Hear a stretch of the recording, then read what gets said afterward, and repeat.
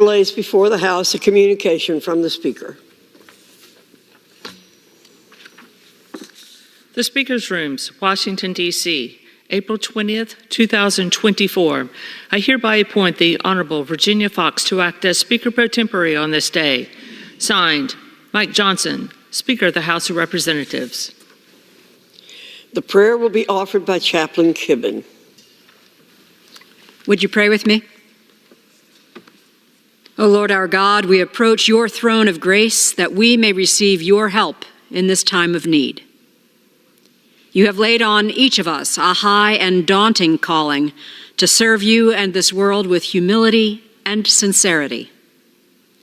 On this day especially, may we bring with us to our decision-making not earthly wisdom, but a strength of conscience and integrity of faith, so that when this day is done, we may face this nation, our world, and each other without reproach. More importantly, we pray that in all that we accomplish this day, we would be found blameless in your sight. For it is only by your grace that we are where we are and who we are. May your grace toward us not be in vain, but may our efforts today bring faithful testimony to your grace at work within us. In the name of the one whose grace is our salvation, we pray. Amen. Amen. The chairs examine the journal of the last day's proceeding and announces to the House the approval thereof. Pursuant to Clause 1 of Rule 1, the journal stands approved. The Pledge of Allegiance will be led by the gentleman from New Jersey, Mr. Pallone.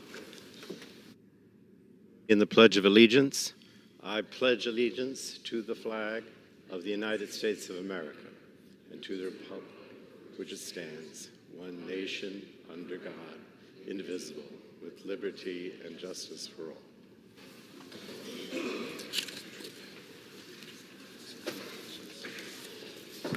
The chair lays before the House the following communications. The Honorable the Speaker, House of Representatives, sir, pursuant to the permission granted in Clause 2H of Rule 2 of the Rules of the U.S. House of Representatives, the clerk received the following message from the Secretary of the Senate on April 19, 2024 at 2 p.m. that the Senate passed Senate 2958, that the Senate agreed to relative to the death of the Honorable Joseph I. Lieberman, former United States Senator from the state of Connecticut, Senate Resolution 655, that the Senate passed without amendment H.R. 4389, signed sincerely, Kevin F. McCumber, Acting Clerk. The Honorable the Speaker, House of Representatives, sir, pursuant to the permission granted in Clause 2H of Rule 2 of the Rules of the U.S. House of Representatives, the clerk received the following message from the Secretary of the Senate on April 20th, 2024 at 12:54 a.m.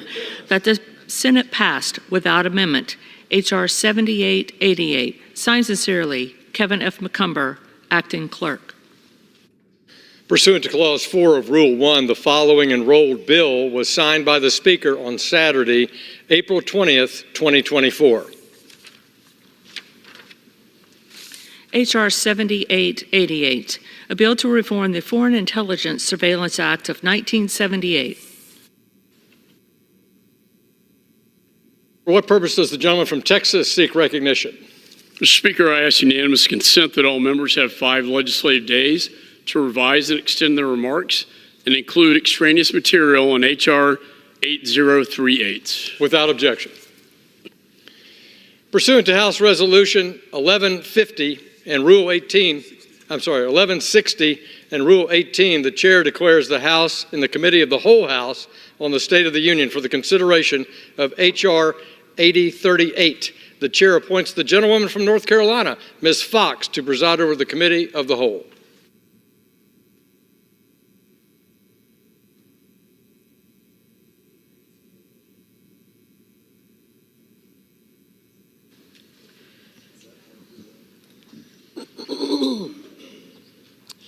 The House is in the Committee of the Whole House on the State of the Union for the consideration of H.R. 8038, which the clerk will report by title. A bill to authorize the President to impose certain sanctions with respect to Russia and Iran and for other purposes. Pursuant to the rule, the bill is considered read the first time. General debate shall be confined to the bill and shall not exceed 30 minutes, equally divided and controlled by the chair and ranking minority member of the Committee on Foreign Affairs or their respective designees. The gentleman from Texas, Mr. McCall, and the gentleman from New York, Mr. Meeks, each will control 15 minutes. The chair recognizes the gentleman from Texas, Mr. McCall.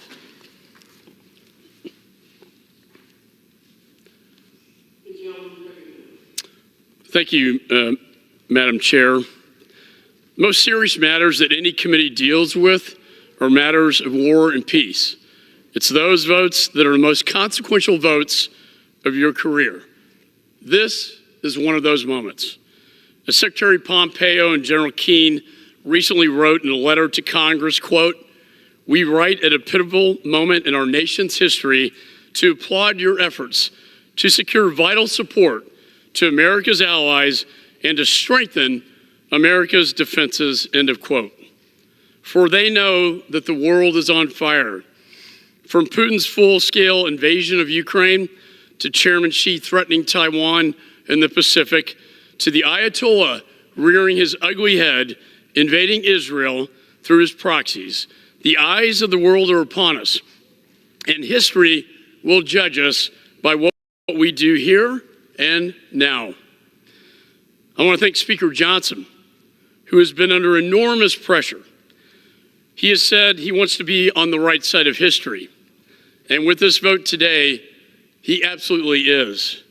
He put the interest of the nation above himself. He is truly a profile in courage. President Reagan taught us that peace is achieved through strength. And that is what this bill is about. It's about providing the deterrence so we don't have another war like my father's generation. And that is why I titled it the 21st Century Peace Through Strength Act. This bill includes my Repo Act that allows the transfer of frozen Russian sovereign assets in the United States so that Putin pays for the war he started. This is not just morally the right thing to do, it's also a fiscally responsible thing to do on behalf of the American taxpayer for let Putin pay for it.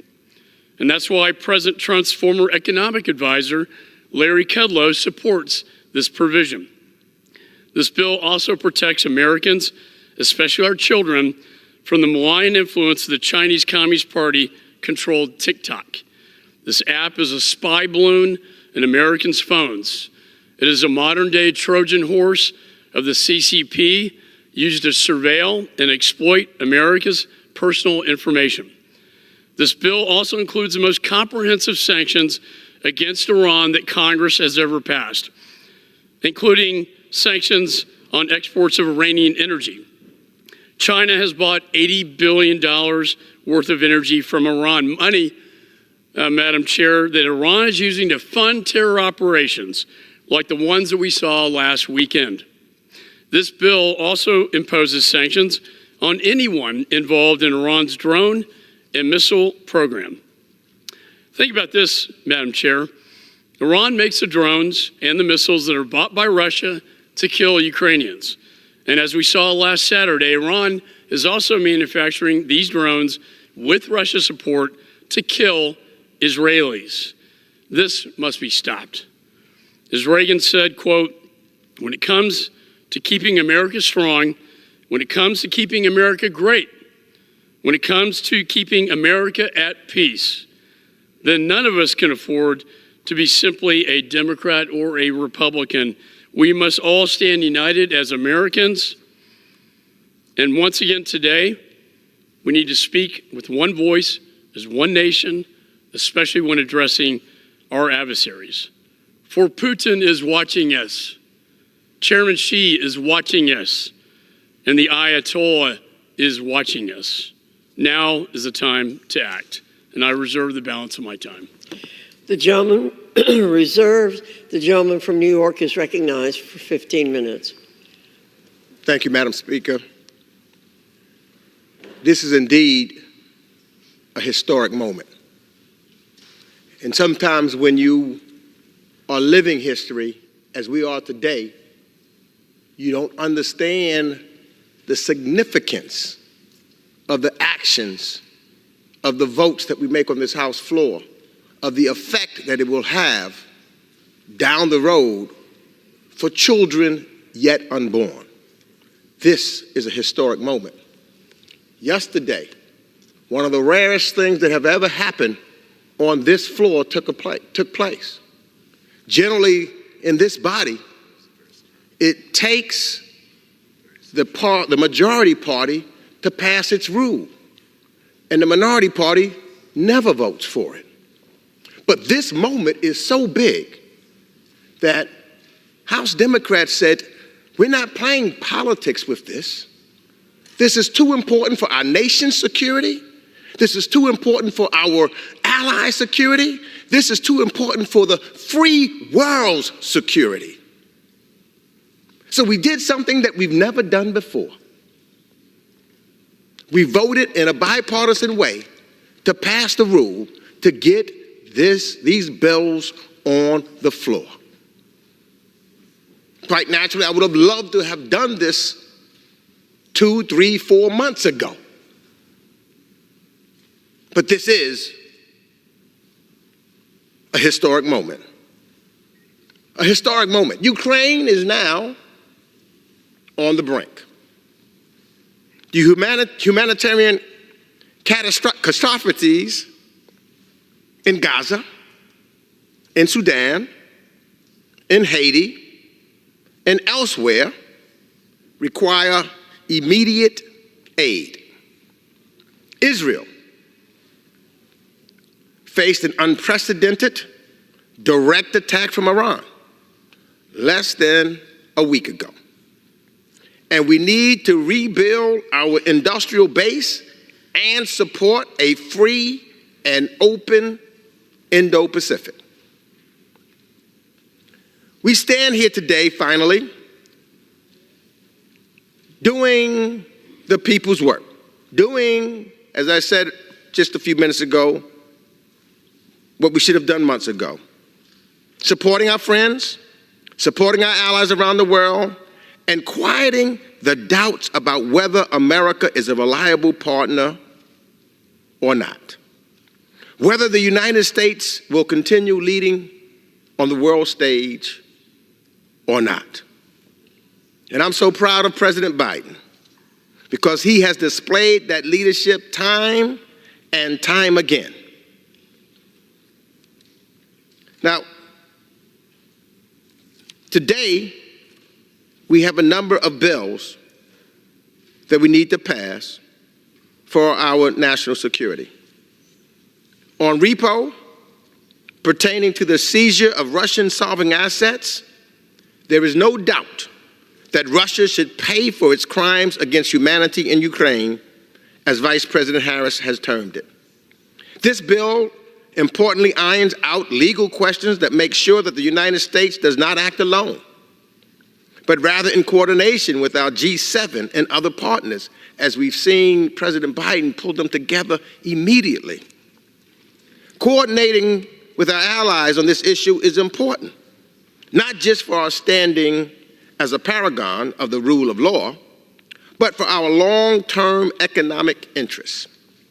And there is an array of Middle East sanction bills included in this package, including several we voted on this week.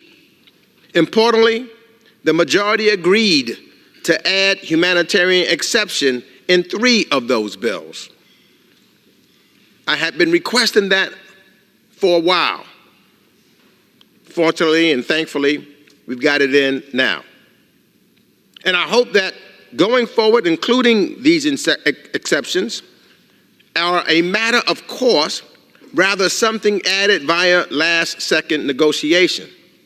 But I do thank my friend Chairman McCall for the good faith negotiations on the Middle East section of this legislation.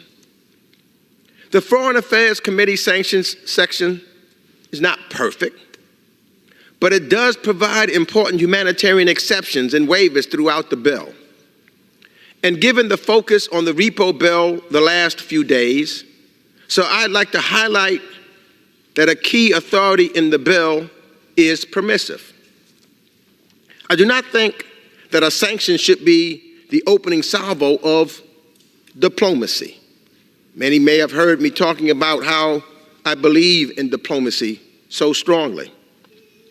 But sanctions are an important instrument of economic statecraft that can, on occasion, deter bad actors, curb human rights abuses, promote diplomatic outcomes.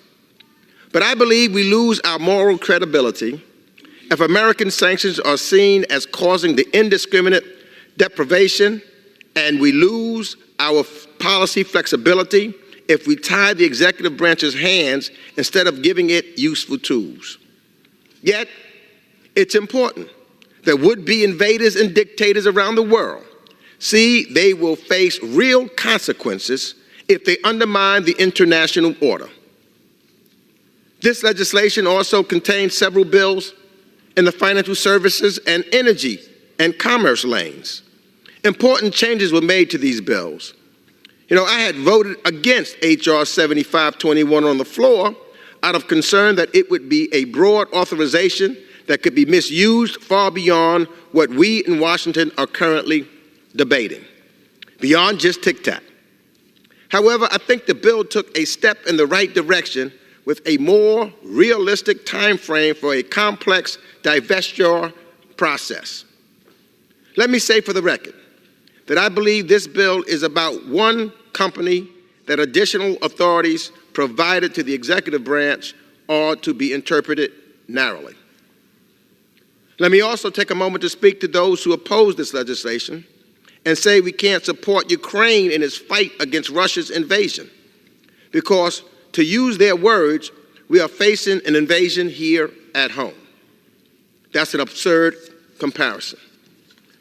Vladimir Putin invaded Ukraine because he wanted to topple the democratically elected government of Ukraine and reconstitute the Soviet Union. He launched his unprovoked war of aggression with a willingness to kill millions of Ukrainians, not to mention his own forces. By contrast, people come to our border because of the tumult in their home countries or in search of a better life for themselves and their children. They do so because this is the greatest nation, the greatest country in the history of this planet. With all of our ills, with all of our faults, with all that we need to do, we come together. There is no question.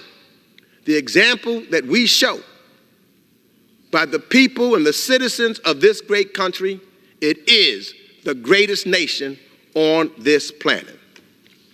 So, again today, once again, this House floor, where we are right now, we are proving that fact by overcoming, proving that this is the greatest country in the world, proving that we are the leaders of the free world.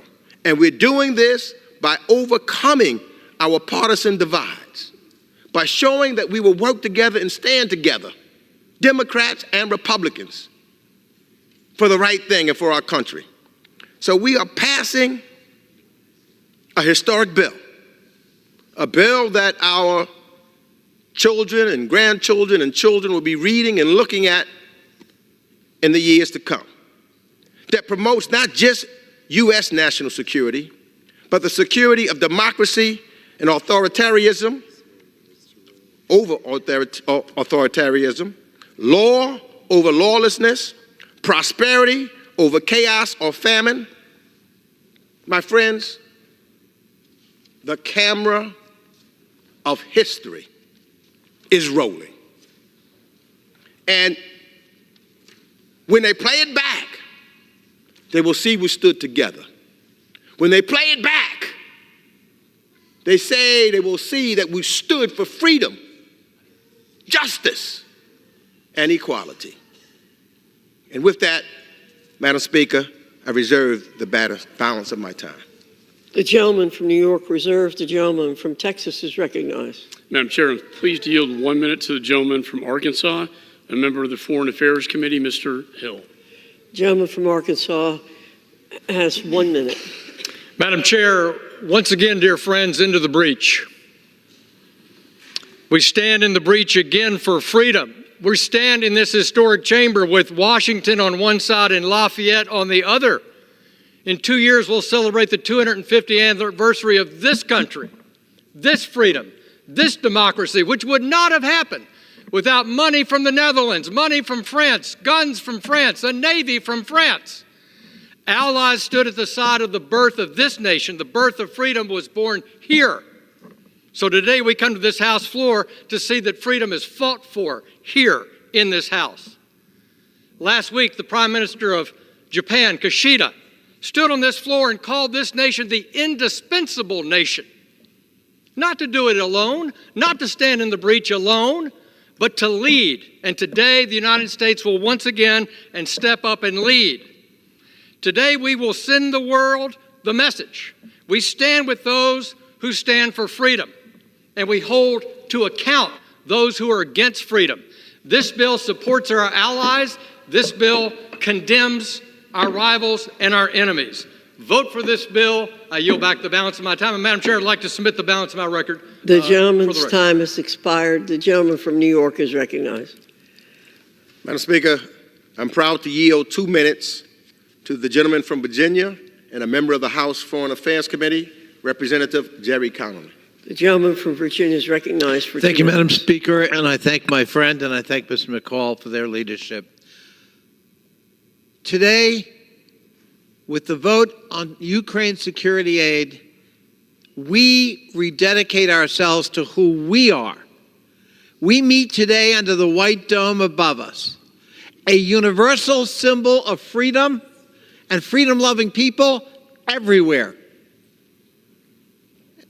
And today, we cannot disappoint those who seek what we have, freedom.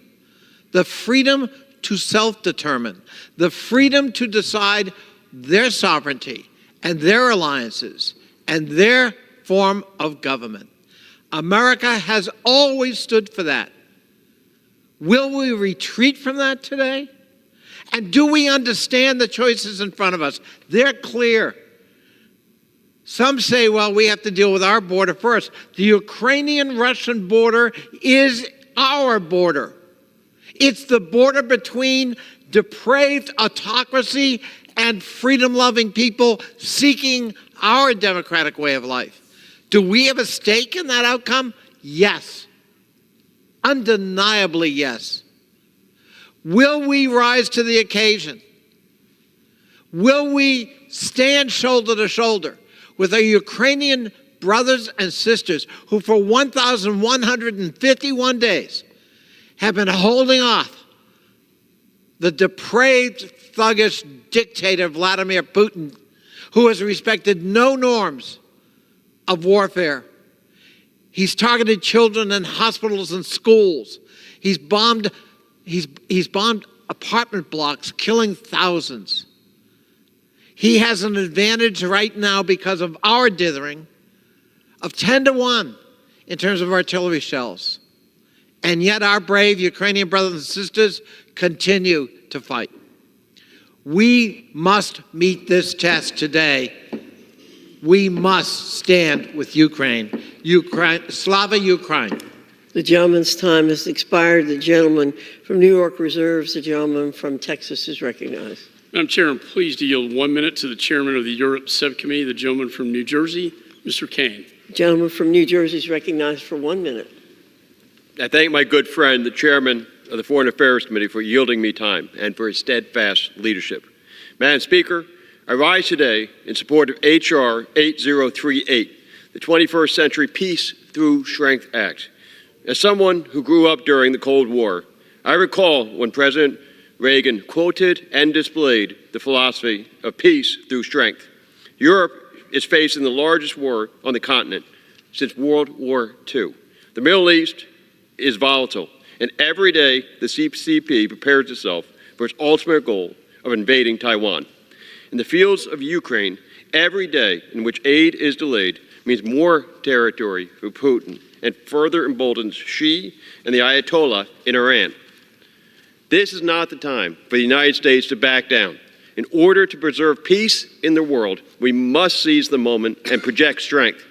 I urge passage of this bill and the entire foreign aid package. I yield back the balance of my time.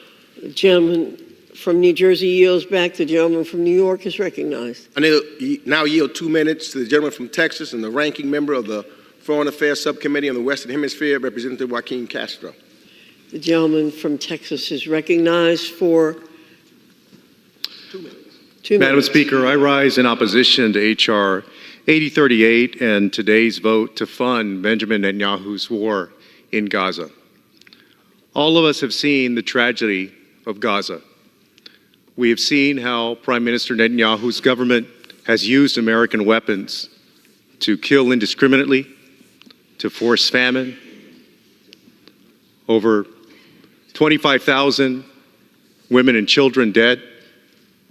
Tens of thousands of missiles and bombs levied on innocent civilians. We cannot escape what we see before us every day. That is the blessing of today's technology. TikTok, Instagram, Facebook, all of it. And when we see it, we have to decide what we're going to do about it. Are we going to participate in that carnage or not? I choose not to.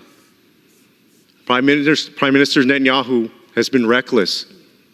His actions have not led to the release of the remaining hostages. He's ignored the pleas of the families of hostages. He's ignored the pleas of the President of the United States. He's ignored his own people.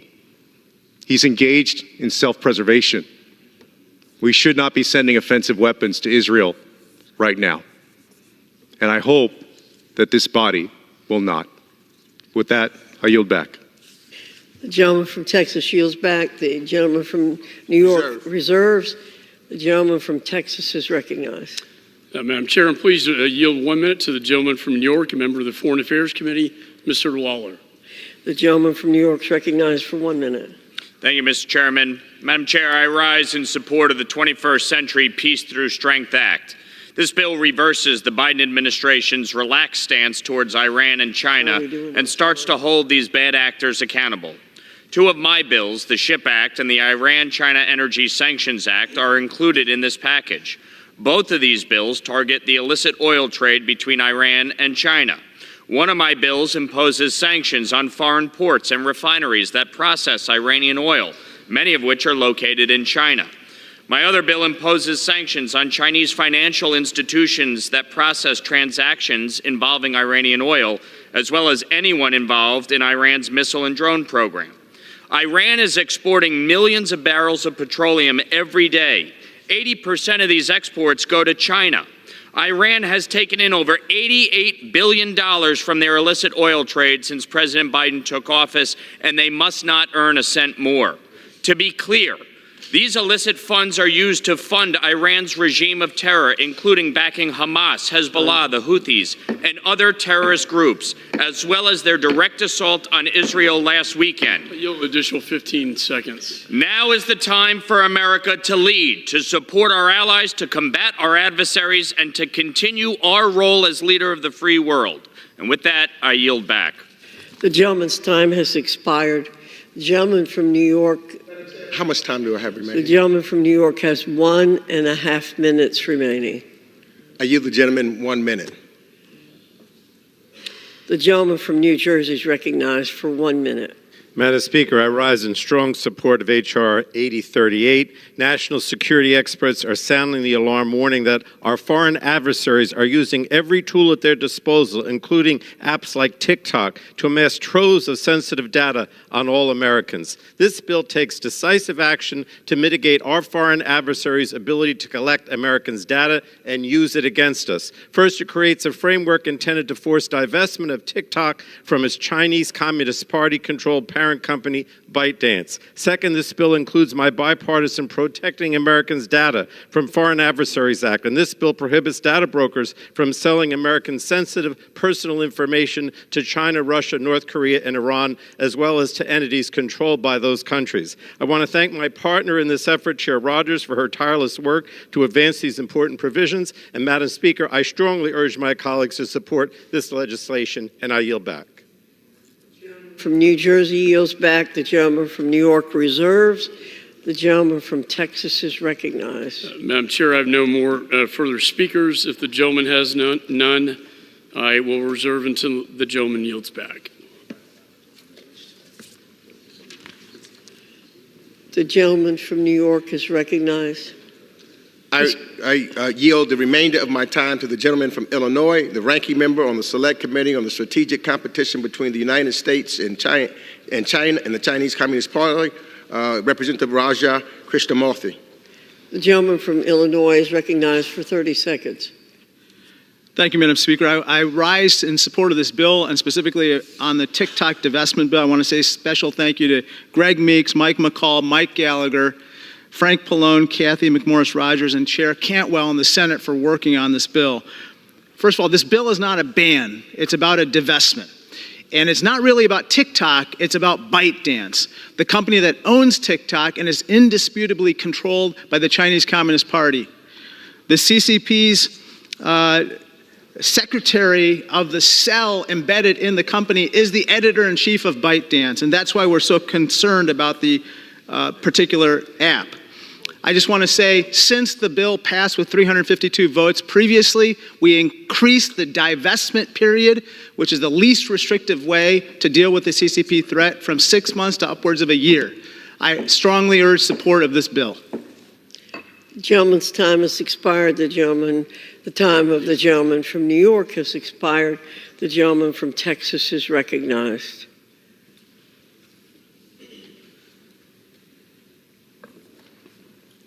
Thank you, Madam Chair.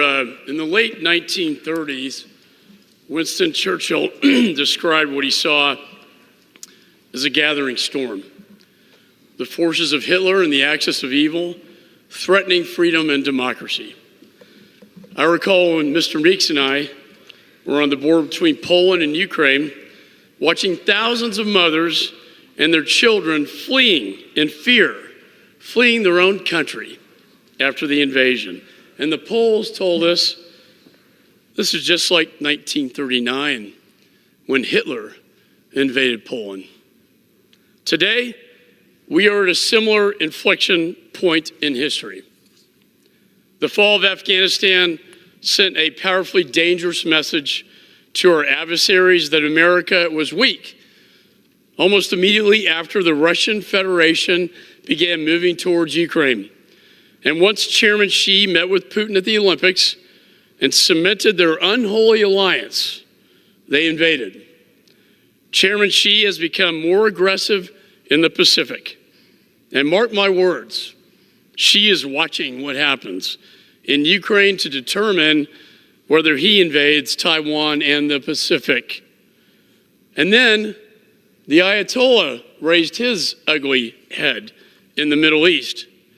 And last Saturday, the world watched as Iran, for the first time in history, invaded Israel, sending 300 missiles and drones to kill innocent Israelis. These dictators, including North Korea, are all tied together. They are all tied together. We cannot separate them. We don't pick and choose our enemies. They choose us. My father served as a bombardier in World War II. He was part of the greatest generation. I recently took my son to my father's air base in England, where he was stationed. And while there, we visited the church where my father prayed, not knowing if he would live or die.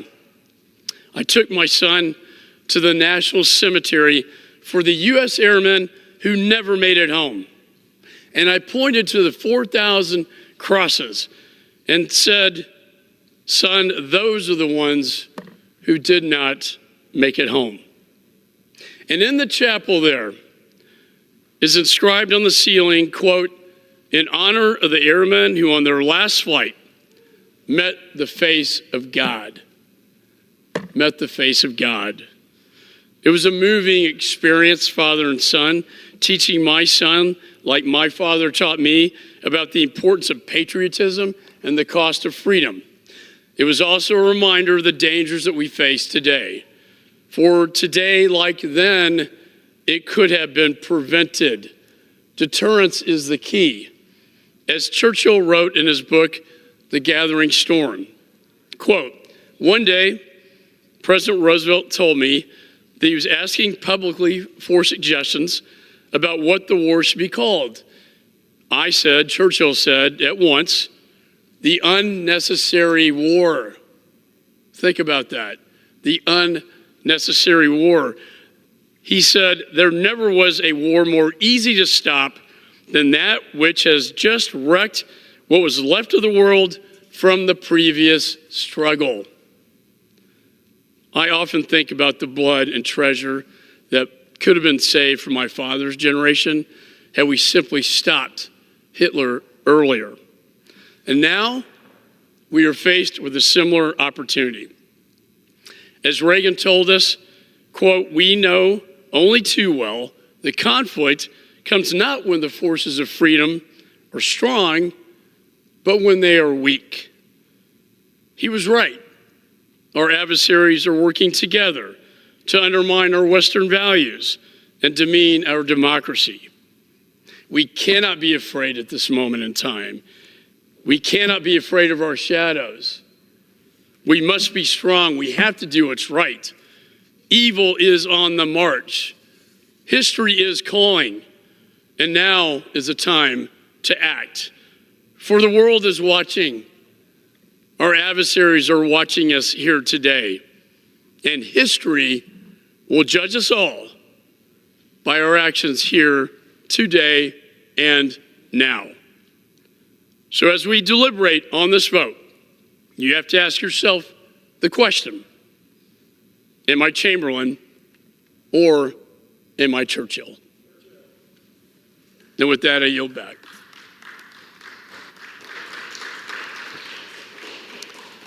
All time for general debate has expired.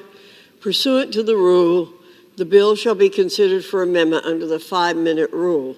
The amendment printed in Part D of the House Report 118-466 shall be considered as adopted. The bill as amended shall be considered as read. No further amendment to the bill as amended shall be in order except those printed in Part E of House Report 118-466. Each such further amendment may be offered only in the order printed in the report by the member designated in the report, shall be considered as read, shall be debatable for the time specified in the report, equally divided and controlled by the proponent and an opponent, shall not be subject to amendment, and shall not be subject to a demand for division of the question. It is now in order to consider Amendment Number 1, printed in Part E of House Report 118-466. For what purpose does the gentleman from Florida seek recognition? Madam Chair, I have an amendment at the desk. The clerk will designate the amendment. Amendment number 1, printed in Part E of House Report number 118-466, offered by Mr. Jimenez of Florida. Pursuant to House Resolution 1160, the gentleman from Florida, Mr. Jimenez, and a member opposed each will control 5 minutes. The chair recognizes the gentleman from Florida. Madam Chairman, I yield myself such time as I may consume. The gentleman is recognized. Thank you, Madam Chair. Be it through technology transfers or monetary investments, we must stop funding our own destruction through tacit support of the PLA's technological advancement.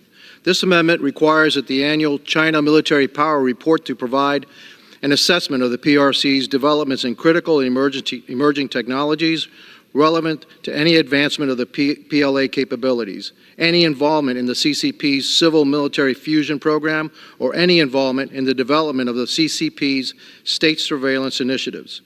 This amendment also calls on the Department of Defense, the Department of State, and other interagency partners to list all Chinese companies involved in the development of this critical technology and determine if any U.S. technology components are used by these companies or if any U.S. capital is invested in these companies.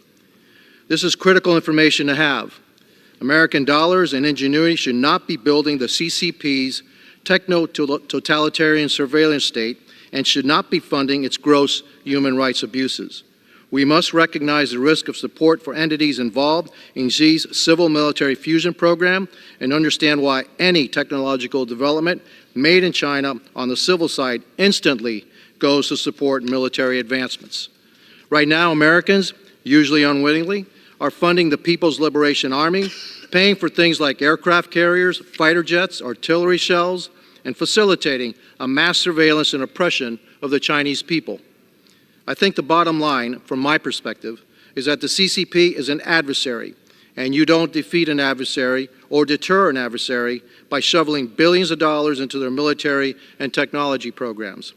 Every time we allow this to happen, we are closing the capability gap between our military and the PLA, giving the upper hand to our greatest adversary, the only country with the intent, will, and capability to reshape the international order, and that's China. I urge my colleagues to support this amendment, and with that, I reserve the balance of my time. The gentleman from Florida reserves the balance of his time. Does anyone wish to speak in opposition to the amendment? The gentleman from Florida is recognized. I would like now to yield 2 minutes to the gentleman from Illinois, the ranking member of the Select Committee on the CCP, Mr. The gentleman from Illinois is recognized for 2 minutes. Close enough, Carlos. Thank you. I rise in strong support of this amendment, which requires the China Military Power Report, which the Department of Defense puts out each year to include a new section on the PRC's development of critical and emerging technologies. Through its military-civil fusion strategy, the CCP has effectively combined its civilian and military sectors, meaning that American investment into China often finds its way into the hands of the People's Liberation Army.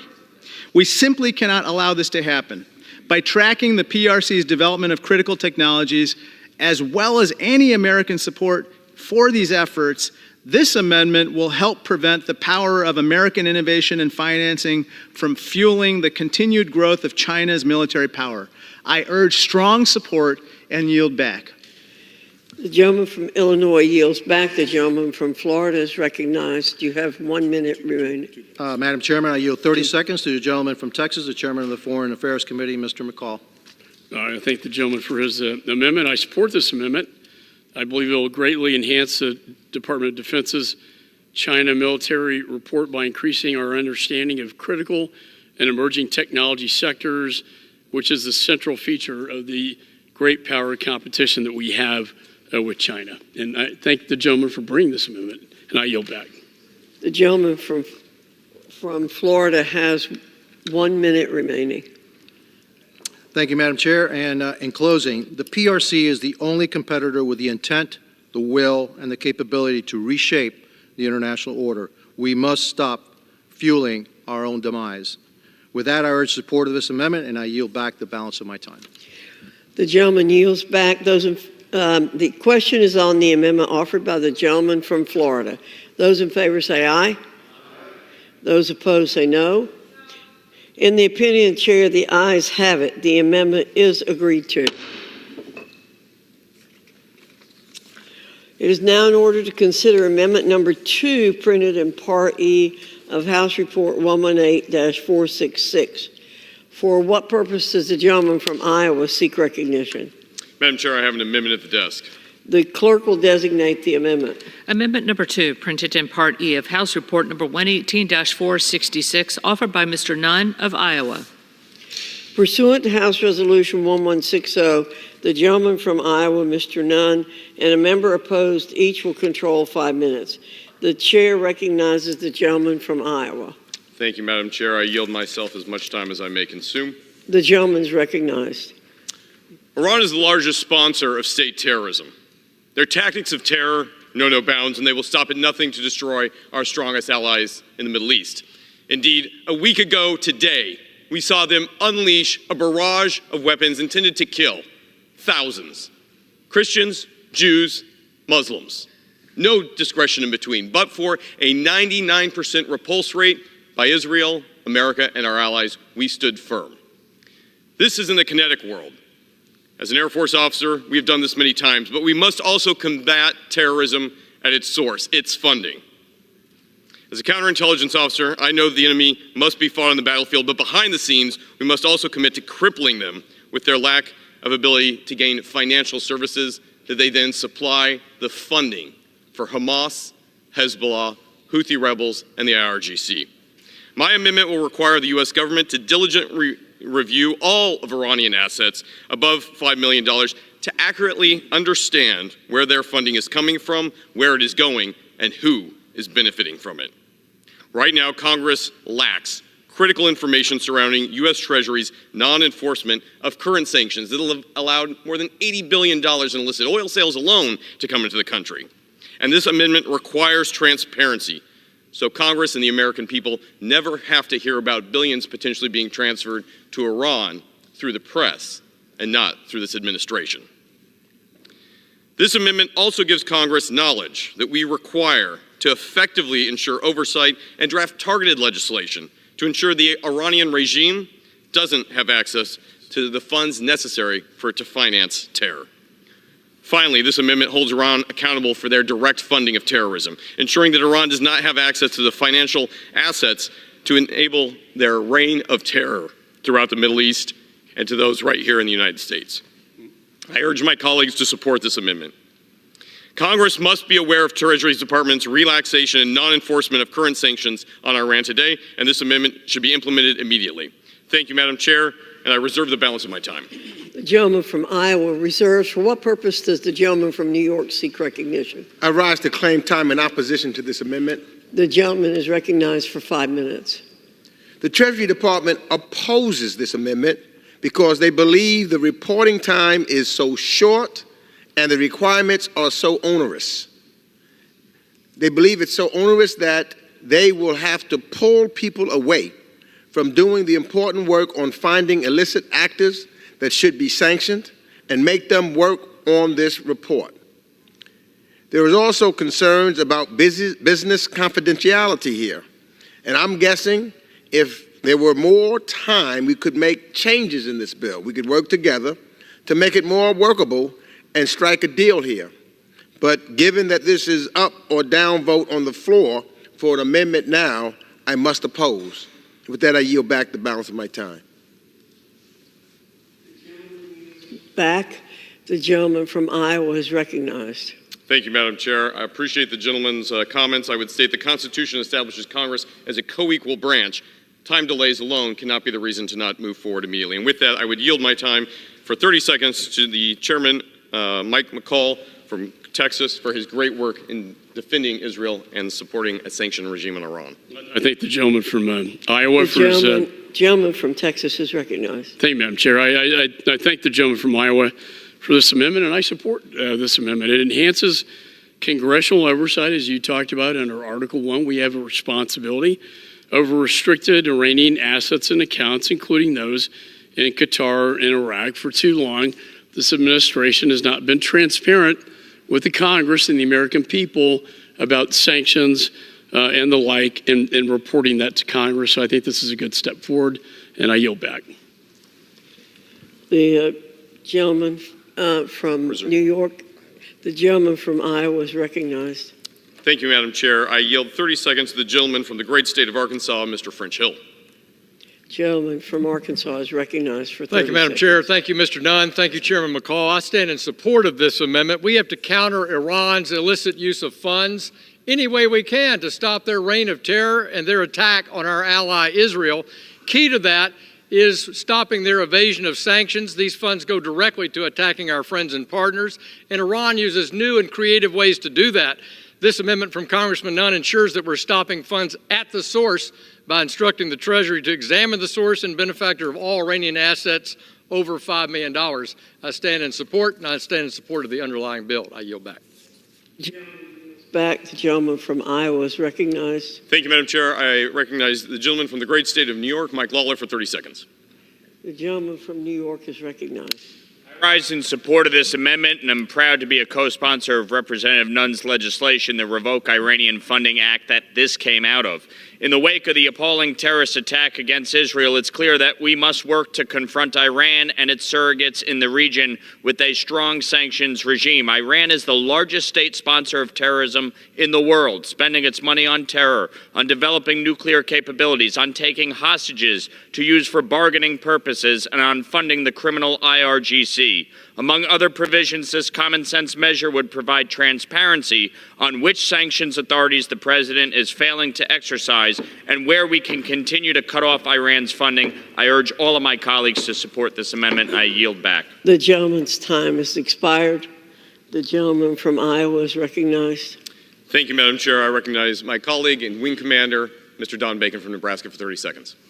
The gentleman's recognized. I stand in support of this amendment. We have to be clear-eyed. Iran is our adversary. They've killed 609 Americans in Iraq. They've fueled and energized or armed the Hamas that conducted the attacks on 7 October.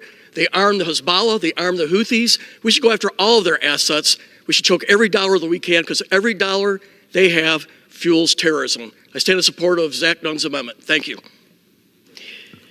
The gentleman from Iowa is recognized for 45 seconds. Thank you, Madam Chair. Today we stand at a crossroads on a precipice.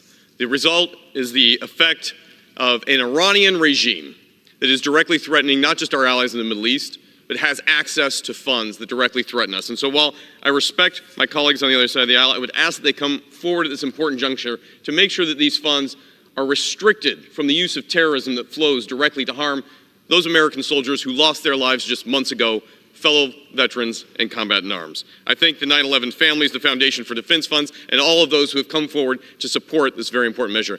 With that, Madam Chairwoman, I reserve. The gentleman's time has expired. The question is on the amendment offered by the gentleman from Iowa. Those in favor say aye. Those opposed, no.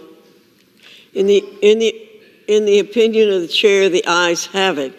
The amendment is agreed to. Ask for a roll call vote. The gentleman from New York asked, the pursuant to Clause 6 of Rule 18, further proceedings on the amendment offered by the gentleman from Iowa will be postponed.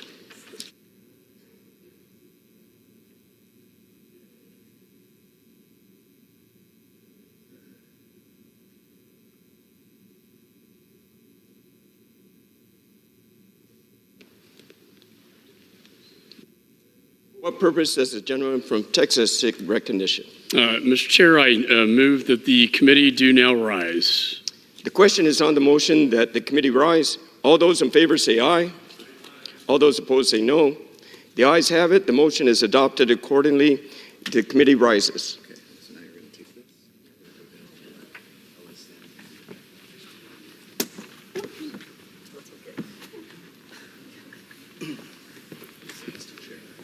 Mr. Chair.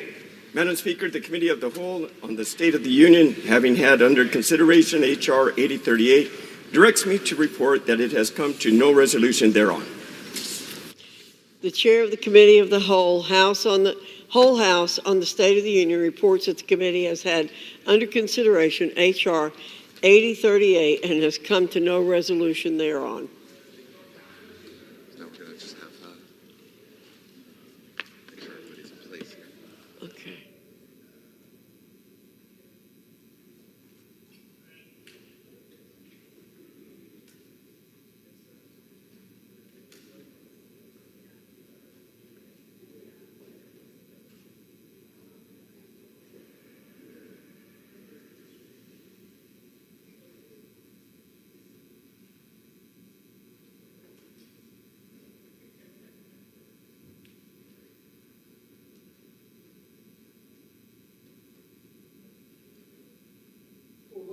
Does the gentleman from Oklahoma seek recognition? Madam Speaker, pursuant to House Resolution 1160, I call up Bill H.R. 8036, the Indo-Pacific Security Supplemental Appropriations Act of 2024, and ask for its immediate consideration in the House. The clerk will report the title of the bill. H.R. 8036, a bill making emergency supplemental appropriations for assistance for the Indo-Pacific region and for related expenses for the fiscal year ending September 30th, 2024, and for other purposes. Pursuant to House Resolution 1160, the bill is considered read. The bill shall be debatable for 30 minutes, equally divided and controlled by the chair and ranking minority member of the Committee on Appropriations or their respective designees. The gentleman from Oklahoma, Mr. Cole, and the gentlewoman from Connecticut, Ms. DeLauro, each will control 15 minutes. The chair recognizes the gentleman from Oklahoma. Madam Speaker, I ask unanimous consent that all members may have 5 legislative days in which to revise and extend their remarks and include extraneous material on the measure under consideration. Without objection. Madam Speaker, I yield myself such time as I may consume. The gentleman is recognized. Thank you, Madam Speaker. I rise today to offer H.R. 8036, the Indo-Pacific Security Supplemental Act of 2024. The bill provides $8.12 billion in emergency supplemental appropriations to continue efforts to counter Communist China and ensure a strong deterrence in the region. It includes $3.3 billion to develop submarine infrastructure, $2 billion for the Foreign Military Financing Program for Taiwan and other key partners in the regions, $1.9 billion to replenish defense articles and defense services provided to Taiwan and regional partners, $542 million to strengthen U.S. military capabilities in the region, and $133 million to enhance the production and development of artillery and critical minerals. Today's bill should not be viewed in isolation. It's part of a series of 3 security supplemental bills and a related national security measure, all of which are being considered as part of a comprehensive security funding package. This measure and the other 2 supplemental bills will provide needed military assistance to Israel and Ukraine during their time of crisis. Will provide support for Taiwan as it confronts aggression from the Chinese Communist Party, and will provide support for the U.S. military forces operating in Europe, the Middle East, and Asia, including the critical replenishment of American stocks of ammunition. America's greatest writer, Mark Twain, is reputed to have said that history does not repeat itself, but it does sometimes rhyme. Tragically, the past 2 years have produced echoes of a dark time in world history, the 1930s. In the 1930s, evil regimes bent on aggression, domination, and even genocide took their first steps down a dark road that would eventually lead to World War. Tragically, the democratic West turned inward then, standing idly by while fascist regimes began to take aggressive actions against their weaker neighbors. There was time then to put a stop to aggression, if only we had had the fortitude and the wherewithal to stand firmly on the side of freedom. Today we're seeing uncomfortable parallels to that dark time. In Europe, Vladimir Putin launched an unjust and illegal invasion of his democratic neighbor, Ukraine. In Asia and the Pacific, the Chinese Communist Party encroaches on its neighbors and openly threatens the continued self-determination of Taiwan, a nation which continues to show the world what a free and democratic China could look like. And in the Middle East, Israel faces attacks on multiple fronts, beginning with the horrible terror attack launched by Hamas on October 7th, and continuing with an unprecedented direct aerial assault launched by the Iranian regime over the weekend. These events do not take place in a vacuum, Madam Speaker. They take place in regions around the world critical to American national security. They threaten our friends and partners around the globe and threaten the continued safety of democracy. The security of our fellow democratic states is our security, and protecting their security is undoubtedly in America's national interest. Some of the greatest American leaders of the 20th century recognized this fundamental reality. I think of Franklin Roosevelt calling on America to become the great arsenal of democracy to defeat Nazi Germany. And I think of Ronald Reagan reminding us that the preservation of a peaceful, free, and democratic Europe is essential to the preservation of a peaceful, free, and democratic United States. Madam Speaker, peace through strength cannot be delivered through appeasement. We cannot wish our way to national security, and we cannot thrust our heads into the sand while aggressive nations threaten their neighbors. Today's measure is not only about safeguarding the ideals of democracy and peace, but it's also central to our own national security. The actions we take today will be seen and heard around the world. Vladimir Putin is watching. Xi Jinping is watching.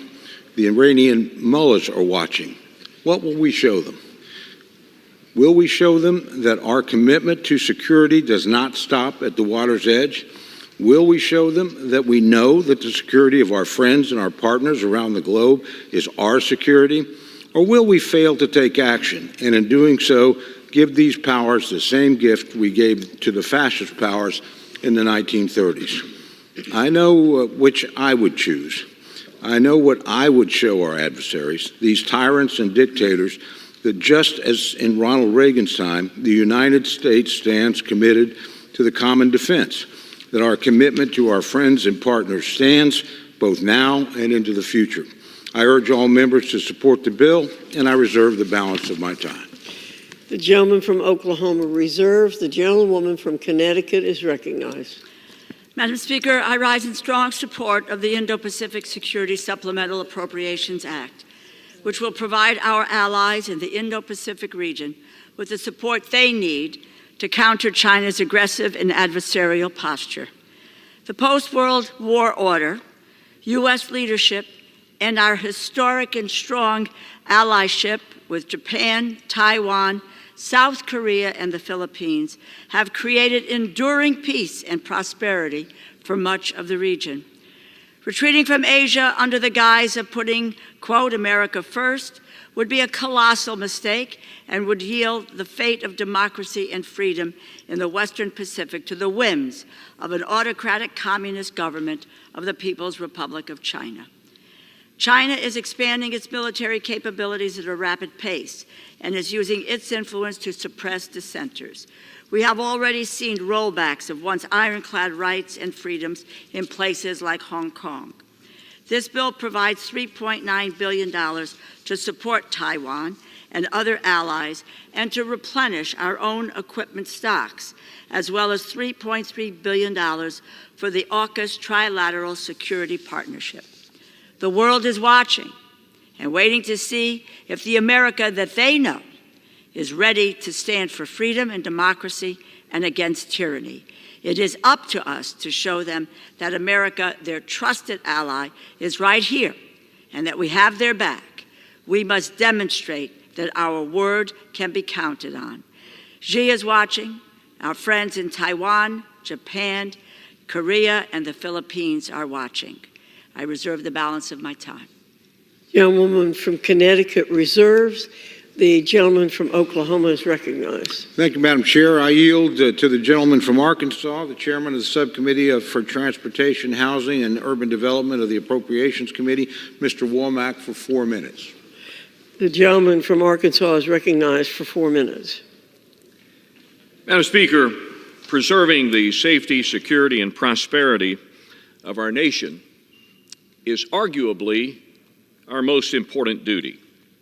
There's a new axis of evil on the rise around the world, and just like the terrible original, this group is bound together by their desire to subjugate their people and destroy freedom and democracy all around the world. They want to end American leadership and prosperity. The second half of the 20th century was the most prosperous in our nation, and that prosperity was underpinned by relative peace. Increasing our strength and the strength of our allies is the only avenue to peace, and this package does just that. I want to thank Speaker Mike Johnson for his courage and his leadership, and my good friends Chairman Cole, Chairman Calvert, and Chairman Diaz-Balart for putting this package together and putting it on the floor. Madam Speaker, I was in the Army National Guard for over 30 years. And a significant part of that time was spent training to fight and win against the Red Army in the Fulda Gap. Well, there's a new Red Army today, and they're inching closer to Central Europe. But this time we have a democratic country in Eastern Europe in their way.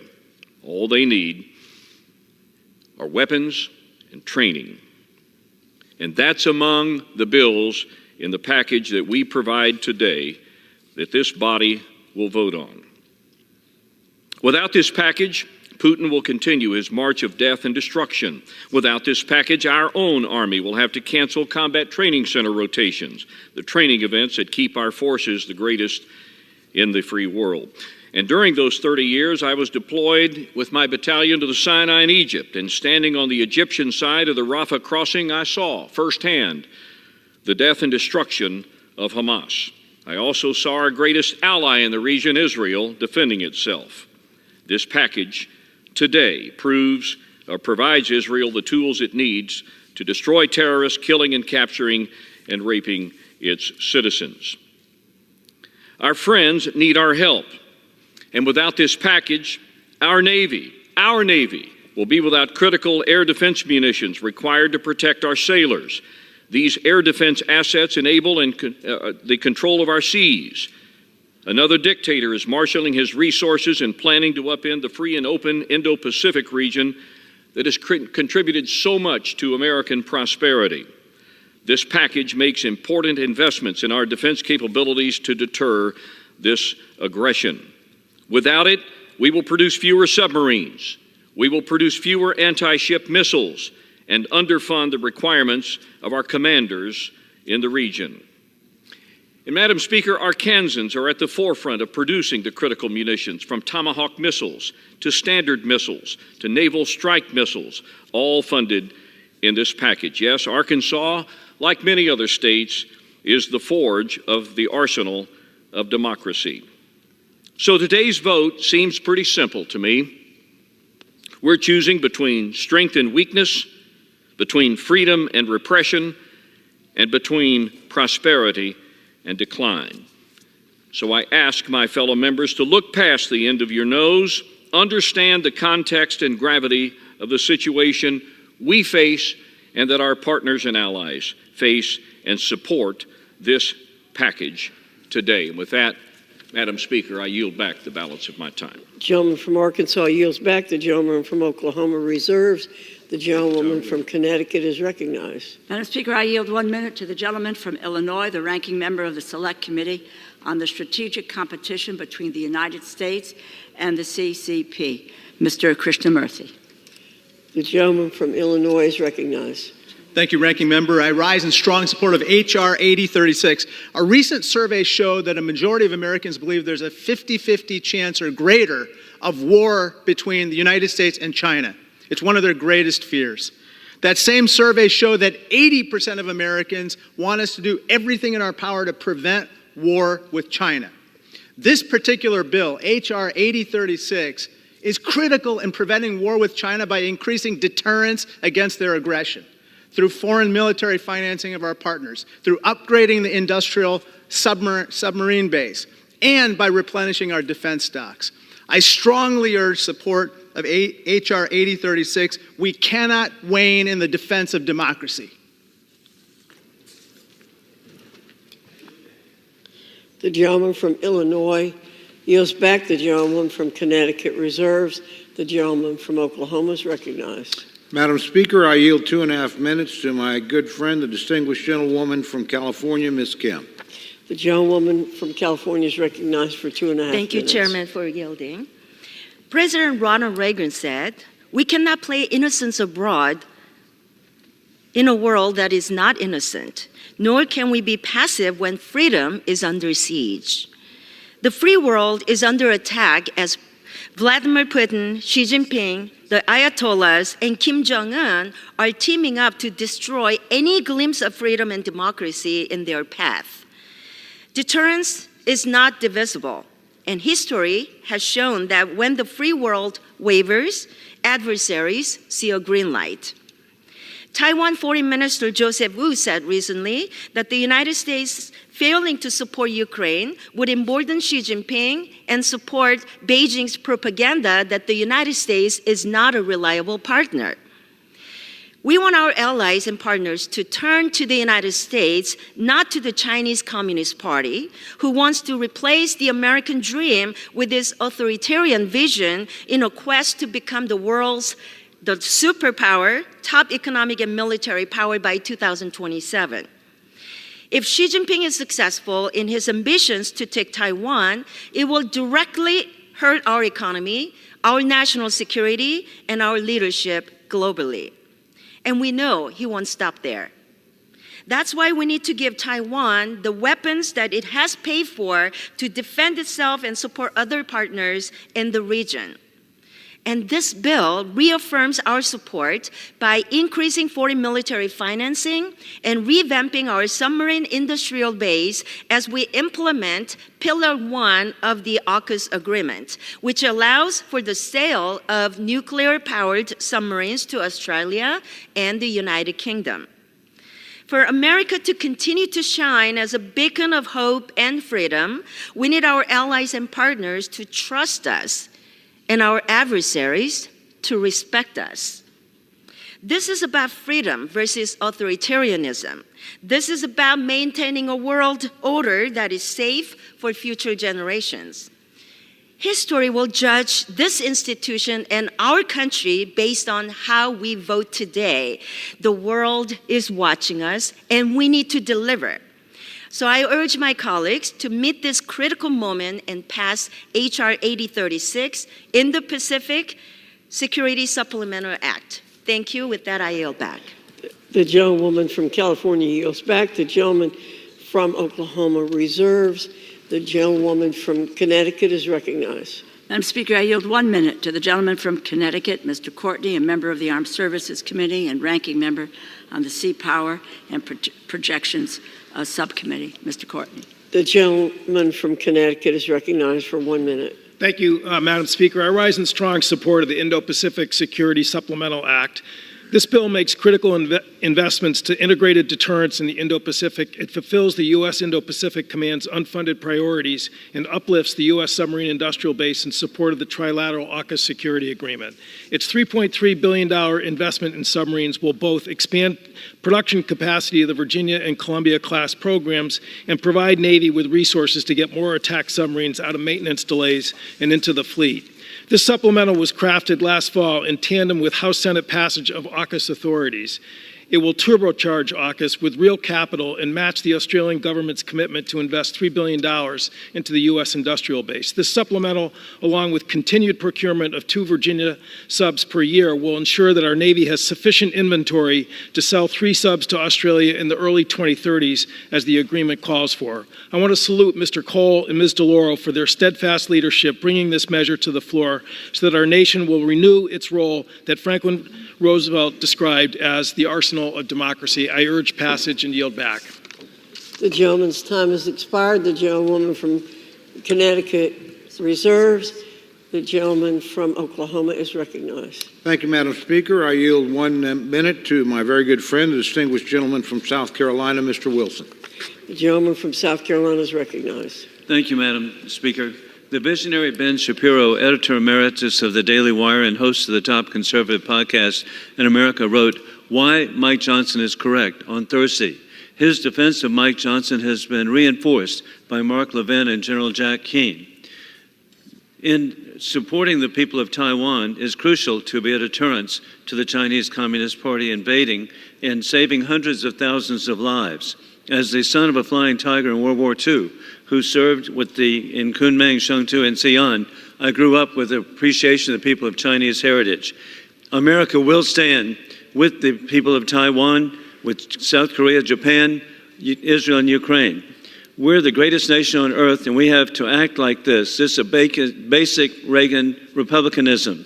In conclusion, God bless our troops who successfully protected America for 20 years as the global war on terrorism moves from the Afghanistan safe haven to America. We do not need new border laws. We need to enforce existing laws. Biden shamefully opens borders for dictators as more 9/11 attacks across America are as imminent, as repeatedly warned by the FBI. I yield back. The gentleman from South Carolina yields back. The gentleman from Oklahoma reserves. The gentlewoman from Connecticut is recognized. Madam Speaker, I yield 1 minute to the gentleman from Tennessee, Mr. Cohen. The gentleman from Tennessee is recognized for 1 minute. Thank you, Madam Speaker, and thank you, Mr. Lara. Speaker Johnson said he was a wartime speaker, and he was a child of the 80s influenced by Reagan, who went to the Berlin Wall and said, Mr. Gorbachev, take down this wall. I'm a child of the 60s and John Kennedy, and I heard him say in his inaugural address, let every nation know, whether it wishes us well or ill, that we shall pay any price, bear any burden, meet any hardship, support any friend, oppose any foe, to assure the survival and the success of liberty. Mr. Reagan and Mr. Kennedy each expressed what is the will and the heritage of the American government in supporting freedom and liberty around the world. These bills that protect the Indo-Pacific, Israel and Ukraine, protect these countries against attacks on their sovereignty and their existence. They are free and countries that celebrate democracy, and we have a duty to support them, and we're engaging in that American tradition. I support the bills and urge everyone to do so. I yield back the balance of my time. The gentleman from Tennessee yields back. The gentlewoman from Connecticut reserves. The gentleman from Oklahoma is recognized. Thank you, Madam Chair. I yield 1 minute to my very good friend, distinguished gentleman from Colorado, Mr. Lamborn. The gentleman from Colorado is recognized for 1 minute. I thank the gentleman. History is watching us today. The whole world is watching us today. Winston Churchill, before World War II, spoke of those like Neville Chamberlain who chose dishonor over war and ended up with both. Likewise, isolationists today who choose to retreat from helping our friends who are being threatened and invaded will find that the struggles of our friends will sooner or later follow us home. Our standing in the world is at stake with our vote today. We can choose dishonor, or we can choose to help friends who are oppressed by strong and malignant neighbors. Speaker Mike Johnson has chosen honor and is to be commended. Taiwan, Israel, and yes, Ukraine desperately need our help. Vote for all 4 bills. Choose honor over dishonor. I yield back. The gentleman from Colorado yields back. The gentleman from Oklahoma reserves. The gentlewoman from Connecticut is recognized. Madam Speaker, I yield 1 minute to the gentleman from Virginia, Mr. Byer. The gentleman from Virginia is recognized for 1 minute. Thank you. Madam Speaker, I rise to celebrate the good news for our allies in the Indo-Pacific and the Ukrainian people that the House is finally doing the right thing. Today, moral courage and sound strategic thinking finally defeat the partisan cynicism and the political calculation of a small minority of this body who have held our national interests hostage. Some of my colleagues say America should reject our role as the world's dominant power, ignore our geopolitical foes as they move aggressively against our interests and menace our allies. They are wrong. While it is deeply unfortunate that it took this long for wiser voices to prevail, the House is stepping up today to proclaim the American strength and send bold support to Ukraine and the Indo-Pacific. The Ukrainian people did not choose this war, and Ukraine was invaded by a bloody tyrant whose designs go far beyond Ukraine. If allowed to go expand unchecked, Russian and Chinese aggression will only make a deadly global confrontation more likely. This moment is long overdue, and we can only hope that this delay will not result in lasting damage to Ukraine's war efforts. But it's my deepest hope that this victory in Congress will help make possible Ukraine's ultimate victory on the battlefield. I yield back. The gentleman from Virginia's time has expired. The gentlewoman from Connecticut reserves. The gentleman from Oklahoma is recognized. Madam Speaker, may I inquire how much time remains for each side? The gentleman from Oklahoma has 1.5 minutes remaining. Madam Speaker, I advise my friend I'm prepared to close whenever she is. In the meantime, I'll simply reserve.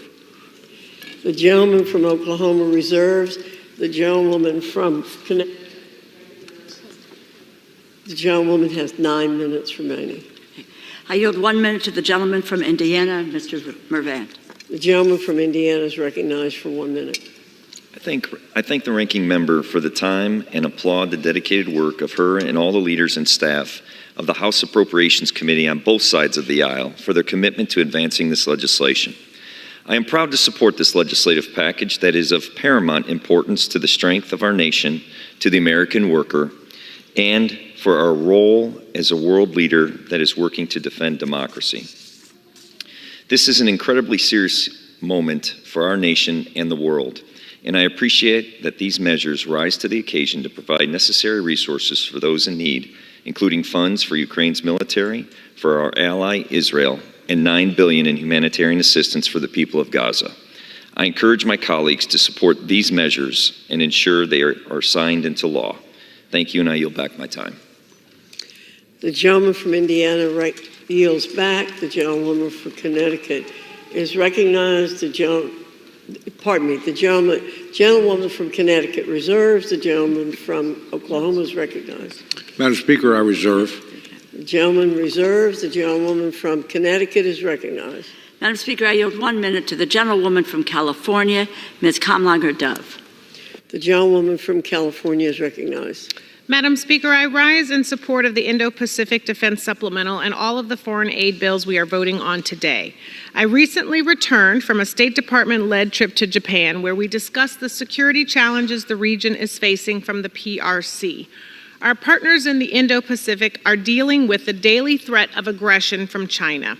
China is quite literally seeking to gobble up other countries, including the vibrant, sovereign democracy of Taiwan. And China is working to gain leverage over countries through cheap infrastructure deals and digital authoritarianism. The Indo-Pacific region has been calling on the United States to be reliable, present, and engaged. Just last week, the Japanese Prime Minister came to Congress to tell us that Japan and the region need the United States and that our partners will be by our side. All we need to do is show up. With this bill, the United States is saying, we need you too, we will not cede our leadership, and we are here for good. Thank you, Madam Speaker. I yield back. The gentlewoman from California yields back. The gentleman from Oklahoma continues to reserve. The gentlewoman from Connecticut is recognized. Let me tell my colleague, Chairman Cole, that we have one more speaker who's on his way, but let me just take this opportunity. I just would like to say a thank you at this juncture to the former chair of the Appropriations Committee, our colleague Kay Granger. It has really been my honor to serve with Congresswoman Granger, and she has been a pioneer in so many ways. I've said it to many folks, especially I say to the women who serve in this House. No one hands you anything here. You earn it. Kay Granger has earned every bit of the accolades, the titles that she has received because she earned it, she deserves it, and is an outstanding member of this body. I would also like to say to you, Chairman Cole, it's an honor to serve with you, and I think it really is impressive that in this second week leading the committee, we are passing a long overdue supplemental to aid our allies. To your credit, I thank you very, very much. The gentlewoman from Connecticut reserves. The gentleman from Oklahoma reserves. The gentlewoman from Connecticut is recognized. I yield 3 minutes to the gentlewoman from Massachusetts, the distinguished Democratic whip and former member of the Appropriations Committee, Mrs. Clark. 3. The gentlewoman from Massachusetts is recognized for 2 minutes. 3 minutes. I thank the gentlelady for yielding. John Gardner said, "History never looks like history when you are living through it." But there is no doubt that today's votes in the House of Representatives will reverberate through history, will be felt for generations to come. We have learned that when figures like Vladimir Putin emerge, We will not find peace through appeasement. As caretakers of the world's most powerful republic, we cannot look away when the world looks to us to lead the defense of democracy. We cannot look away because tyranny is not just emanating from Moscow. The same extremism that has fueled the Russian attack on the Ukrainian people has found countenance here in the People's House. In voting yes today, we can rebuke all those who choose to side with the enemies of freedom. As we combat tyrants, we can also not turn away from the innocent victims of war and famine. The suffering people of Gaza, Sudan, Haiti, Chad, and Armenia. The humanitarian aid in this package is vital to relieving their pain, saving their lives, and securing their children's future. As we witness so much destruction and starvation, as we attempt to comprehend the intertwined horrors of the October 7th attack on Israel and the devastating toll on innocent civilians in Gaza, I cannot see a path to peace that does not provide security and sovereignty to both Israelis and Palestinians, a peace rooted in justice and our common humanity. It is our hope that the votes we take today are a start. But we are not simply living through history, we are shaping it. We have the opportunity today to shape a future that is more just, more equitable. The bills before us today are not perfect. They consider very complex and painful issues, but they are a critical step forward, and I urge my colleagues to join me in taking it. I yield back. The gentlewoman from Massachusetts yields back. The gentleman from Oklahoma reserves. The gentlewoman from Connecticut is recognized. Madam Speaker, I yield back the balance of my time. The gentlewoman yields back. The gentlewoman yields back. The gentleman from Oklahoma is recognized. Thank you, Madam Speaker. I yield myself the balance of my time. I want to begin by thanking the Speaker and the Rules Committee, particularly my good friends Chairman Burgess and Ranking Member McGovern, for structuring this debate so every member in this chamber would have an opportunity to express their opinion on every issue. This is really a very welcome gift. Nobody's being jammed. Everybody can voice their own opinion. I want to thank my good friend, the ranking member of the Full Appropriations Committee, for working with me. We've had a long friendship and a long professional relationship, and I look forward to the years ahead working with her. But finally, Madam Speaker, I want to urge all our colleagues to support all four of these bills. We are, as Speaker after Speaker has said, at a critical moment in our history. We need to stand firm. We need to send a clear signal to the rest of the world, so please pass the bills. With that, Madam Speaker, I yield back my time. The gentleman from Oklahoma yields back. All time for debate on the bill has expired. It's now in order to consider the amendment printed in Part C of House Report 118-466. For what purpose does the gentleman from California seek recognition? Madam Speaker, I have an amendment at the desk. The clerk will designate the amendment. Amendment number 1, printed in Part C of House Report number 118-466, offered by Mr. Issa of California.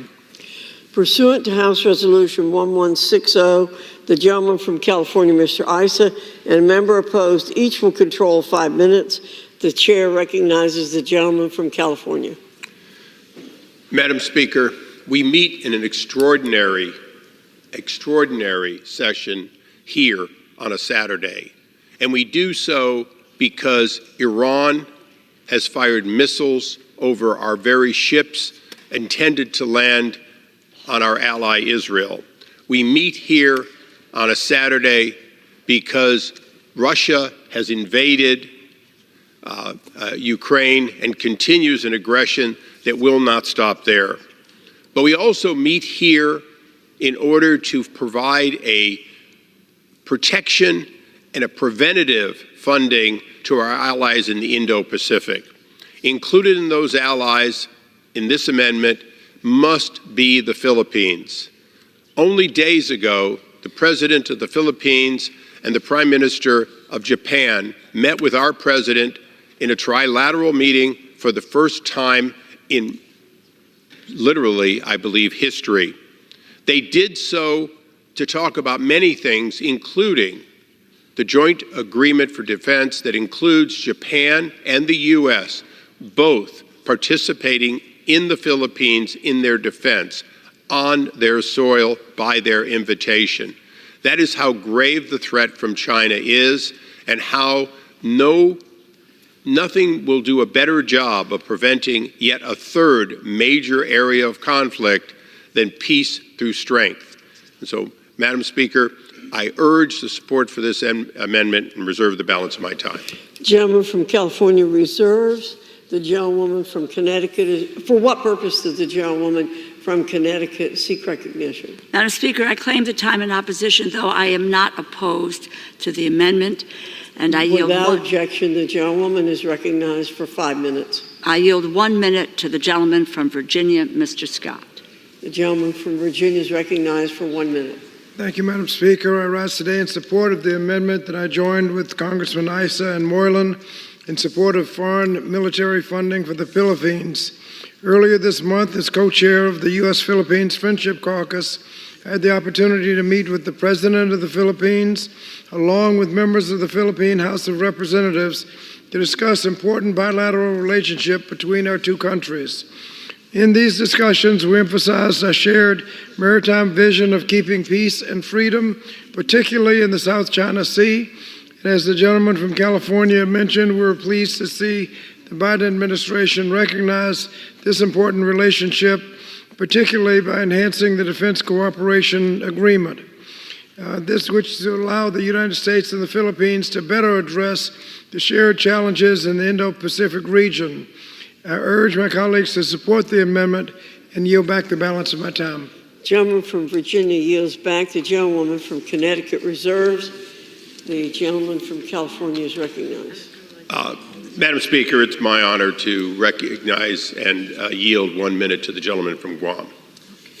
The gentleman is recognized for 1 minute. Thank you, Madam Speaker. I rise today to emphasize the importance of supporting our ally, the Philippines, as they stand on the front lines of China's gray zone warfare in the Philippine Sea. The U.S. needs to further commit to its security cooperation efforts with our friends in the Philippines. Since increasing Philippine foreign military finance in 2022, we have drastically improved in their ability to counter regional threats. Madam Speaker, we can do more. Our Philippine allies are harassed and intimidated daily. This includes high-pressure water cannons against civilian Philippine fishing vessels in their own waters. To show our support, I introduced with Congressman Bobby Scott H.Res. 837, reaffirming the ties between the United States and the Philippines. Funding our allies is simple math.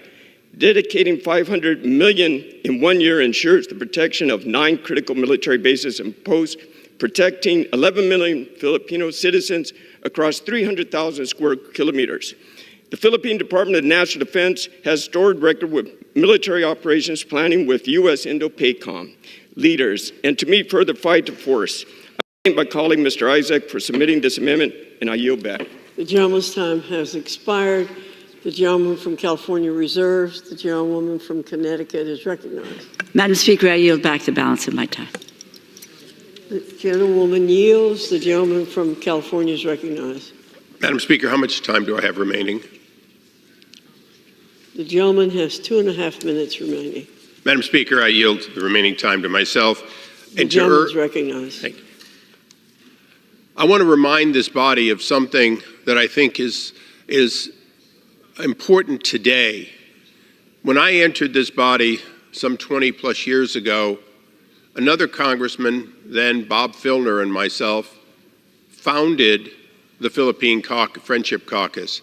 And we did so because there were many promises made all the way back in World War II that had been reneged on through what was known as the Rescission Act. Through education, the Congress wisely restored to those scouts, those individuals who fought and died next to us or often were tortured when captured while defending us and warning us from the Philippines when it was occupied. The Philippines has been our possession, our colony, our ally throughout history.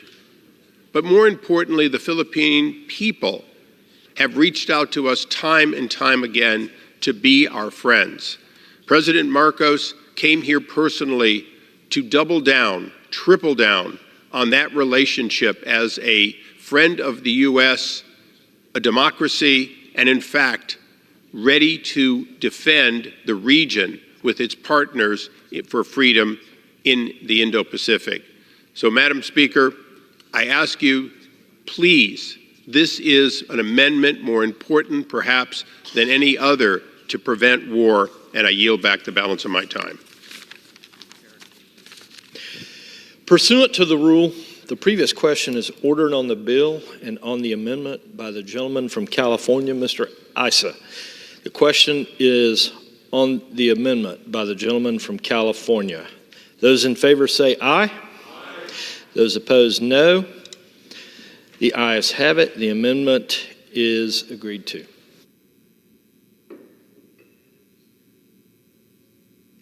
The question is on engrossment and the third reading of the bill. Those in favor say aye. Those opposed, no. The ayes have it. Third reading. Emergency supplemental appropriations for assistance for the Indo-Pacific region and for related expenses for the fiscal year ending September 30th, 2024, and for other purposes. The question is on passage of the bill. Under Clause 10 of Rule 20, the yeas and nays are ordered. Pursuant to Clause 8 of Rule 20, further proceedings on this question are postponed.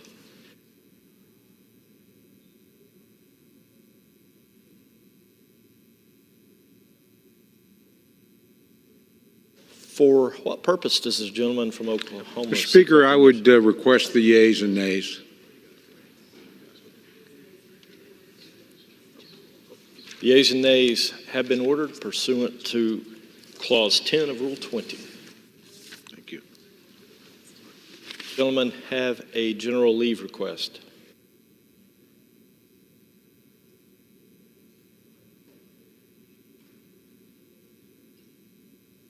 For what purpose does the gentleman from Florida seek recognition? Mr. Speaker, I ask unanimous consent that all members have 5 legislative days to revise and extend their remarks and include extraneous materials on H.R. 8035. Without objection.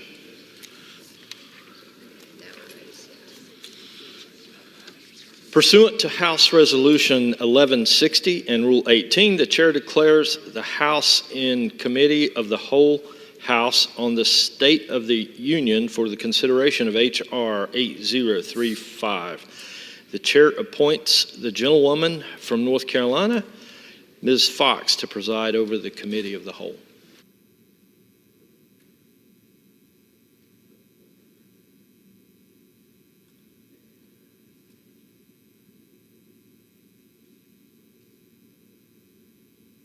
Is in the Committee of the Whole House on the State of the Union for the consideration H.R. 8035, which the clerk will report by title. A bill making emergency supplemental appropriations to respond to the situation in Ukraine and for related expenses for the fiscal year ending September 30th, 2024, and for other purposes. Pursuant to the rule, the bill is considered read the first time. General debate shall be confined to the bill and shall not exceed 30 minutes, equally divided and controlled by the chair and ranking minority member of the Committee on Appropriations or their respective designees. The gentleman from Oklahoma, Mr. Cole, and the gentlewoman from Connecticut, Ms. DeLauro, each will control. The gentleman from Florida, Mr. Diaz-Balart, and the gentlewoman from Connecticut, Ms. DeLauro, each will control 15 minutes. The chair recognizes the gentleman from Florida, Ms. Diaz-Balart. Thank you very much, Madam Chairwoman. I yield myself as much time as I may consume. The gentleman is recognized. Madam Chairwoman, I rise in support of H.R. 8035, the Ukraine Security Supplemental Appropriations Act, as well as the other two national security supplemental bills and the fourth bill that is full of strong conservative policy priorities. As we stand here today, a strategic military troika of evil sits over the horizon, marching towards the destruction of the values that we and our democratic allies hold so dear. We can either turn our heads away and hope to appease this great evil, or we can stand with our allies and confront this nefarious scourge. History has taught us that appeasement does not work, and it was attempted not that long ago through the failed Obama-Clinton reset with the communist KGB thug Putin. That administration believed that Putin could be satiated with Georgia and Crimea. They were wrong. And today, Putin's appetite has only grown. Now he wants all of Ukraine. Tomorrow, Moldova, the Baltics, Poland. Madam Chair, history repeats itself. I'm reminded that in 1947, Congress provided military and economic support for Greece and Turkey, keeping them out of the hands of the Soviet Union. And today, this Congress has the chance to do the same by supporting these bills that confront the Troika and fully fund our security commitments to support Israel, Taiwan, and Ukraine, which are confronting existential challenges to their very existence. The only way to stand up to Putin and others like him, in the words of Ronald Reagan, is peace through strength. That is what every member voting yes on these bills is standing for today. This bill supports that principle, 2/3 of which will be spent here at home through investments in the U.S. defense industrial base to replenish our military equipment. The supplemental also provides critical security assistance to help ensure that Ukraine has the training and weapons it needs to stop Putin, such as traditional artillery rounds and air defense systems. Please take note of this.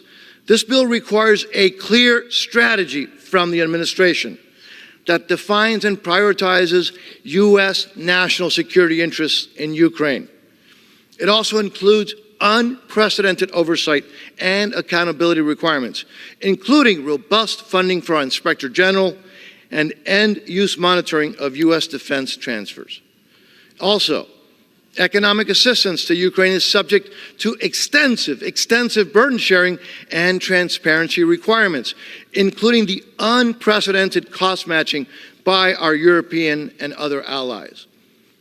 Madam Chair, in addition, for the first time ever, this bill requires that the funding we provide to Ukraine for economic assistance be subjected to repayment to the United States of America. In sum, Madam Chairwoman, this is a critical bill that directly supports the national security interests of the United States, and I urge a strong yes vote and reserve the balance of my time. The gentleman from Florida reserves. The gentlewoman from Connecticut is recognized. Madam Chair, I yield myself such time as I may consume. The gentlewoman is recognized. Madam Chair, I rise in strong support of the Ukraine Security Supplemental Appropriations Act. This provides Ukraine with desperately needed aid and munitions to fight back against tyranny, against Putin's tyranny. Vladimir Putin's greed, aggression, and unyielding pursuit of power have led to grievous loss of life and humanitarian devastation. The cruelty against innocent civilians at the hands of Putin and his cronies is devastating.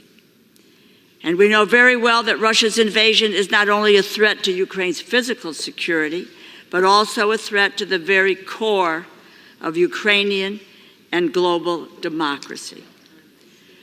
Putin is betting that he cannot last the will and the determination of Ukraine, the United States, and other Western allies. Some in this body seem inclined to prove him right. We must prove him definitively wrong. It is completely misguided. It's an affront to our nation's history and our heritage to suggest that we would be putting America first by retreating from the world stage. We put America first by demonstrating the power of American leadership, that we have the strength and the resolve and the heart to fight for the most vulnerable people, protect their freedom, and preserve their dignity. This bill will provide $14 billion for the training, equipment, weapons, logistics support, intelligence, and other supplies and resources to support Ukraine's military. It will provide nearly the same amount for us, the United States, to replenish our own equipment stocks. It also provides $9.5 billion in forgivable loans to support the Ukrainian economy, and $20.5 billion for the U.S. Armed Forces to assist in Ukraine with mission support, intelligence support, pay, equipment, and other resources. If Ukraine does not receive this support, which it requires and needs to defeat Russia's outrageous assault on its sovereign territory, the legacy of this Congress will be the appeasement of a dictator, destruction of an allied nation, and a fractured Europe. Gone will be the post-war order that has kept Europe free and prosperous. Gone will be our credibility in the eyes of our allies and our adversaries. And gone will be the America that promised to stand up for freedom, democracy, and human rights wherever they are threatened or wherever they are under attack. Our allies are facing existential threats, and our friends and foes around the world are watching, waiting to see how America will respond. Vladimir Putin is watching. Our allies in NATO and across Europe are watching. What course will America take? We must stop Putin in his tracks right now. The world must see our resolve. We need to support Ukraine. I reserve the balance of my time. Gentlewoman from Connecticut reserves. The gentleman from Florida is recognized. Thank you. I would now like to yield 1 minute to the gentleman from Ohio, the chairman of the Permanent Select Intelligence Committee, Mr. Turner. Again, for 1 minute. The gentleman from Ohio is recognized for 1 minute. Thank you, Madam Chair. I want to begin by thanking the Speaker for bringing this bill to the floor for the importance of serving our national security. This bill will have overwhelming support on this House floor today. When people ask why we should support Ukraine, I like to remind them of President Xi of China's trip to Russia last year. When President Xi stood next to Vladimir Putin, he had an open mic, and he said, "Change is coming that hasn't happened in 100 years, and we are driving this change together." The we is Vladimir Putin and President Xi, and the 100 years, we know what that is. That's World War I and World War II. They themselves stood together and articulated that this is a battle between authoritarianism and democracy, and we must stand for democracy and against authoritarianism.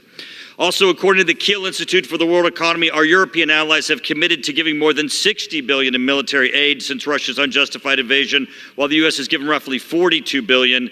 We are less than half. I ask unanimous consent that the Kiel Institute report be entered into the record. Without objection, the gentleman's time has expired.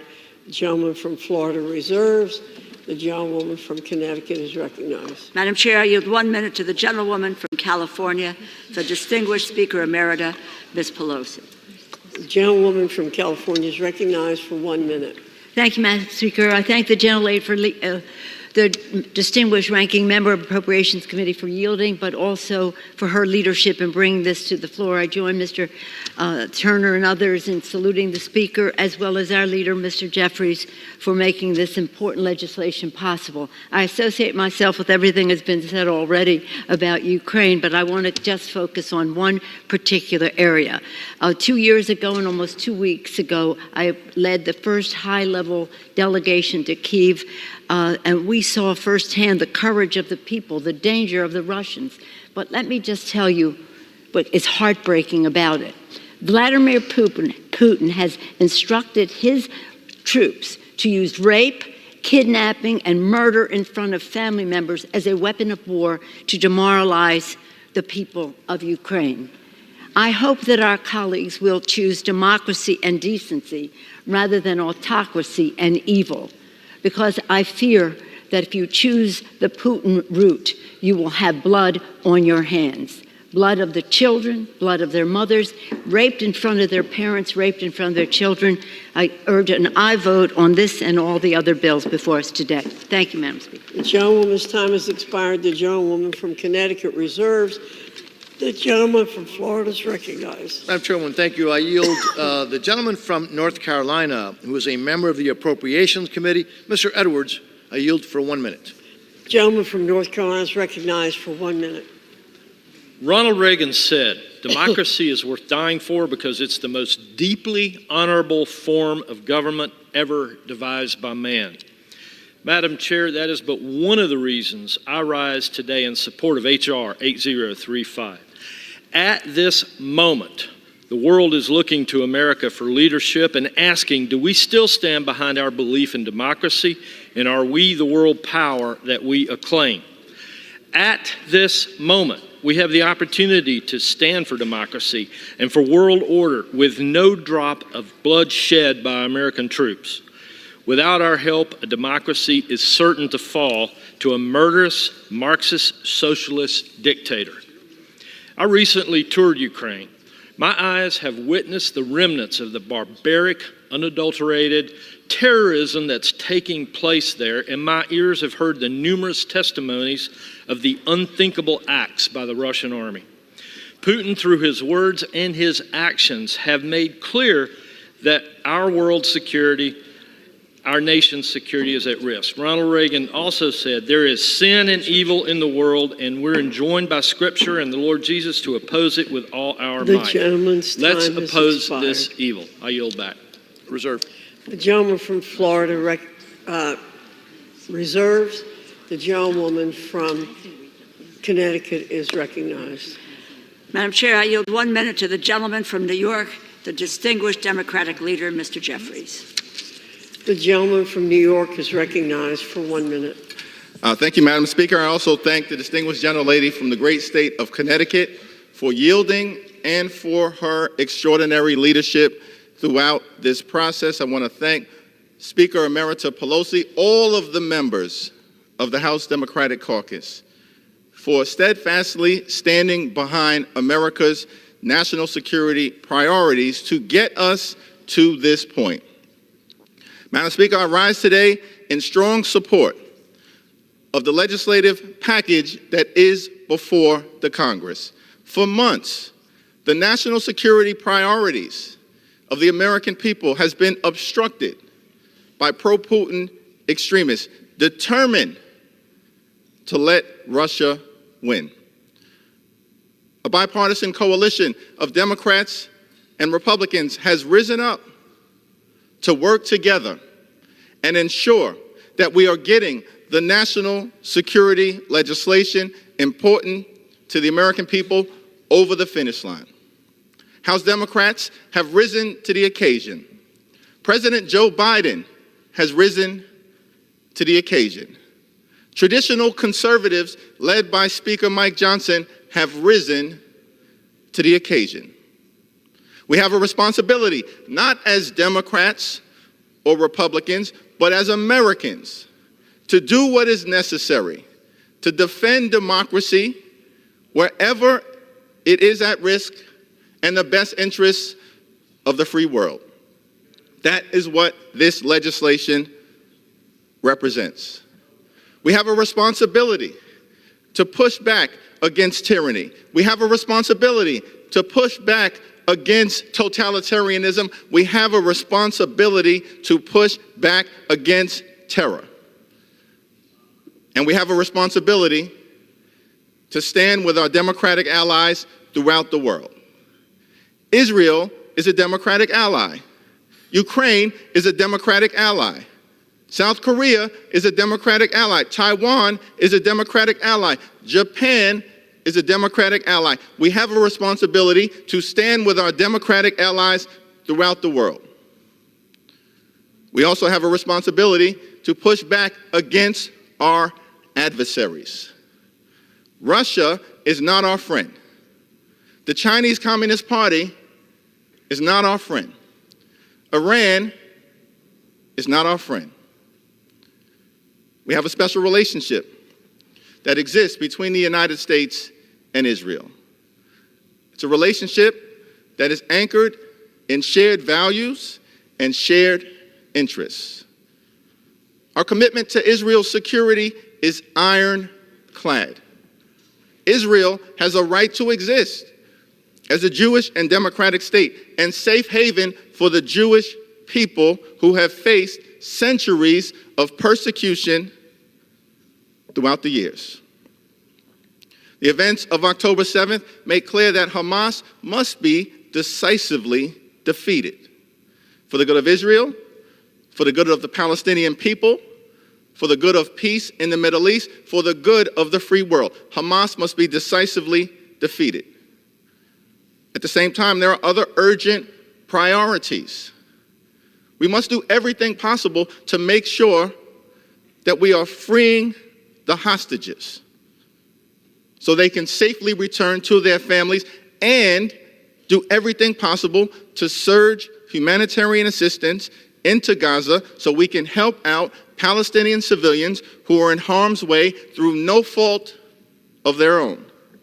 We must surge in food, surge in medicine, surge in humanitarian assistance. That is what this package will help accomplish, with more than $9 billion in humanitarian assistance.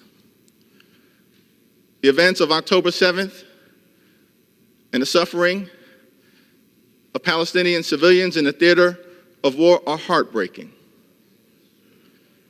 Any person of goodwill should come to the conclusion that we have to find a way to achieve a just and lasting peace between Israel and the Palestinian people. And the only way for that to happen is for us to truly commit to a two-state solution when the moment presents itself, with a safe and secure Israel living side by side in peace and prosperity, with a demilitarized Palestinian state that provides dignity and self-determination for the Palestinian people. Let us recommit to accomplishing that objective. The humanitarian assistance in this legislative package will also allow the United States to be there to support people who are suffering all across the world, including millions in Haiti and millions in the Sudan, dealing with famine and starvation in a war-torn environment. This legislation, of course, will allow us to stand with our allies in the Indo-Pacific in the face of continued aggression from the Chinese Communist Party, to make sure that freedom and democracy and these values all across the world will continue to be triumphant. This legislation will allow us to support the bravery and the courage of the Ukrainian people, who, against all odds, continue to stand for what we as Americans believe in. In February of 2022, we were told that Ukraine would likely fall in a week, and that Russian troops would be in Kyiv in a week. But the bravery, the courage, the resilience of the Ukrainian people in the face of the most powerful military in Europe has proven to be consequential in partnership with American support and that of our NATO allies. But the Ukrainian people have taught us something, that in the face of an incredible military apparatus that they were confronting against all odds, that when a people believe in freedom or liberty or democracy, that can overcome even the mightiest of militaries. And so we've seen them, despite the prediction that they would fall in a week, inflict more than 300,000 casualties on the Russian military, significant portions of the Russian Navy wiped out in the Black Sea. More than half the territory that had initially been seized by the Russian military recaptured by Ukraine against all odds. But the pro-Putin obstruction that has stopped this national security legislation from advancing to the floor until this point risks all of the progress that has been made, which is why it's so essential for us to do what is necessary to stand with the Ukrainian people. Let me close with this observation that this is a moment to choose. This is a moment to choose. We can choose democracy or autocracy. We can choose freedom or tyranny. We can choose truth or propaganda. We can choose Ukraine or Russia. We can choose Zelensky or Putin. We can choose a democratic ally or a sworn enemy. This is a time to choose. The American people have always stood on the side of democracy and freedom and truth, which is why we must stand on the side of the Ukrainian people. We will stand with the Ukrainian people today. We will stand with the Ukrainian people tomorrow. We will stand with the Ukrainian people until victory is won.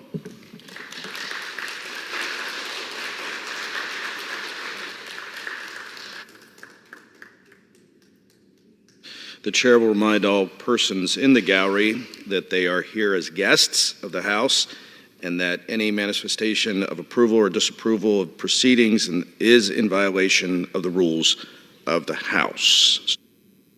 The gentleman from Florida is recognized. I'd like to yield 1 minute for the gentleman from Florida, Mr. Waltz. Mr. Speaker, my colleagues and I have led the charge on stopping Putin in the face of Biden's too little too late strategy. But before we go any further, we have asked for 4 simple things: a strategy to get us out of this stalemate, protect the U.S. border as a first principle, real burden sharings with the European, and a smart energy policy. We've got none of that, Mr. Speaker, yet 2.5 years into this war, we still don't know what success looks like. Is it Crimea? Is it all of the Donbass? Is it hold what you got? We don't know because President Biden won't tell us and the American people. We must close the U.S. border and defend it as a matter of first principle. It's not an either or, but it is a matter of priorities. We hear the EU and NATO are doing all it can. Baloney.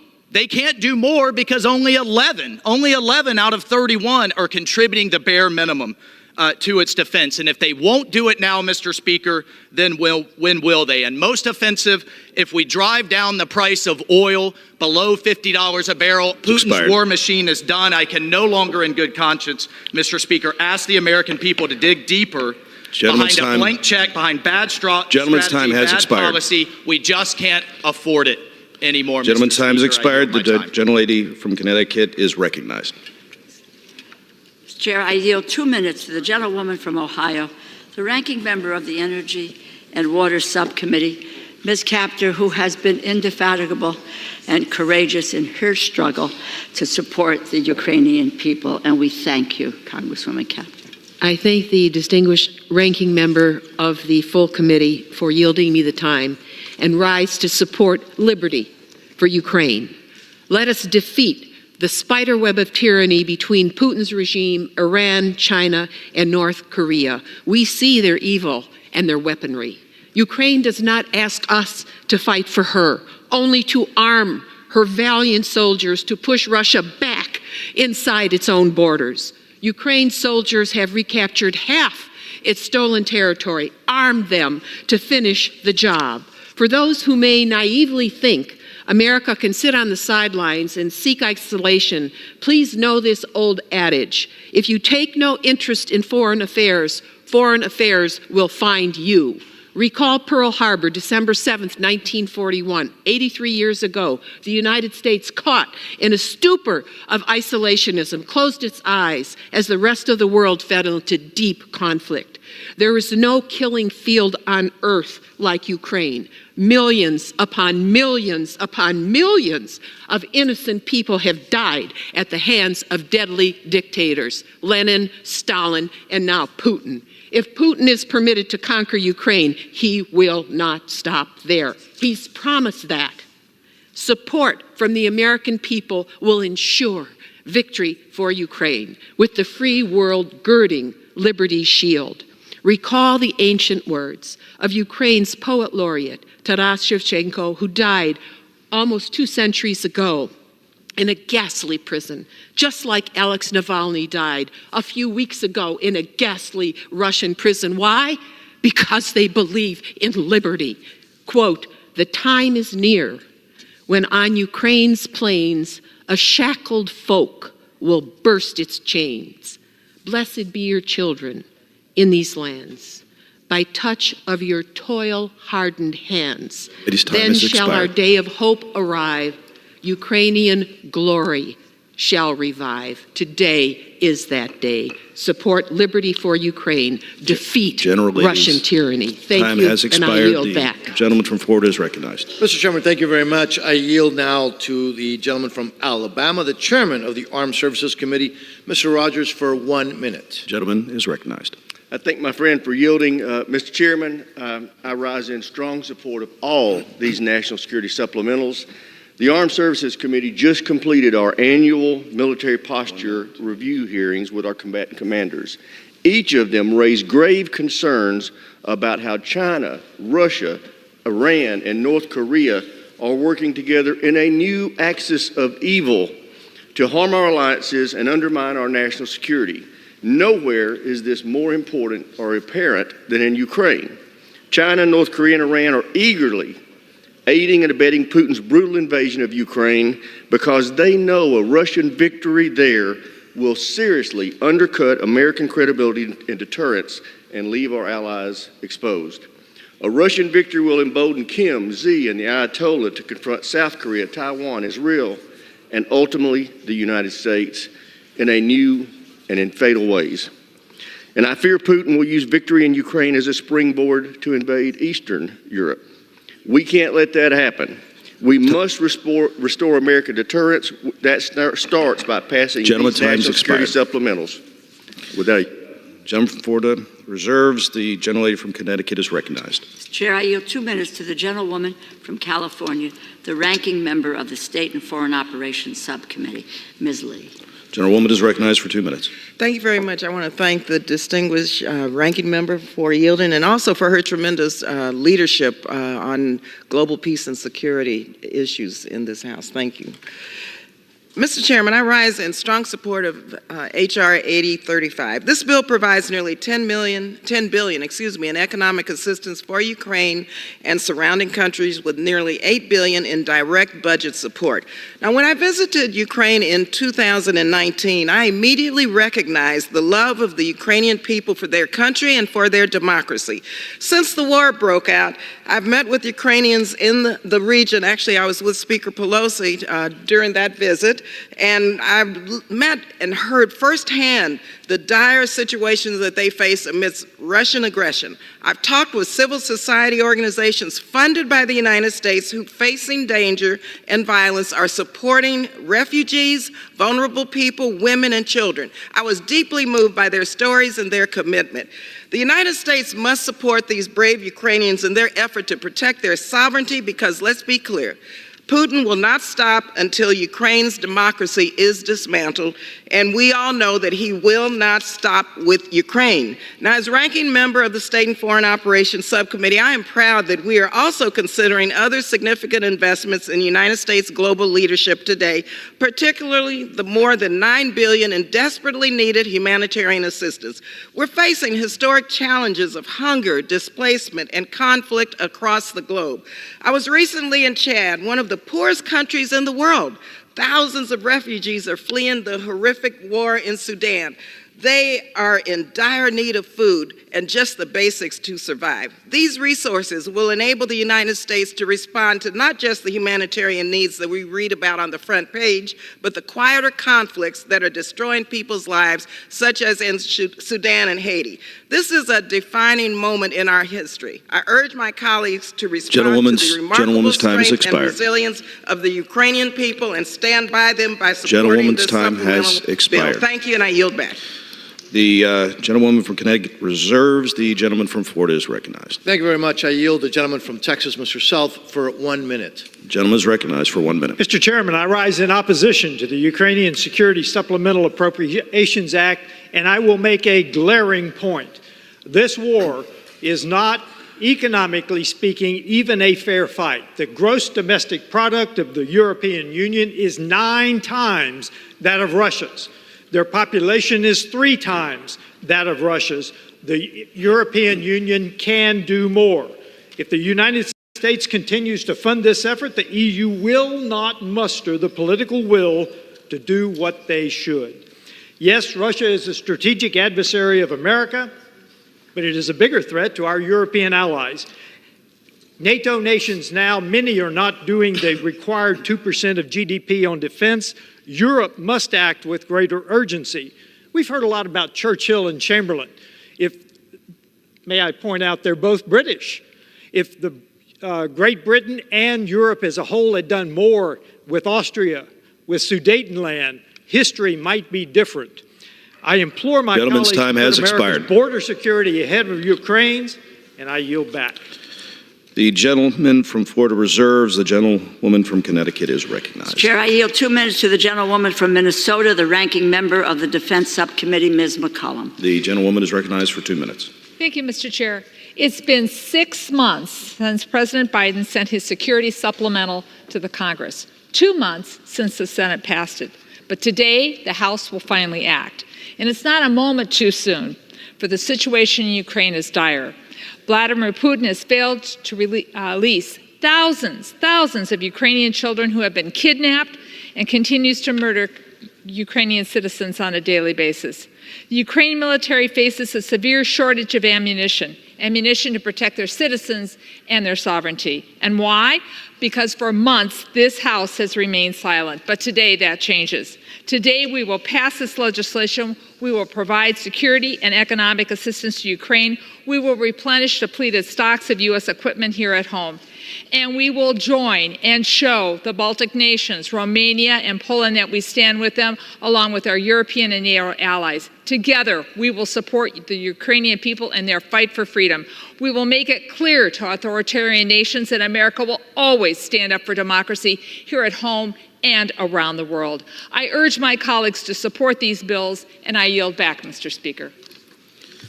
The gentleman reserves. The gentleman from Florida is recognized. Mr. Chairman, I yield to the gentleman from Nebraska, Mr. Flood, 1 minute. The gentleman is recognized for 1 minute. Mr. Speaker, I rise today in support of the supplemental for Ukraine. Less than 100 years ago, Joseph Stalin committed one of the largest genocides in history when he starved millions of Ukrainians to death. Today, Putin's Russia is once again stopping at nothing. They have used Ukrainian civilians as human shields, they've committed horrible acts of sexual violence, and they have abducted tens of thousands of Ukrainian children. The history of atrocities committed by tyrants against Ukraine is a stark reminder of the moral duty we have as Americans to stand with our friends and allies against tyranny and opposition. For those in our country who don't think what's happening in Ukraine has anything to do with us, Putin doesn't just want parts of Ukraine, he wants to end the post-World War II order that has underpinned freedom and economic prosperity in Europe, the United States, and beyond. This package is critical, not just for Ukraine, but for the entire free world so that we can beat back the reincarnation of what President Reagan called the evil empire. I urge my colleagues to join me in supporting it. Thank you, and I yield back. Gentleman from Florida reserves. The gentlewoman from Connecticut is recognized. Chairman, I yield 2 minutes to the gentleman from Illinois, the ranking member of the Transportation, Housing, and Urban Development Subcommittee, co-chair of the Ukrainian Caucus, Mr. Quigley. The gentleman is recognized for 2 minutes. Thank you, Mr. Speaker. just back from a third trip to Ukraine during the war, and yes, we saw evidence of these Putin war crimes, the mass graves, evidence of torture, religious persecution, kidnapping of children. It reminds us that throughout our history, in moments like this, our country has been called to act, and it did. Called to stand up in the fight for freedom and in the face of tyranny, and to be the arsenal of democracy. But in recent months, we have not met this challenge. It's been said it's never too late to do the right thing. Well, we're coming really close as we've been handcuffed by extremists and appeasers. And now the pipeline to Ukraine is almost empty. Should we now fail to send additional aid, Ukraine will lose this war, and in Putin's eyes, it will be just the beginning of his efforts to reconstitute the Soviet Union. Inaction risks not just the fate of democracy, but the possibility of drawing our own country directly into war. So today it's particularly important that we heed the voices from the past, from President Ronald Reagan as he espoused the Reagan Doctrine, that we will always defend our friends and allies against Soviet aggression. From President Kennedy saying, we shall pay any price, bear any burden, meet any hardship, support any friend, oppose any foe, to assure the survival and success of liberty. And finally, in his last inaugural, FDR, who reminded us, we have learned that we cannot live alone, at peace, that our well-being is dependent on the well-being of other nations far away. We can and must act. Thank you, and I yield back. Gentlewoman from Connecticut reserves. The gentleman from Florida is recognized. Mr. Chairman, I would now like to yield 1 minute to the gentleman from Florida, Chief Jimenez. The gentleman from Florida is recognized for 1 minute. Thank you, Mr. Speaker. I rise today in support of the supplemental for Ukraine. For the past 2 years, Ukraine has valiantly fought against the barbaric and unjustified invasion by Vladimir Putin and Russia. We have now reached an inflection point. Ukraine is running out of time, bullets, and arms necessary to defeat Russia. This supplemental will allow Ukraine to counter Russia with new and more advanced aid. It will also help by replenishing U.S. weapons, stocks, and facilities. America is seen as the beacon of hope across the globe, and our enemies are watching our actions closely today. As the Chinese Communist Party, Iran, North Korea, and even Cuba all line up behind Putin, it is time to do the same for our friends and allies. When I was 6 years old, my family fled my native homeland of Cuba. I personally know the evils of communism. The freedoms of this country are what brought my family here. They are worth fighting for. The Ukrainian people are only asking for help in fighting for that same freedom. And what is the cost of freedom? Is there a cost for freedom? Can you put a price tag on it? Today is a chance to bolster our international reputation as a faithful ally and to prove that we will not falter under pressure. This is an opportunity to help our allies and discourage our adversaries. I urge support and yield back. Gentleman, time's had expired. Gentleman from Florida reserves. The gentlelady from Connecticut is recognized. Mr. Chairman, I am prepared to close and I reserve my time. Gentlewoman reserves. Gentleman from Florida is recognized. I also will reserve at this time. Gentleman reserves. Gentlewoman from Connecticut is recognized. I am ready to close, Mr. Chairman, if the gentlewoman as well. Gentlelady from Connecticut recognized.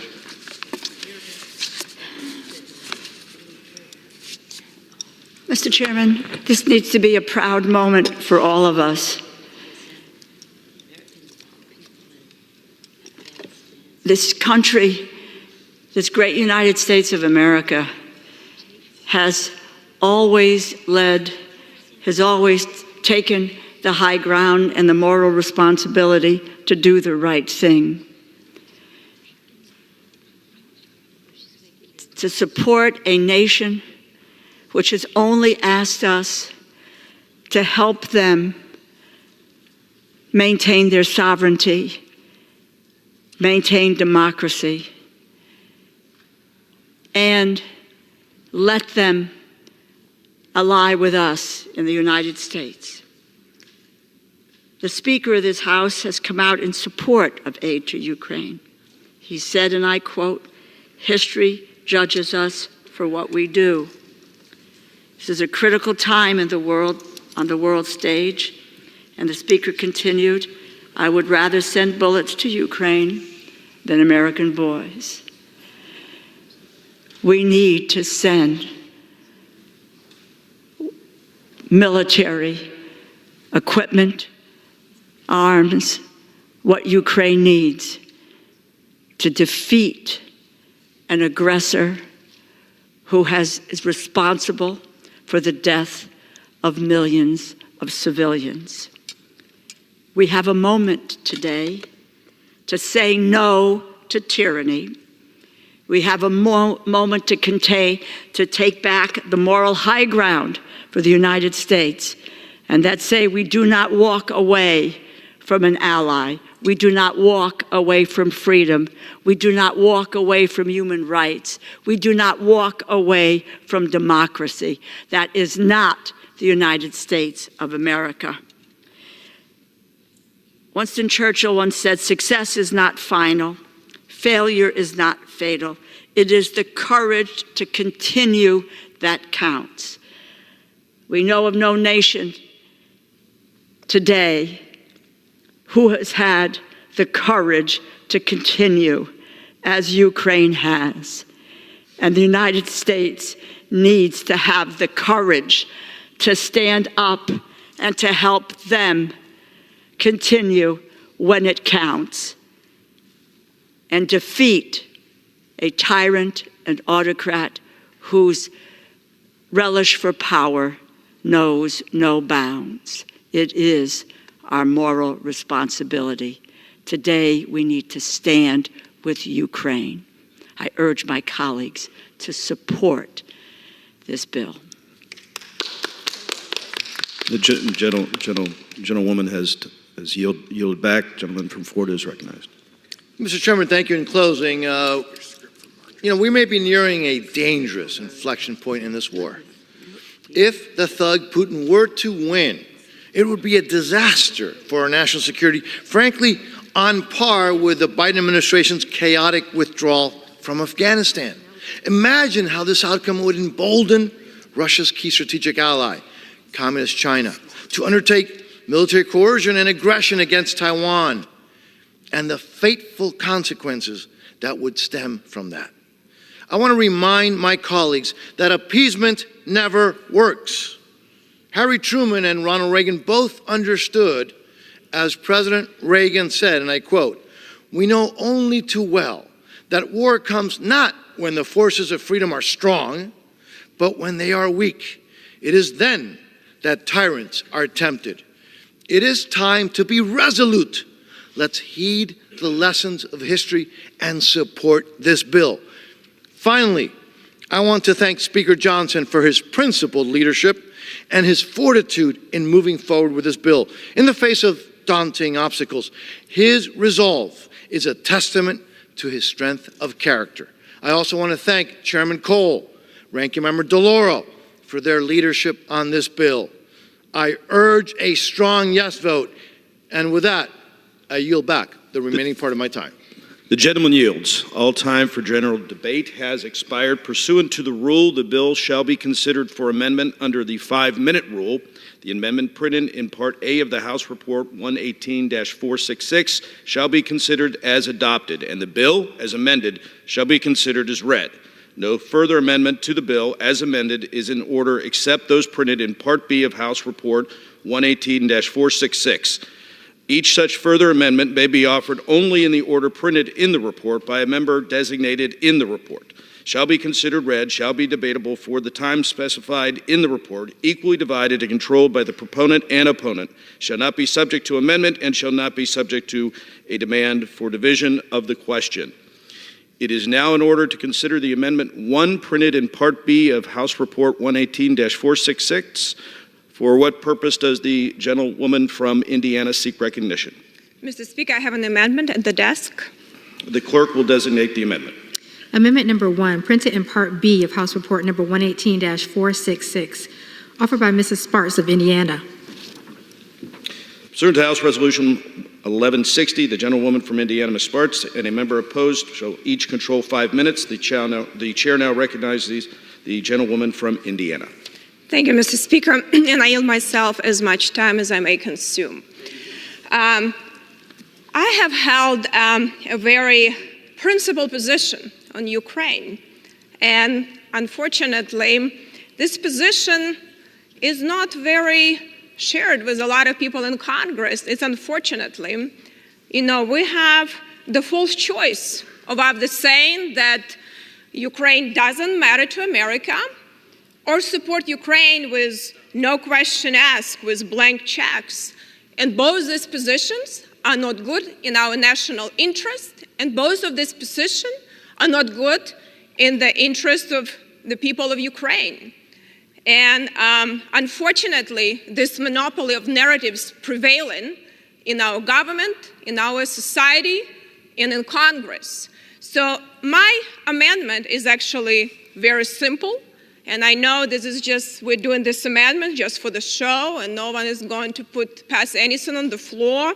We still will go with blank checks and slush funds. And unfortunately, this strategy failed the American people. President Biden failed the American people on the border, on national security. Congress failed the American people on the border, on national security.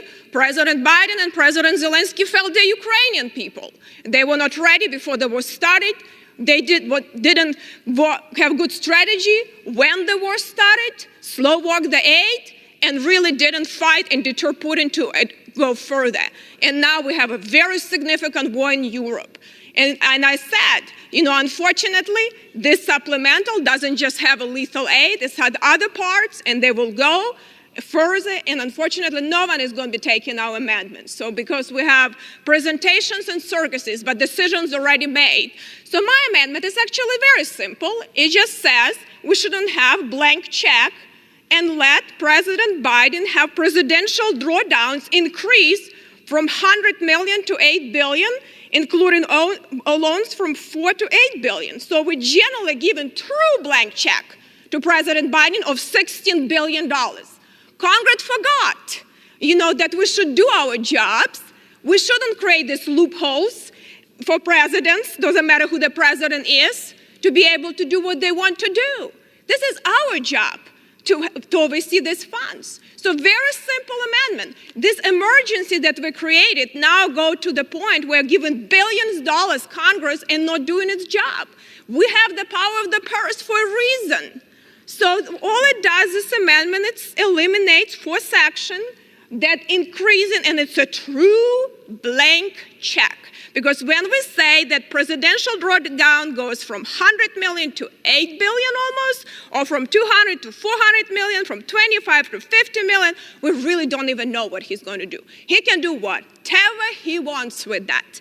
And that is a big problem, because these emergencies are dangerous, but also, what the problem we have right now, that in case of these emergencies, we actually don't have ability even to ask the questions, and Congress hasn't been asking questions. That's why we have such a major catastrophe around the world, whether it's in the Middle East, whether it's Ukraine, and that's why China, Russia, and Iran are moving, and we're doing a lot of presentation with blank checks and slush funds and no policies.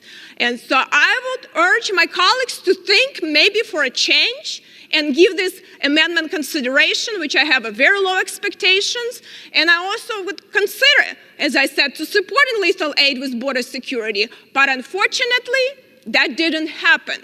And it's sad for me to see that we still don't take this war as serious as we should be, because generally only 13.7 billion actually go to security assistance directly to Ukraine. From this 60 billion plus another 8 billion slush fund. So we're talking almost $70 billion plus another 8 billion of loans, whoever they go to. So we're talking about almost 80. So I have a problem with that, and I reserve. Woman reserves. For what purpose does the gentlewoman from Connecticut? Mr. Chair, I claim time in opposition to this amendment. The gentlewoman is recognized for 5 minutes. This war is an existential conflict for Ukraine. As important, it is a test for the United States and the United States leadership. One of the best tools we have to get the Ukrainians what they need is presidential drawdown authority. This allows the United States to send equipment from our stocks to the front line in a matter of days. There isn't time to delay. This amendment would cut that authority from $7.8 billion to 100 million. It ties our hands, and yes, it hamstrings the Ukrainian military to do the job that they need to do to defeat Putin. We all lose if Ukraine succumbs to Putin's ambitions, and it will not stop there. Putin in 2016 asserted that Russia's borders do not end, and this is a quote, do not end anywhere. Russian officials just this spring have threatened Finland, Romania, Armenia, Estonia, Lithuania, and Moldova, removing the best tool that the United States has to exercise in terms of a moral clarity and responsibility, that we can move quickly to arm our allies would be a grave mistake. Please vote no on this amendment, and I yield back the balance of my time. The gentlewoman reserves. The gentlelady yielded back. The gentlelady How much time do I have India. remaining? Gentleman has 30 seconds. Okay. Thank you, Mr. Speaker. I just want to highlight we are increasing blank check from 100 million to 8 billion, and we don't even know if it's spent for Ukraine or not. Just a blank check of 16 billion to President Biden, purely blank check. And I hope that my colleagues will support that, because we need to stop slush fund and blank checks. We will never win against aggressors if we continue Congress not do its job. I yield back. The gentlewoman yields back. The question is on the amendment offered by the gentlewoman from Indiana. Those in favor say aye. Those opposed say no. In the opinion of the chair, the noes have it. The amendment is not agreed to. I request a recorded vote. What purpose does the gentlelady from Indiana seek recognition? I request yeas and nays. Do you request a recorded vote? Recorded vote. Okay, so pursuant to Clause 6 of Rule 18, further proceedings on the amendment offered by the gentlewoman from Indiana will be postponed. It is now in order to consider Amendment Number 2, printed in Part B of House Report 118-466. For what purpose does the gentlewoman from Georgia seek recognition? Mr. Speaker, I have an amendment at the desk. The clerk will designate the amendment. Amendment number 2, printed in Part B of House Report number 118-466, offered by Ms. Green of Georgia. Pursuant to House Resolution 1160, the gentlewoman from Georgia, Ms. Green, and a member opposed, each will control 5 minutes. The chair now recognizes the gentlewoman from Georgia. Thank you, Mr. Speaker. My amendment today would drive the amendment, the bill for Ukraine, take each dollar amount in this act is hereby reduced to zero. You see, the United States taxpayer has already sent $113 billion to Ukraine, and a lot of that money is unaccounted for. This is a continuance of a sick business model that the American government continues. The federal government continues to fund the military-industrial complex, and this is a business model that requires Congress to continue to vote for money, to continue to fund foreign wars, and this is a business model the American people do not support. They don't support a business model built on blood and murder and war in foreign countries, while this very government does nothing to secure our border. The American people are over $34 trillion in debt, and the debt is rising by over $40 billion every single night while we all sleep. But yet nothing is done to secure our border or reduce our debt. Inflation has driven out of control. Americans are suffering every single day. They can hardly afford their grocery bills. They can hardly afford gas in their car. They can hardly afford rent. And now mortgage payments are well over $3,000, where they were only just over $1,700 3 years ago. The youngest generation, young adults, don't even think they're going to be able to buy a home in their lifetime. And today in Congress, the most important thing that this body thinks should be done is to send another $61 billion to a war in Ukraine that the American people by 70% do not support. Mind you, this comes on the very heels of Monday being April 15th, tax day, where every single American had to scrounge up their money and send their dollars in to the IRS. Or some of them had to file extensions because they weren't ready and didn't have the money to pay their taxes. But today, this body says the most important thing we can do, no, is not reduce spending. That's not it. Not to do anything to drive down inflation. Oh no, we can't do that for the American people. It's not to secure our own border that is invaded every single day, by people from over 160 different countries. No, don't secure the American border. Let everyone in. We have over 1.8 million known gotaways. We don't know who these people are. And yet you have members of this body talking big and tough about, oh, we have to defeat Russia. Oh, we have to protect Ukraine. But yet all of you are unwilling to protect the American citizens that pay your paycheck, pay the light bills in this building, and pay for this entire federal government. For what? For nothing. Ukraine is not even a member of NATO. Ukraine is not a member of NATO, but the most important thing you hear in Washington, D.C. is, oh, we have to spend Americans' hard-earned tax dollars over to Ukraine and keep the money going to continue to murder Ukrainians, wipe out an entire generation of Ukrainian men so that there are widows, there are fatherless orphans, there are not enough men to work in their industries. Oh, but you really support Ukraine. Wow, what kind of support is that? It's repulsive. You know, shame on the American government. Shame on the American government. If we support our military, support our military. We should be funding to build up our weapons and ammunition, not to send it over to foreign countries to kill foreign peoples. And if this body was worth what it claims to be, what it is, every single one of us would be demanding peace in Ukraine between these countries, peace for these people so that no more of them have to die. But you never hear anybody demanding peace. No. Peace is the last thing Washington wants because it doesn't fit the business model. This is a business model that they say continues our economy, protects American jobs. What a disgusting business model.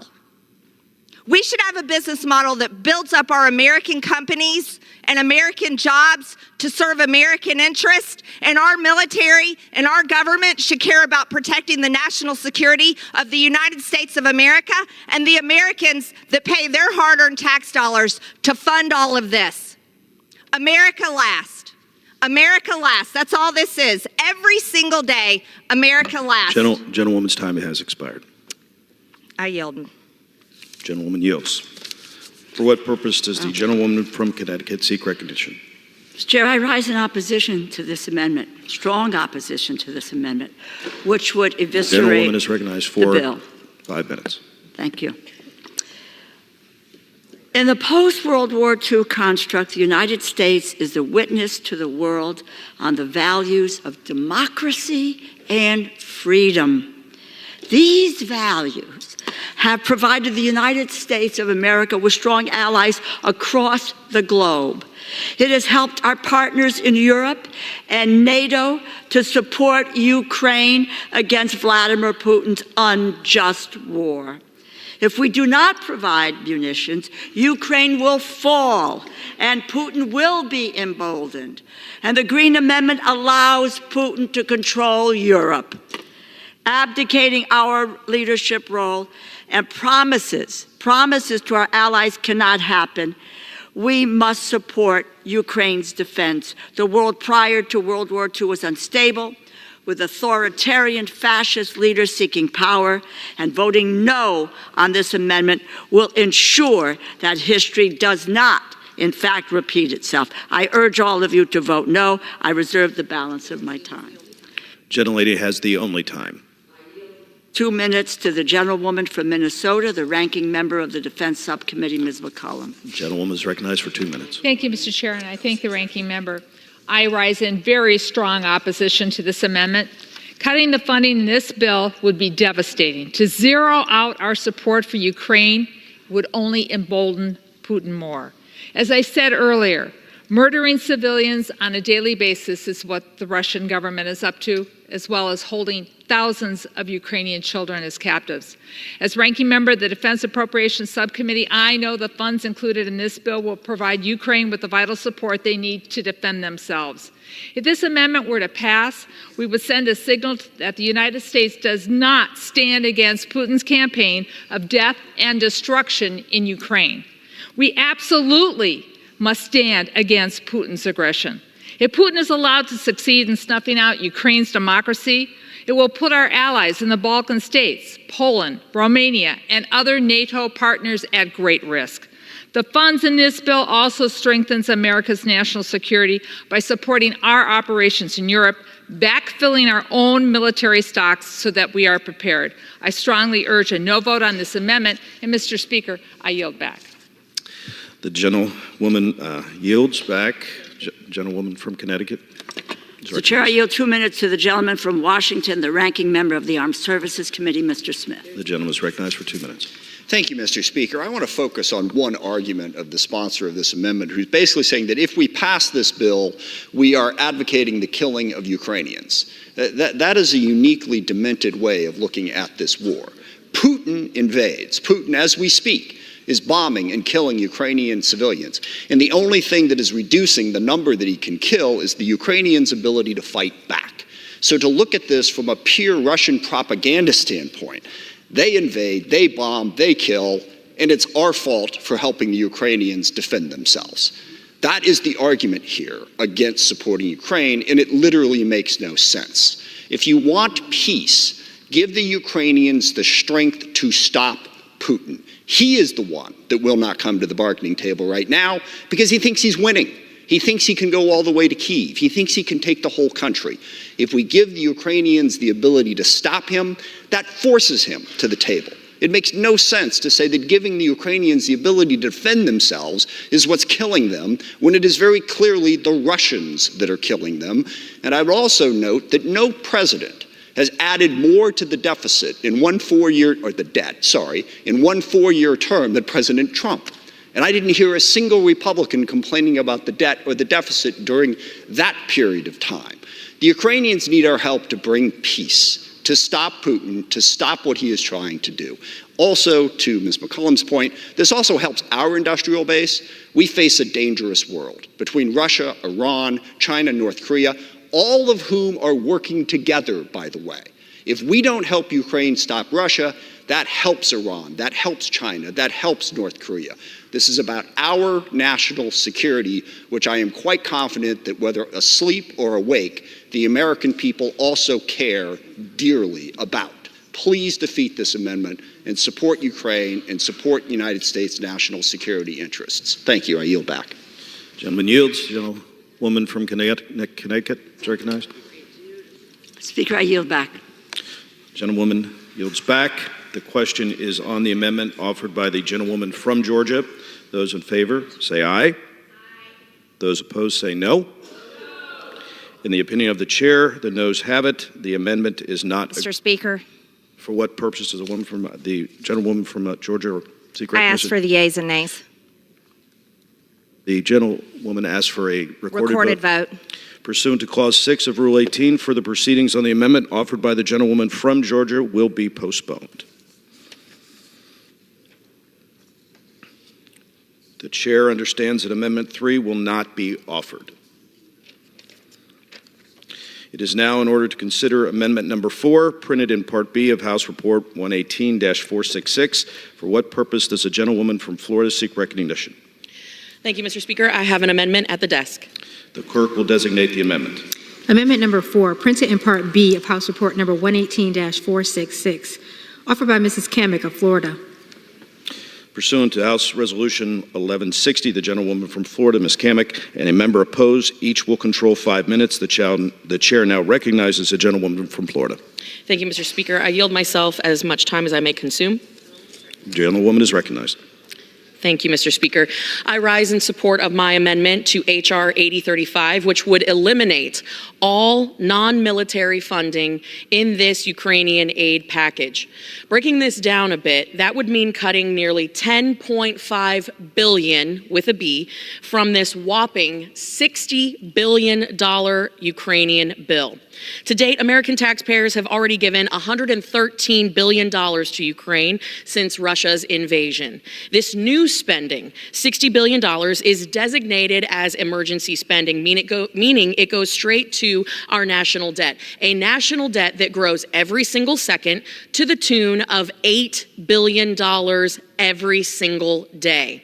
Since Russia has invaded Ukraine in February of 2022, there has been robust debate in Congress, in this chamber, about the United States' role in the war. Now, while we here in this chamber disagree on the role that we should play, there is one thing that I hope that we can agree on. We, as the United States representatives, should not, and I repeat, should not, forsake our own national security in favor of another nation. We should not secure the borders of nations abroad while simultaneously ignoring the very real and very dangerous border crisis in our own country. While we should debate the merits of providing funds for weapons and equipment to defeat Russia in this conflict, funds that fall outside of immediate, narrow, and lethal aid should not warrant the same urgency or consideration. All told, sections of this bill that are not lethal aid come right to about $10.5 billion, with the bulk of it going to support the Ukrainian economy. Not the American economy, the Ukrainian economy. And anyone who is living under Biden's economic plan right now knows that it sucks. We need to be clear. This is emergency spending, again, going straight to our national debt, full stop. And again, we are borrowing $8 billion a day. Over the past 20 years, Congress has designated $12 trillion in emergency spending. With these funds in the bill that are not designated for military purposes, the American people are resigned, once again, to absorbing another $10.5 billion to support Ukraine and their economy, while simultaneously adding the debt to our $34.7 trillion national debt. That is simply unacceptable.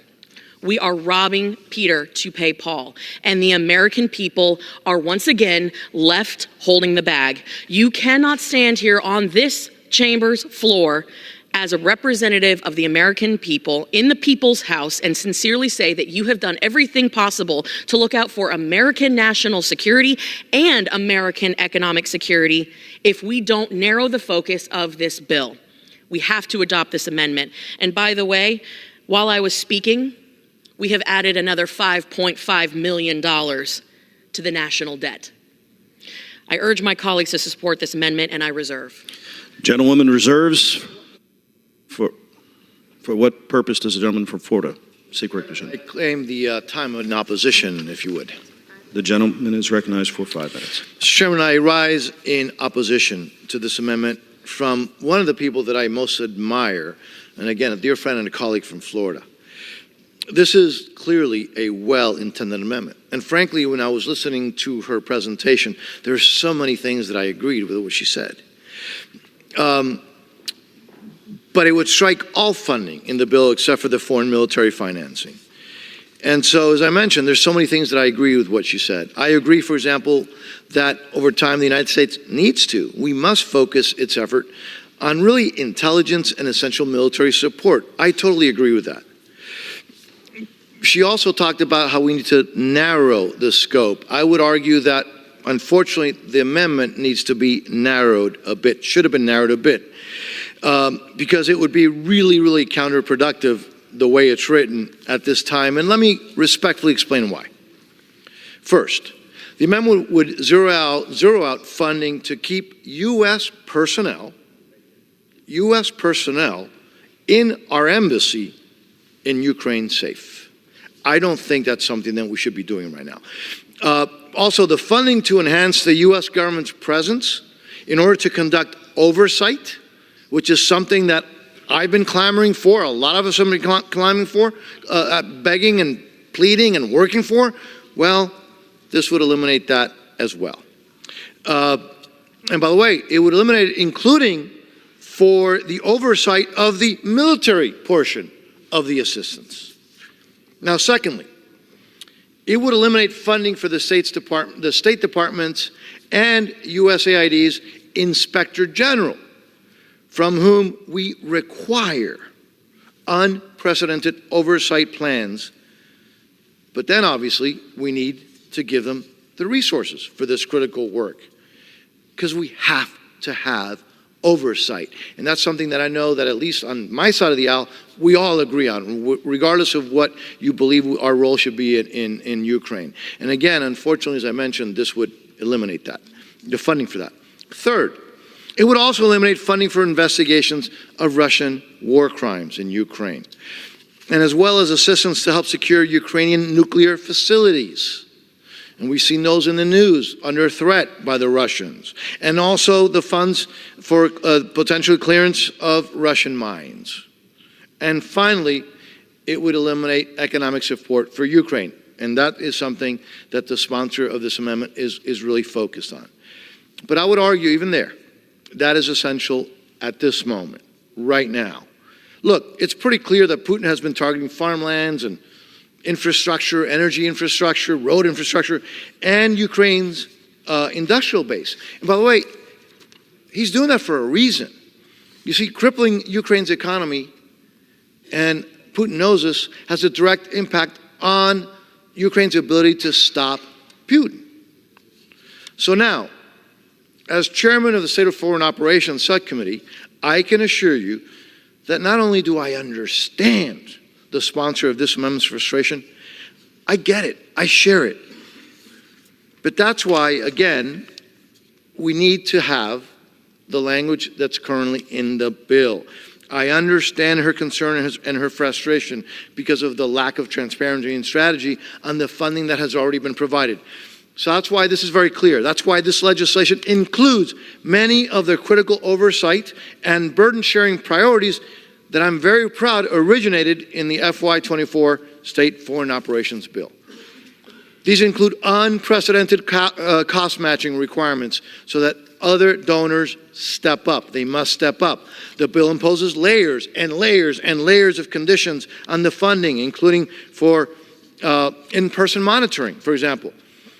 This bill requires, I know, novel concept, a strategy that must be developed and submitted so that Congress can evaluate the execution of aid and its alignment with U.S. national security interests. Another significant change, by the way, from the Senate supplemental is a requirement in this bill that the economic support to Ukraine be repaid, transforming assistance from a grant to a loan. I am so grateful to the sponsor of this amendment for her work. I appreciate the intent of this amendment, but we cannot afford to shortchange our oversight funding, our diplomatic security funding, and other strategic priorities. So for those reasons, with, again, the great admiration and respect for the sponsor of this amendment, I must urge a no vote on this amendment, and I reserve the balance of my time. Gentleman's time has expired. The gentlewoman from Florida is recognized. Thank you, Mr. Speaker. And let me just begin by saying the feeling is mutual. I have tremendous respect and admiration for my colleague from the Sunshine State. And I hear loud and clear the critical elements of this bill that have been deemed necessary. Heck, I deem them necessary. The American people and the representatives in this chamber, we demand fully accountability and transparency. However, there are multiple poison pills within this text that the American people, and certainly not my constituents back home, support. For example, $300 million for international narcotics control and law enforcement. What about the 100,000 plus people every single year in America that are being poisoned by fentanyl? Where is the funding to stop the flow of fentanyl into the United States? What about the $25 million for transition initiatives? What about the $60 million for diplomatic programs? I noticed that my colleague, again, who I deeply respect, he mentioned that part of that is for security, but what about the rest? Or the $481 million for refugee and entrance assistance? We have a border crisis that has resulted in one of the most egregious public health, public safety, humanitarian, and national security crises in American history. We are approaching over 10 million illegals crossing into our country, being quote unquote paroled, which is just a fancy way of saying catch and release, into the United States, approaching 2 million gotaways. We have a massive crisis here at home. And if America is not safe and secure here at home, we cannot help our partners abroad. I urge respectfully that my colleagues put America first and adopt this amendment. With that, I yield. The gentlewoman from Florida yields. The question is on the amendment offered by the gentlewoman from Florida. Those in favor say aye. Those opposed say no. In the opinion of the chairs, the noes have it. The amendment is not agreed to. Speaker, I request a recorded vote. A recorded vote is requested pursuant to Clause 6 of Rule 18. Further proceedings on the amendment offered by the gentlewoman from Florida will be postponed.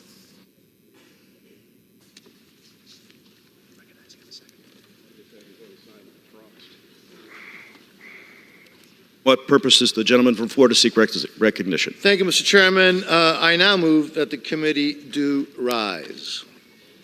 The question is on the motion that the committee rise. All those in favor say aye. Aye. All those opposed say no. Very emotional. The ayes have it. The motion is adopted according to the committee rises.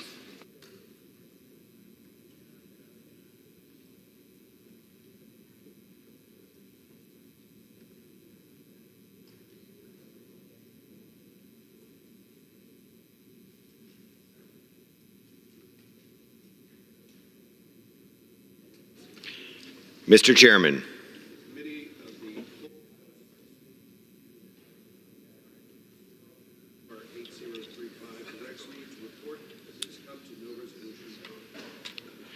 The Chair of the Committee of the Whole House on the State of the Union reports that the committee has under consideration H.R. 8035 and has come to no resolution thereon.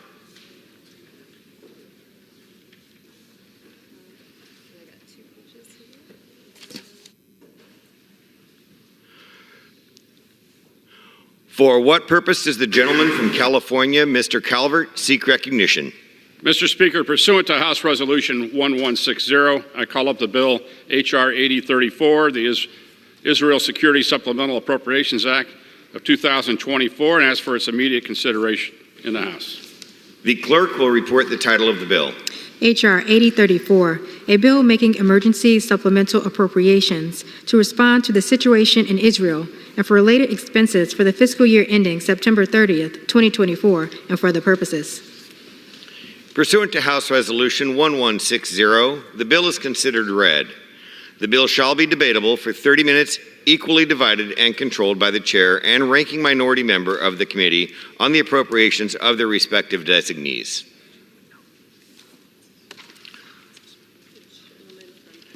The gentleman from California, Mr. Calvert, and the gentlewoman from Connecticut, Ms. DeLauro, will each control 15 minutes.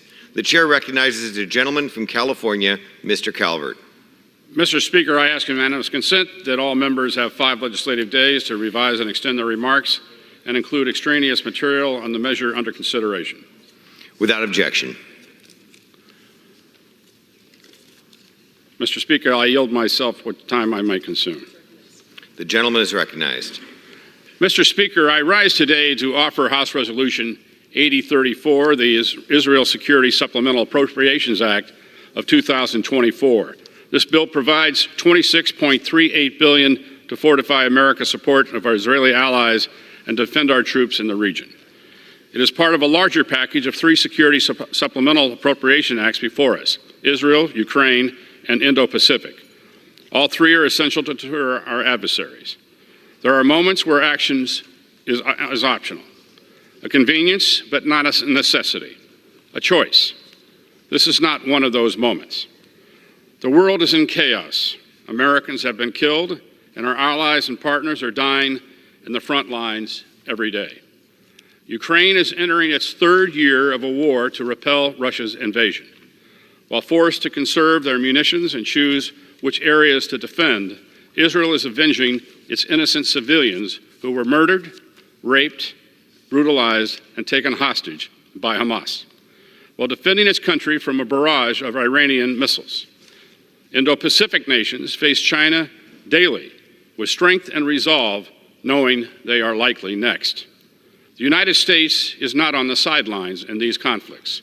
Our service members are under daily attack in the Red Sea, standing watch along NATO's eastern flank, and being routinely challenged in the Indo-Pacific. 5 American flag-draped coffins have returned home in the past 6 months. When we go to war with what we have. There is no time to forge new alliances, no ability to reconstruct abandoned production lines, and no hidden reserve of fully trained and ready troops. This is the situation our allies and partners in Israel, Ukraine, Taiwan, and other Indo-Pacific nations face today. It is a situation ourselves may face sooner than we think. Xi, Putin, Khamenei, and terrorist leaders will not back down unless met with a strong and resolute America, standing shoulder to shoulder with our constellation of allies and partners. These bills provide the funding necessary to defeat and deter our enemies. While the bills carry the names of other countries, there is one nation that I care about above all others, and that is ours. These conflicts have exposed the fragility of our defense industrial base and dire need to invest in factories, shipyards, assembly lines that manufactures the instruments of our national defense. In recognition of this fact, over $59 billion across these bills go into our defense industrial base, including $3.3 billion to supercharge a submarine industrial base, $29.5 billion to replenish our stocks of U.S. defense systems and services provided to Israel, Ukraine, and Taiwan, $1.13 billion to expand procurement and development of artillery and critical munitions. Each conflict has its unique needs and addressed in these bills, including $5.2 billion to replenish Israel's Iron Dome, David Sling, and procure the Iron Beam missile defense systems. $542 million for unfunded priorities requested by the Indo-PACOM commander, and $13.8 billion directly to procure U.S. capability for Ukraine. Our servicemen and women across the globe are being asked to operate at a wartime tempo to track, respond, and engage emerging threats. These bills provide the resources necessary to support their operations, with $11.3 billion for current U.S. operations in Europe, $2.4 billion for our forces in the Middle East, who are under daily attack. Mr. Speaker, we have been complacent for far too long, as our allies and partners and our own service members have been under attack.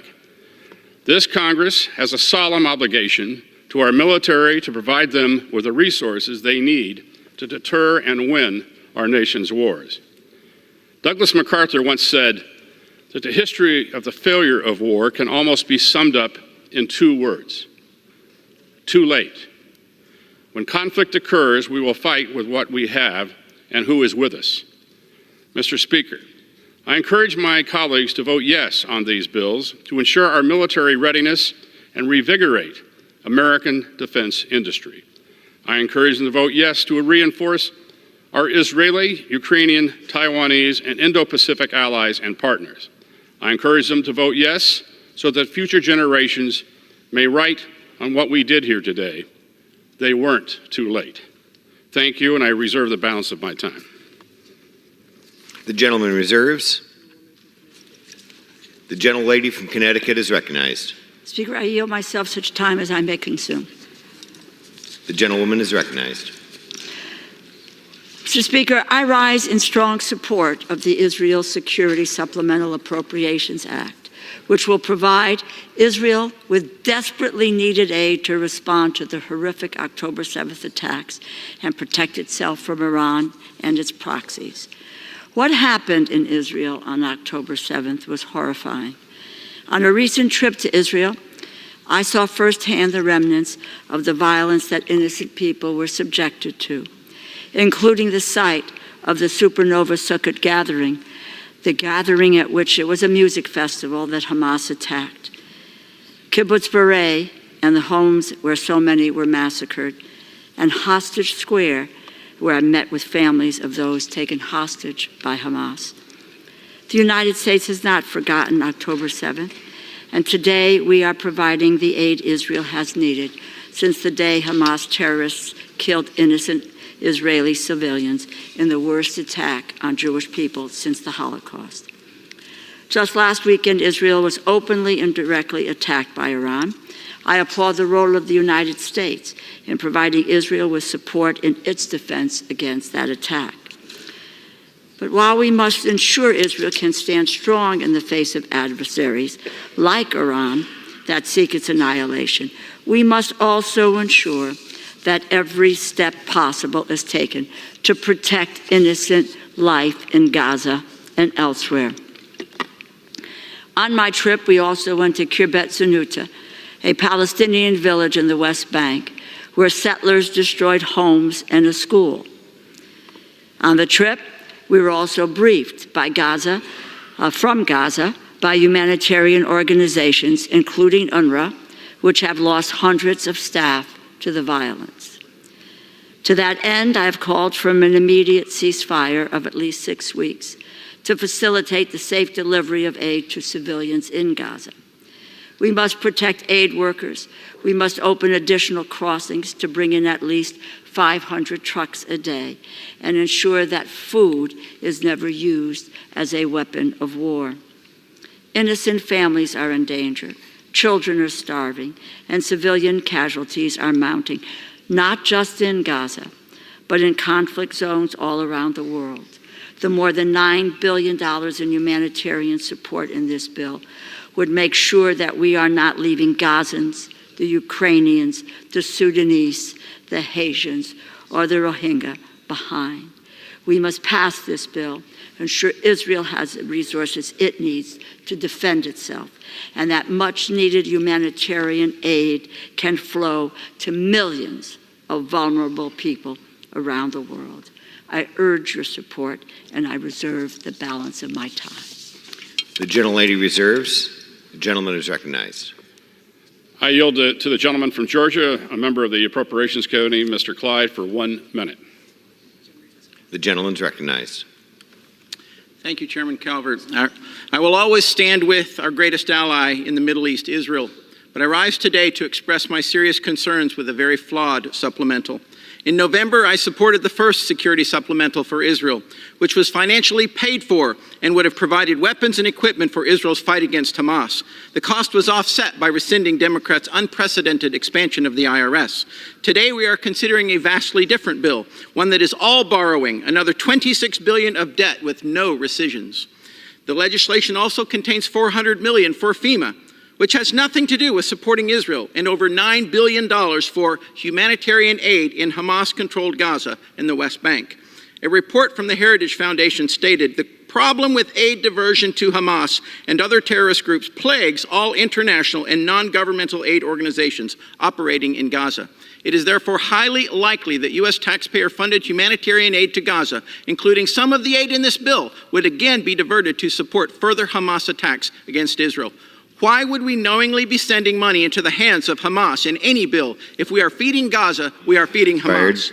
Therefore, with great disappointment, I cannot in good conscience vote for this bill, and I yield back. Gentleman yields back. Gentleman reserves. The gentlelady is recognized. Chairman, I yield 2 minutes to the gentleman from Maryland, the ranking member of the Financial Services and General Government Subcommittee, Mr. Hoyer.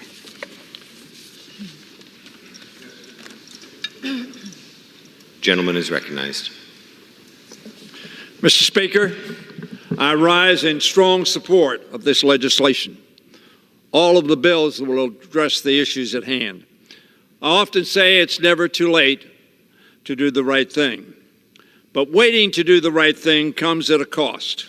We saw that cost in Israel this week as an emboldened Iran launched an unprecedented attack on our ally.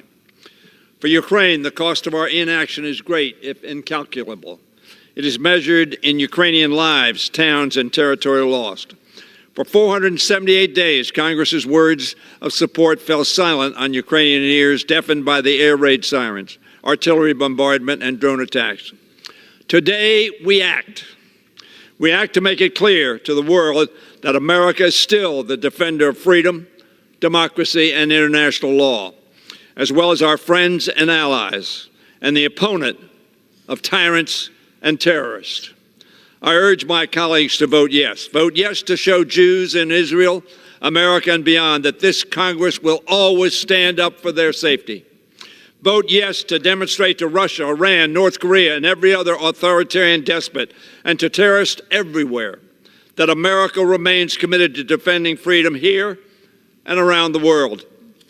Let our bipartisan support for our allies endure in the months ahead, whether it's to secure the release of the 134 hostages held captive in Gaza or to turn back Putin's criminal invasion.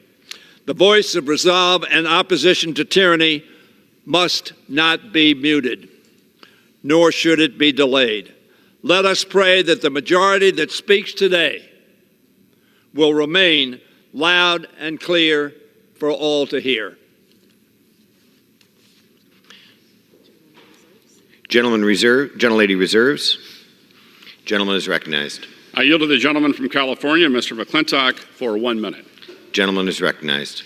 Mr. Speaker, Ukraine and Israel are in growing danger of running out of arms and ammunition while China casts a hungry eye on Taiwan.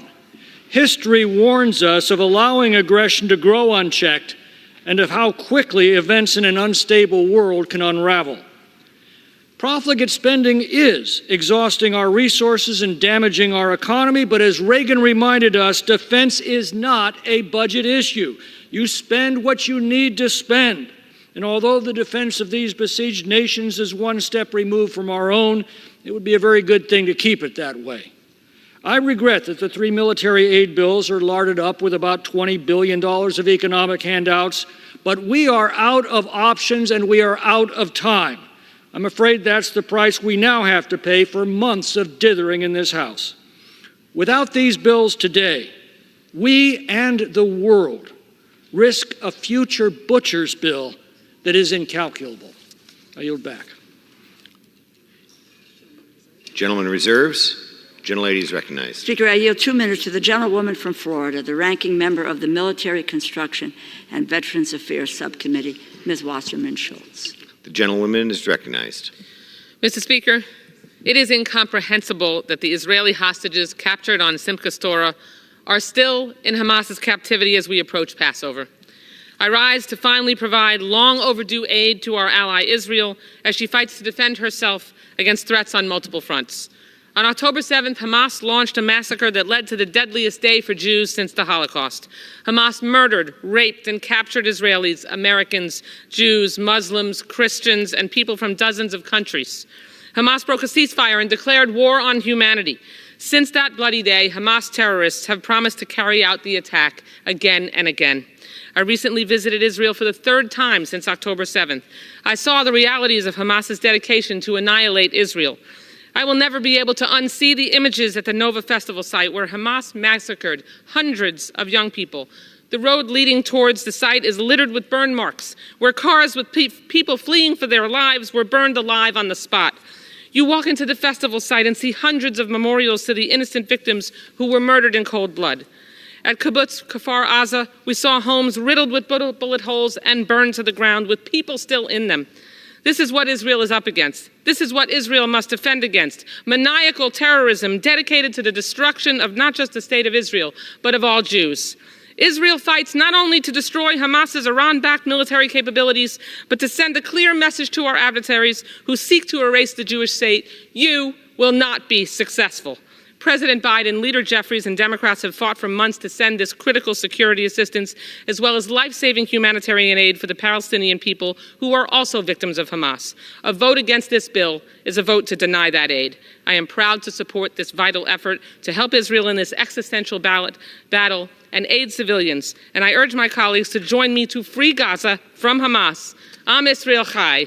I yield back the balance of my time. Gentleman yields. Gentleman is recognized. I yield to the gentleman from New York, Mr. Lawler, 1 minute.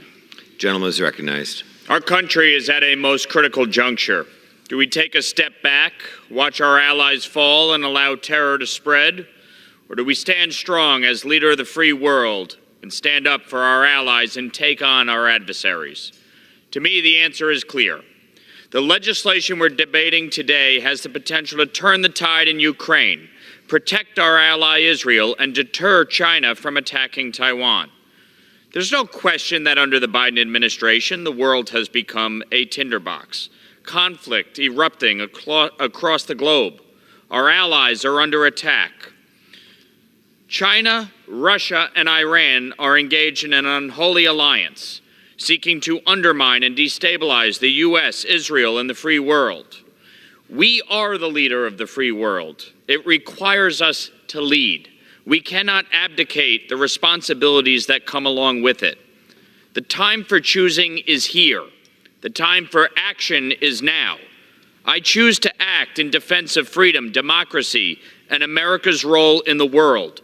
I support aid to our allies, I support holding our adversaries accountable, and I support America being that shining city upon a hill. We cannot give in. Victory at all cost. Gentleman yields back. Gentleman reserves.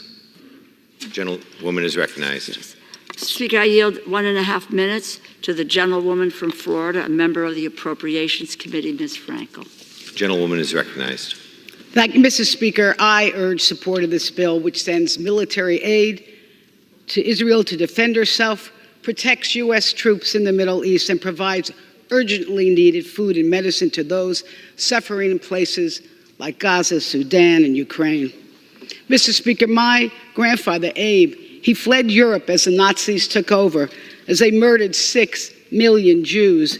Today, almost half of the world's Jewish population, over 7 million people, live in Israel. And with calls from river to the sea, Iran's regime and its proxies have vowed to wipe Israel off the map. Hezbollah fires rockets. Hamas brutally attacks innocent Israelis, raping women, taking hostages. Iran sends a barrage of missiles as it builds its nuclear arsenal. Make no mistake, Iran is not our friend either. Israel's security is our security. And without our attention and resources, the Middle East is at risk. The funding in this bill will save lives. Missile defense for our ally, protecting our troops in the Middle East, and humanitarian aid for the heartbreaking need around the world. I yield back. Gentlewoman yields. Reserves. Gentleman is recognized. I yield to the gentleman from New Jersey, Mr. Kane, for 1 minute. The gentleman is recognized. Mr. Speaker, I rise today in support of H.R. 8034, the Israel Security Supplemental Appropriations Act of 2024. This bill will ensure that Israel has the means to defeat its enemies and defend its people. This legislation also sends a signal to Iran and its proxies that the United States stands with its allies and partners in the Middle East and will remain a strong presence in the region. I also urge support for the Ukraine Security Supplemental Appropriations Act of 2024. Ukraine is fighting for its life every day against Vladimir Putin. Make no mistake, Putin is seeking to extend his control over Central and Eastern Europe, including nations who are now NATO allies. He does not recognize national sovereignty or borders. Putin is deepening his ties with Iran. These bills are not only for the security and preservation of Israel, Ukraine, and Taiwan, but also for continued American leadership on the world stage. We must stand together with our allies and partners and against authoritarianism. Thank you. Gentleman reserves. Gentlewoman is recognized. Mr. Speaker, I yield 1.5 minutes to the gentleman from Wisconsin, Mr. Pocan, a member of the Appropriations Committee. Gentleman is recognized. Thank you. Thank you, Mr. Speaker. Since the October 7th Hamas attack, Netanyahu has responded with a widespread bombing campaign in Gaza. Just yesterday, 9 Palestinians were killed in a strike near Rafah, 6 being children. This is anything but going after Hamas. This is a collective punishment of all Palestinians in Gaza. Netanyahu doesn't support the United States' position of a two-state solution for peace. He doesn't respect our urges not to invade Rafah. He disputes what the U.S. and aid groups have said about famine taking over in Gaza, and he launched an attack on Iran after the White House told him not to.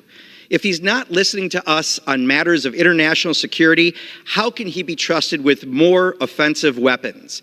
Enough is enough.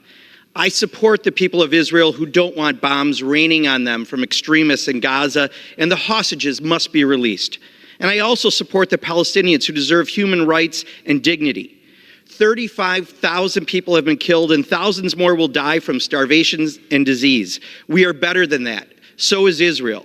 I'm not sure Netanyahu is, and that's why I can't vote to provide him with more unconditional offensive weapons today, and I urge a no vote, and I yield back.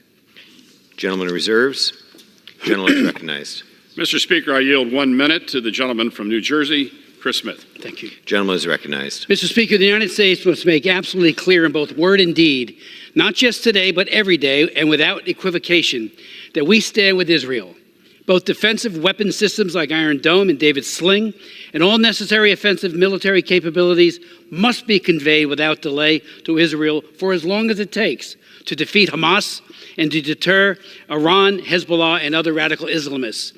Of significance, H.R. 8034 prohibits aid to Gaza from flowing through UNRWA, an anti-Semitic, disgraceful organization that teaches Palestinian children to hate Jews, glorifies suicidal martyrdom, and the evisceration of Israel as a state.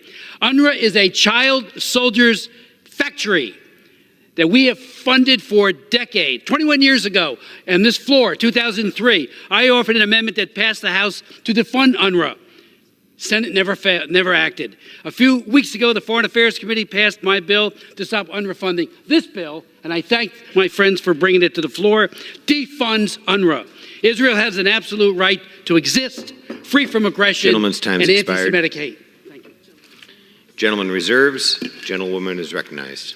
Speaker, I yield 1 minute to the gentleman from California, Mr. Sherman. Gentleman is recognized.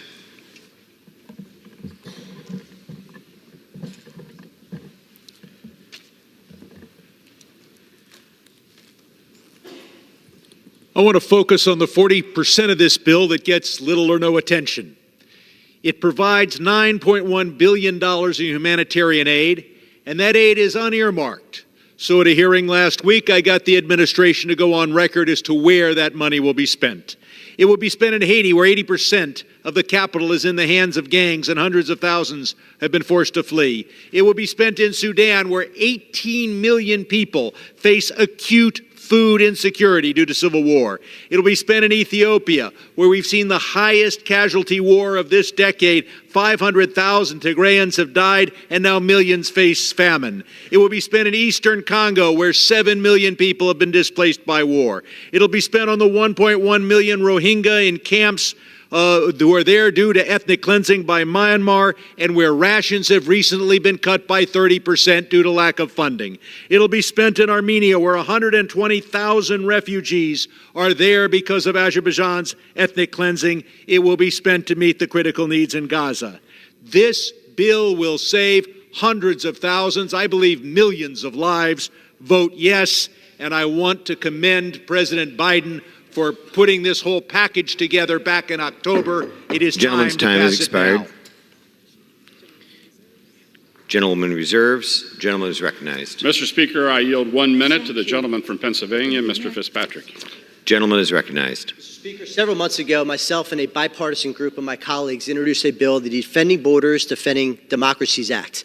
And that is exactly what we will be voting on today. First, defending our border from cartels. There are 200 kids a day dying in this country from fentanyl that we can trace directly back to that southern border. That's the equivalent of a Boeing 747 aircraft crashing every single day and nobody caring about it. We have to fix our southern border. Second, we're also going to defend the borders of our democratic allies, Israel, Taiwan, and Ukraine. Taiwan and Ukraine being invaded by communist dictators and Israel being invaded by terrorists. I would hope that we could all agree on those two concepts in this chamber. We have to defend borders and defend democracies. You can't pick and choose which one of those you're going to support. That is hypocritical and intellectually inconsistent. Defend our border and the borders of Ukraine, Israel, and Taiwan. All of the above. I'm proudly going to vote for all three. And I yield back. Gentleman reserves. Gentlewoman is recognized. Speaker, I yield 1 minute to the gentlewoman from North Carolina, Ms. Manning. Gentlewoman is recognized. Mr. Speaker, I rise in strong support of H.R. 8034, the long overdue aid to our democratic ally Israel. Israel is fighting an existential battle against Iran and its proxies, Hamas and Hezbollah. I have seen with my own eyes the gruesome devastation wrought by Hamas's October 7th terrorist attack, and I worry every day about the hostages who are still being held by Hamas. Last Saturday, Iran unleashed an unprecedented attack on Israel with 300 drones and missiles. If only one ballistic missile had hit its target, there would have been devastating loss of life, loss of Jews, Muslims, and Christians. I ask my colleagues to remember a no vote would deny much-needed humanitarian aid and much-needed funding for the nonprofit security grant program to help high-risk religious institutions in our country. The world is watching to see if we will stand with our allies, with Israel and Ukraine, in their time of need. I urge my colleagues to vote yes. Gentlewoman reserves. The gentleman is recognized. Mr. Speaker, I yield 30 seconds to the gentleman from South Carolina, Mr. Wilson. The gentleman's recognized. Thank you, Mr. Speaker. We're in a war we didn't choose. Dictators with rule of gun invading democracies with rule of law. We see this with the invasion by Putin, but I'm really grateful to see the bipartisanship here today. Donald Trump established the embassy in Jerusalem. He stood with Israel. He sent Javelin missiles to stop Putin and Ukraine. He put American troops in Poland to stop war criminal Putin. It was Donald Trump that tried to stop Nord Stream 2, which finances the oppression by Putin of the people of Russia, leading to the assassination of Alexei Navalny. I yield back. The gentlewoman is recognized. Speaker, I yield 1 minute to the gentlewoman from Texas, Ms. Jackson Lee. The gentlewoman is recognized.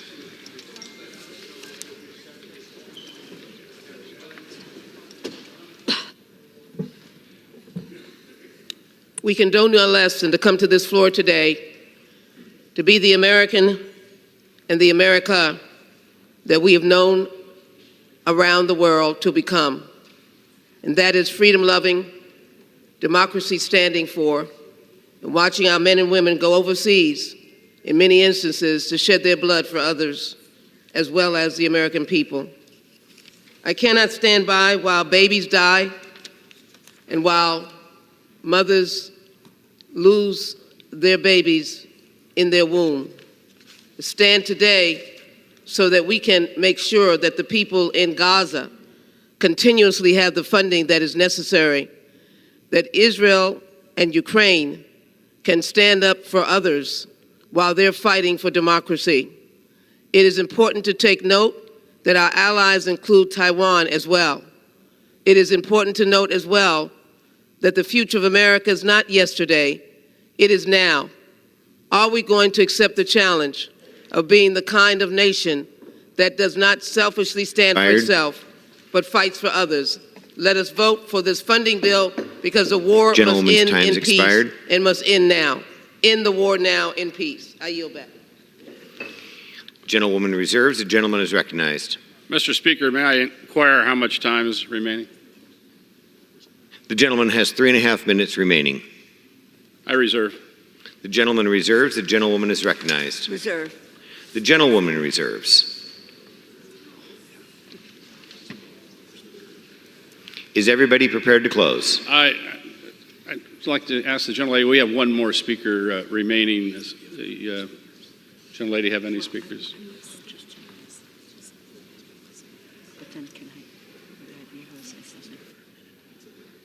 We have no more speakers.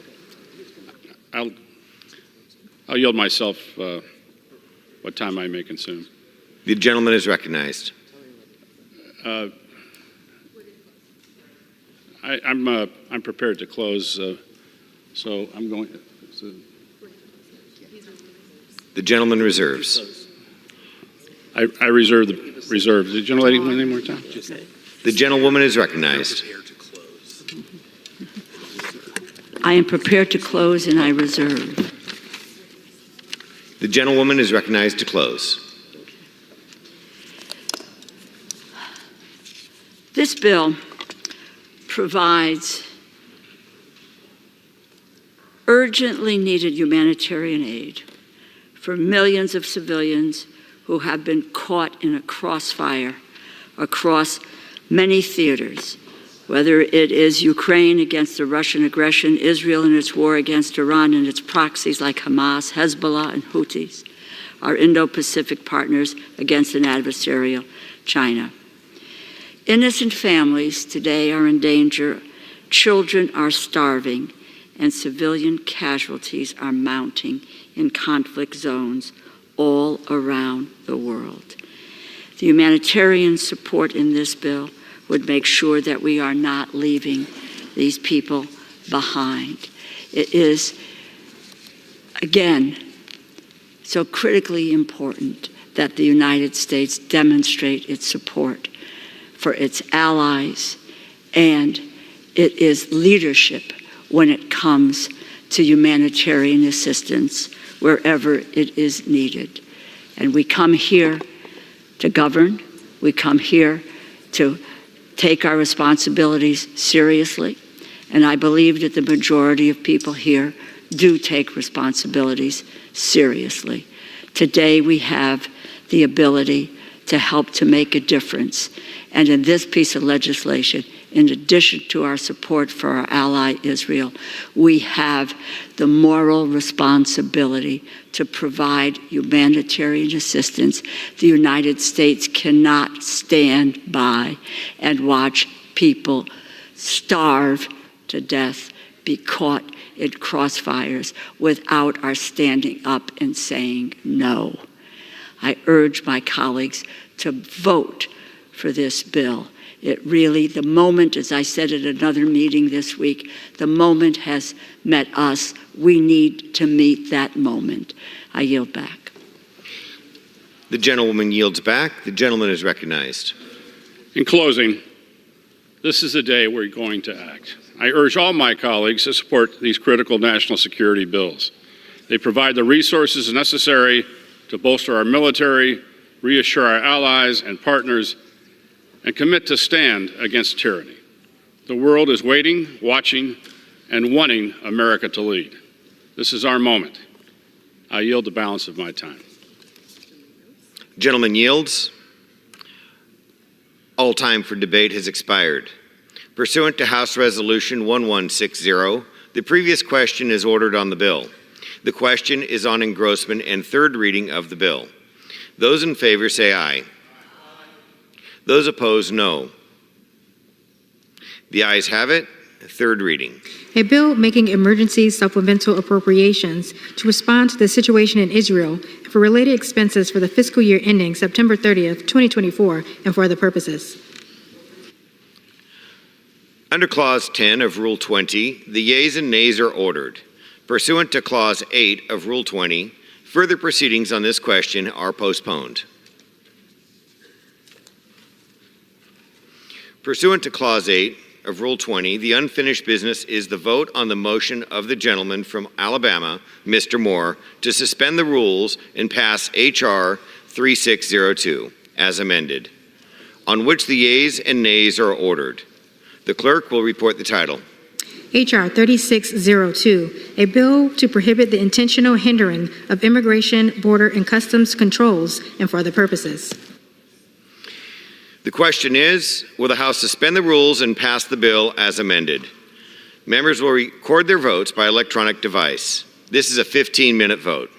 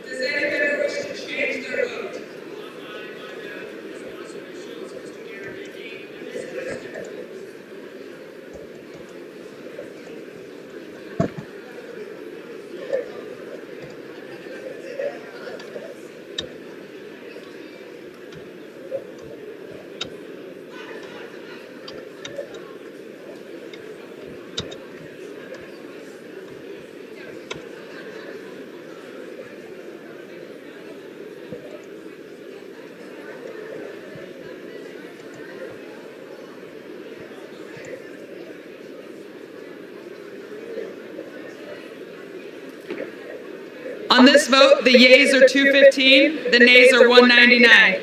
Two-thirds not being in the affirmative, the rules are not suspended, the bill is not passed.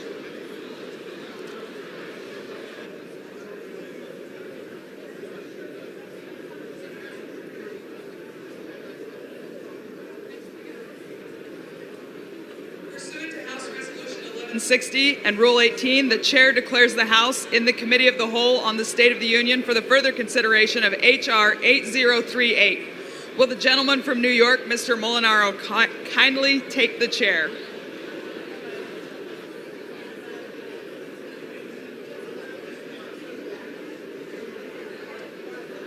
The House is in the Committee of the Whole House on the State of the Union for the further consideration of H.R. 8038, which the clerk will report by title. H.R. 8038, a bill to authorize the President to impose certain sanctions with respect to Russia and Iran and for other purposes. When the Committee of the Whole rose earlier today, a request for recorded vote on Amendment Number 2, printed in Part E of House Report 118-466, offered by the gentleman from Iowa, Mr. Nunn, had been postponed.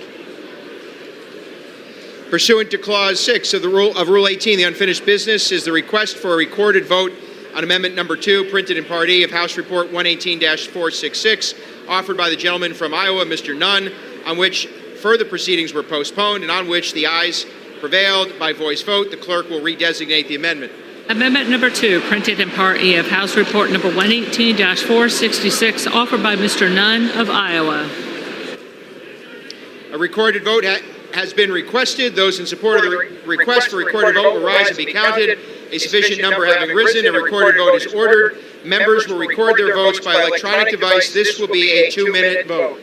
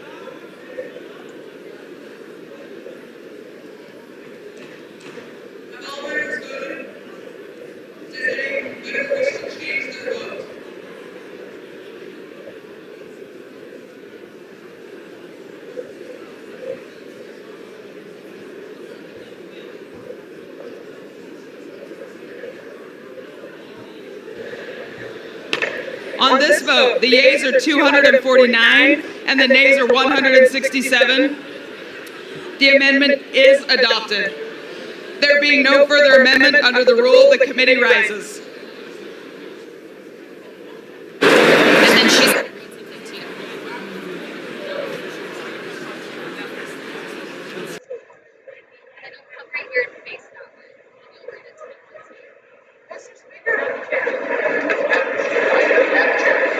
Mr. Speaker, the Committee of the Whole House on the State of the Union has had under consideration H.R. 8038, and pursuant to House Resolution 1160, I report the bill as amended by that resolution back to the House with sundry further amendments adopted in the Committee of the Whole. Beautiful. Thank you again.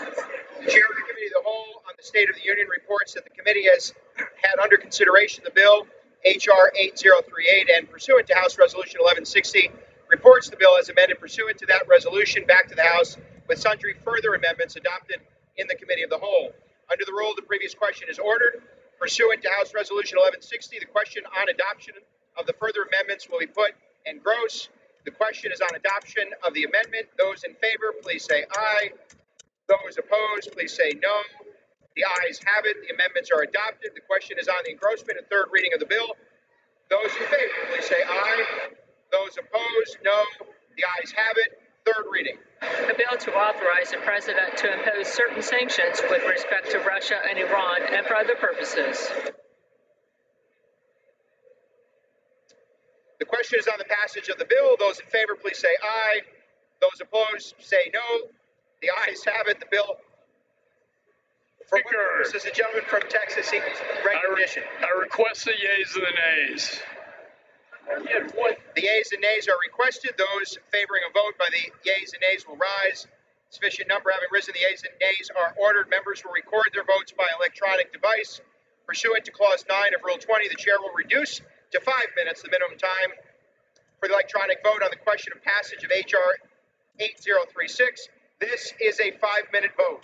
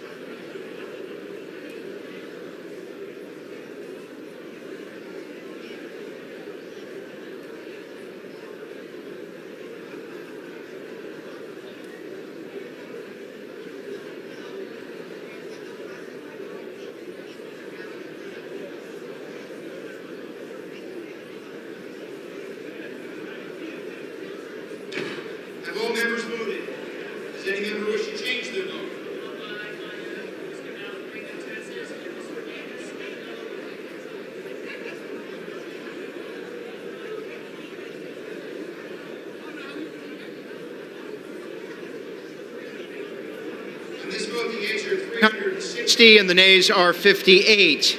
The bill is passed without objection. A motion to reconsider is laid on the table.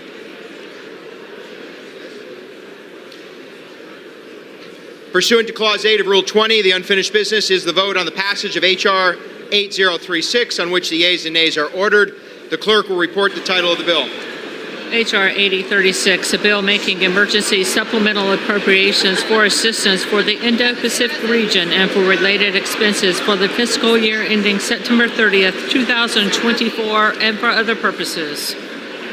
The question is on the passage of the bill. Members will record their votes by electronic device. This is a 5-minute vote.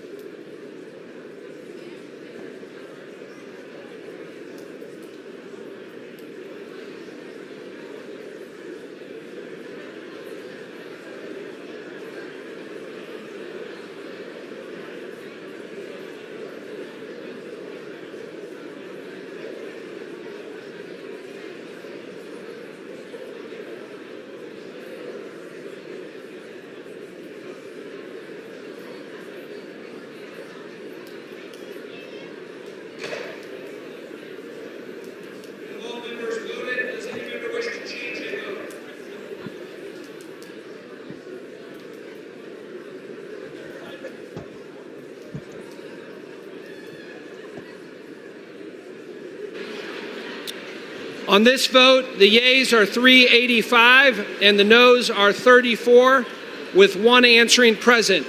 The bill is passed. Without objection, a motion to reconsider is laid on the table.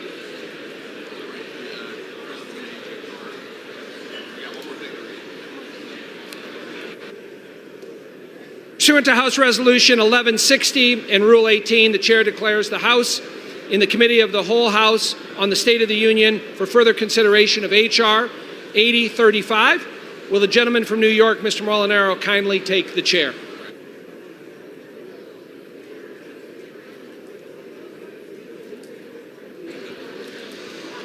The House is in the Committee of the Whole on the State of the Union for the further consideration of H.R. 8035, which the clerk will report by title.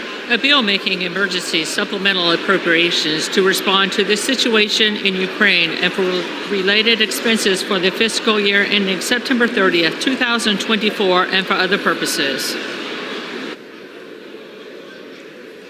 When the Committee of the Whole rose earlier today, a request for recorded vote on Amendment Number 4, printed in Part B of House Report 118-466, offered by the gentlewoman from Florida, Mrs. Kamek, had been postponed.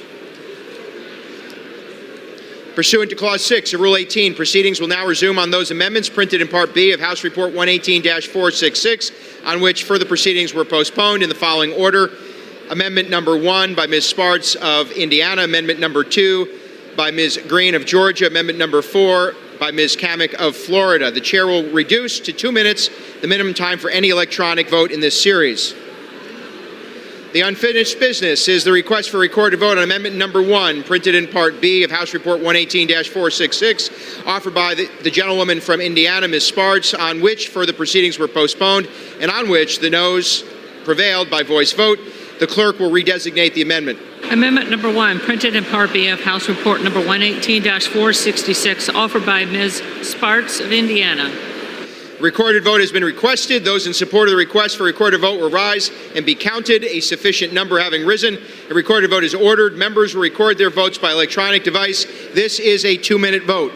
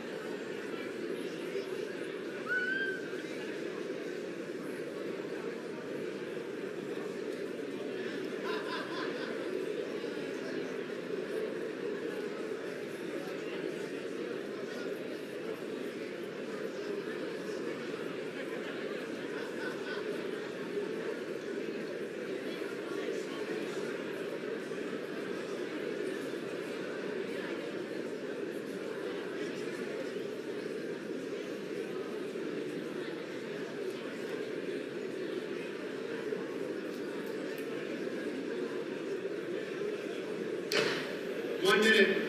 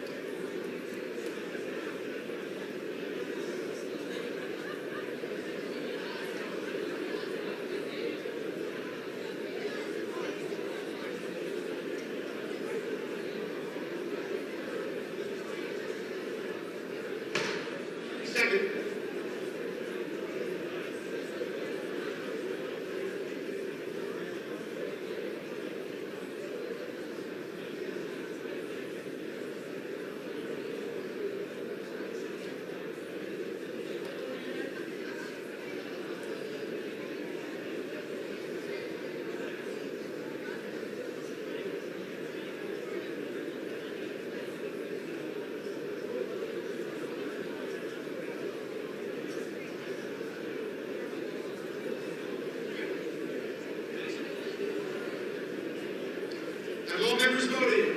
Does any member wish to change their vote?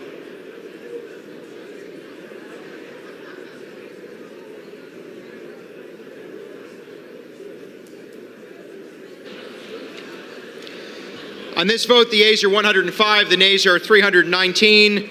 The amendment is not adopted. The unfinished business of the request for recorded vote on amendment number 2, printed in Part B of House Report 118-466, offered by the gentlewoman from Georgia, Ms. Green, on which further proceedings were postponed and on which the noes prevailed by voice vote.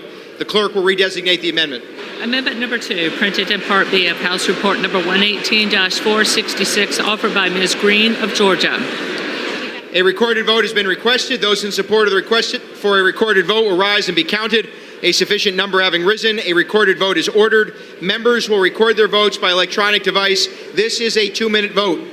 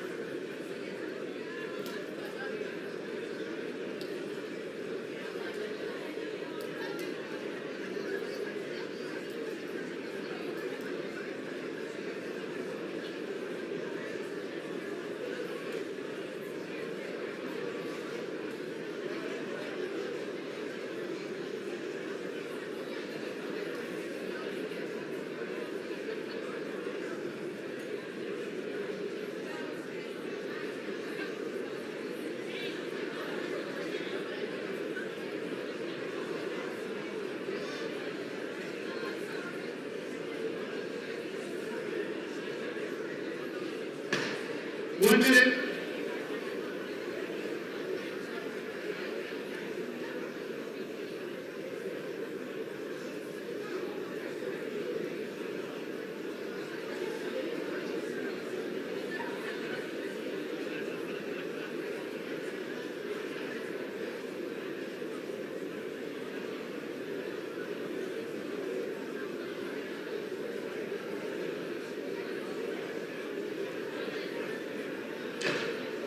Seconds.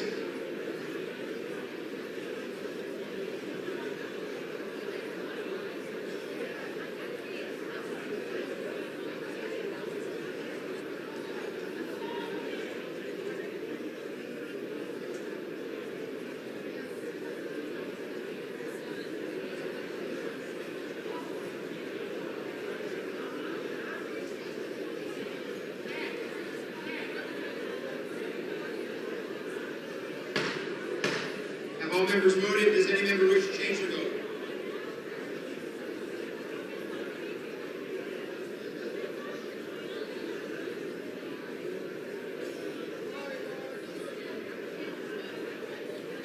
On this vote, the yeas are 71, the nays are 351. The amendment is not adopted. The unfinished business is the request for recorded vote on amendment number 4, printed in Part B of House Report 118-466, offered by the gentlewoman from Florida, Ms. Kamek, on which further proceedings were postponed and on which the noes prevailed by voice vote. The clerk will redesignate the amendment. Amendment number 4, printed in Part B of House Report number 118-466, offered by Mrs. Kamek of Florida. A recorded vote has been requested. Those in support of the request for recorded vote will rise and be counted. A sufficient number having risen, a recorded vote is ordered. Members will record their votes by electronic device. This is a 2-minute vote.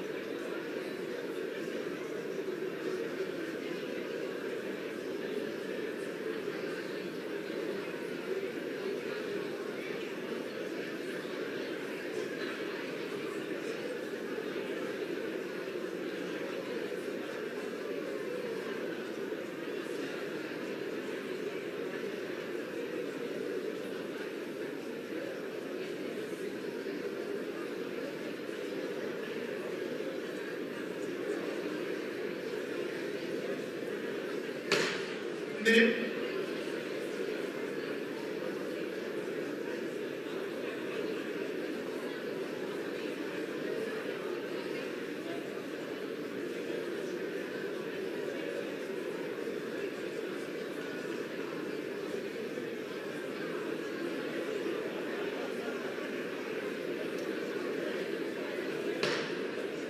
second.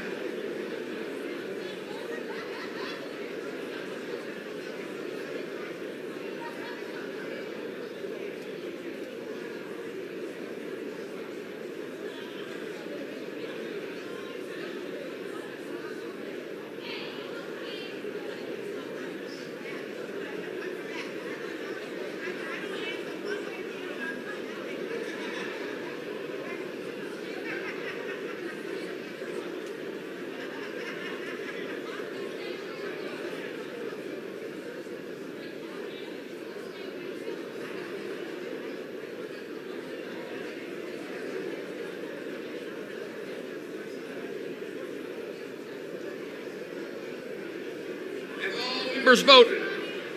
Does any member wish to change their vote?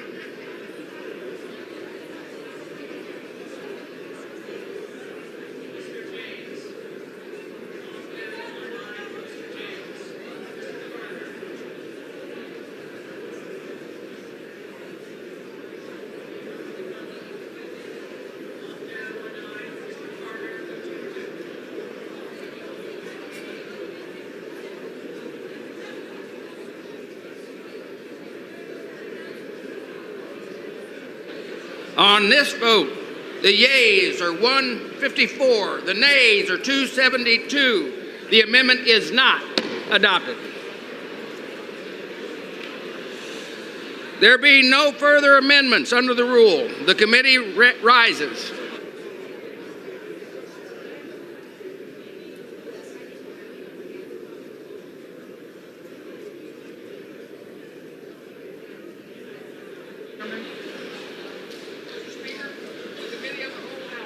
State of the Union has had under consideration H.R. 8035, and pursuant to House Resolution 1160, I report the bill as amended by that resolution back to the House. Thank you, Mr.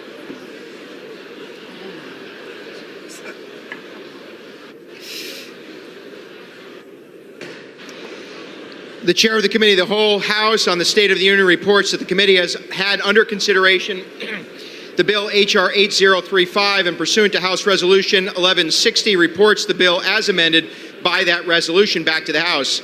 Under the rule, the previous question is ordered. The question is on the engrossment and third reading of the bill. Those in favor, please say aye. Those opposed, say no. The ayes have it. Third reading.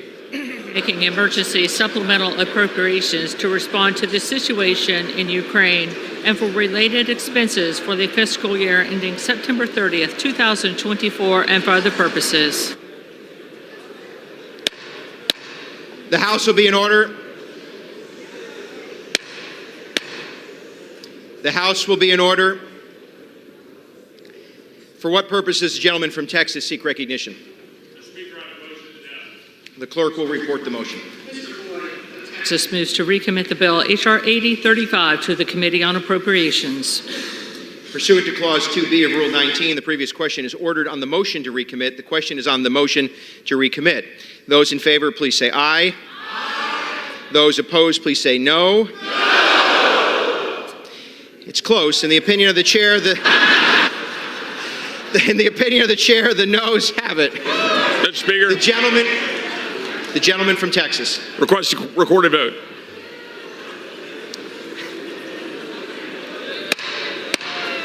A recorded vote is requested. Those favoring a recorded vote will rise. A sufficient number having risen, a recorded vote is ordered. Members will record their vote by electronic device.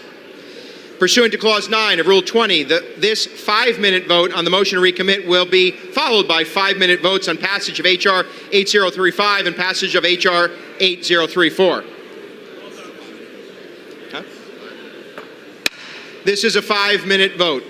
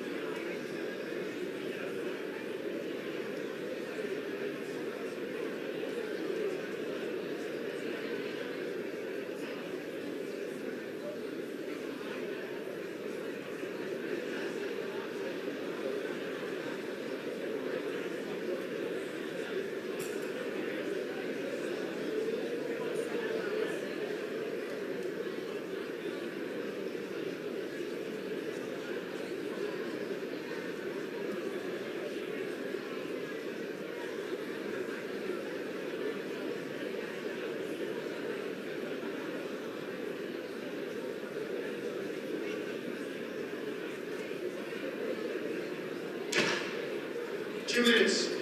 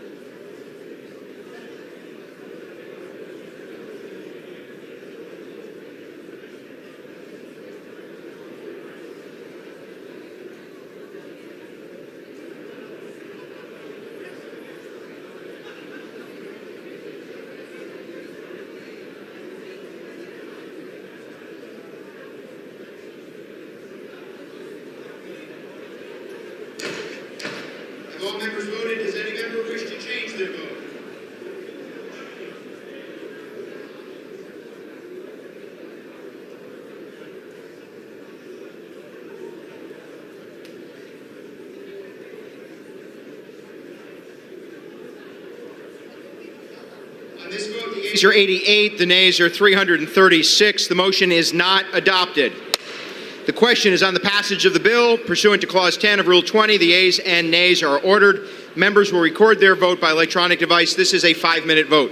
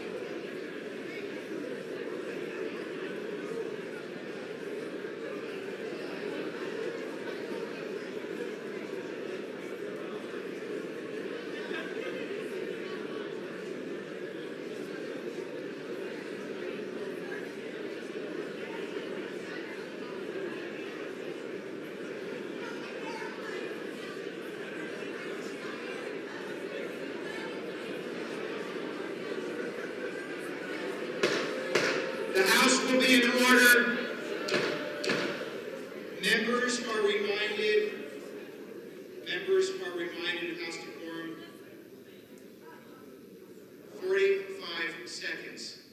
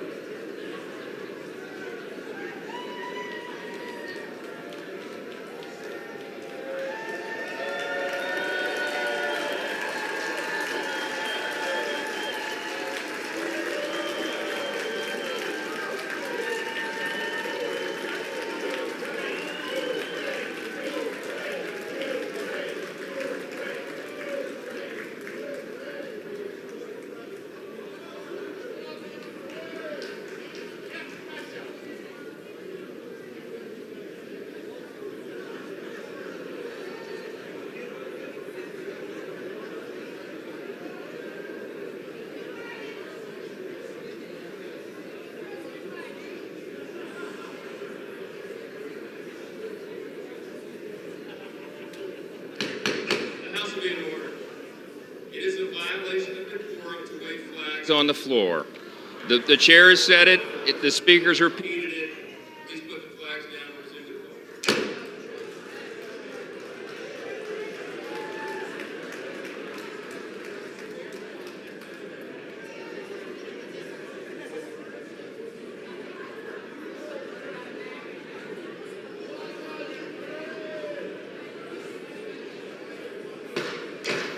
The House will be in order. Have all members voted?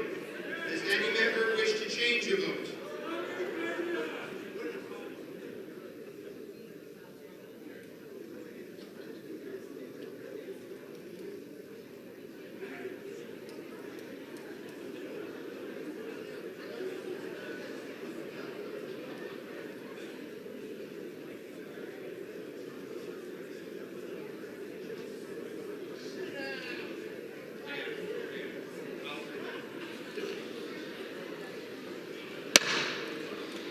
On this vote, the yeas are 311 and the nays are 112. The bill is passed. Oh, one voting present. I missed it, but thank you. Okay. The House will be in order. The House will be in order. The chair would remind my colleagues to observe proper decorum. Flag waving on the floor is not appropriate. The House will be in order. Without objection, a motion to reconsider is laid on the table. For what purpose does the gentleman from Florida rise? I said, no. The gentlewoman from Florida. Stand up. Put the damn flag away. Okay. The gentlewoman is not recognized. Colleagues, no, I'm going to. The House will be in order.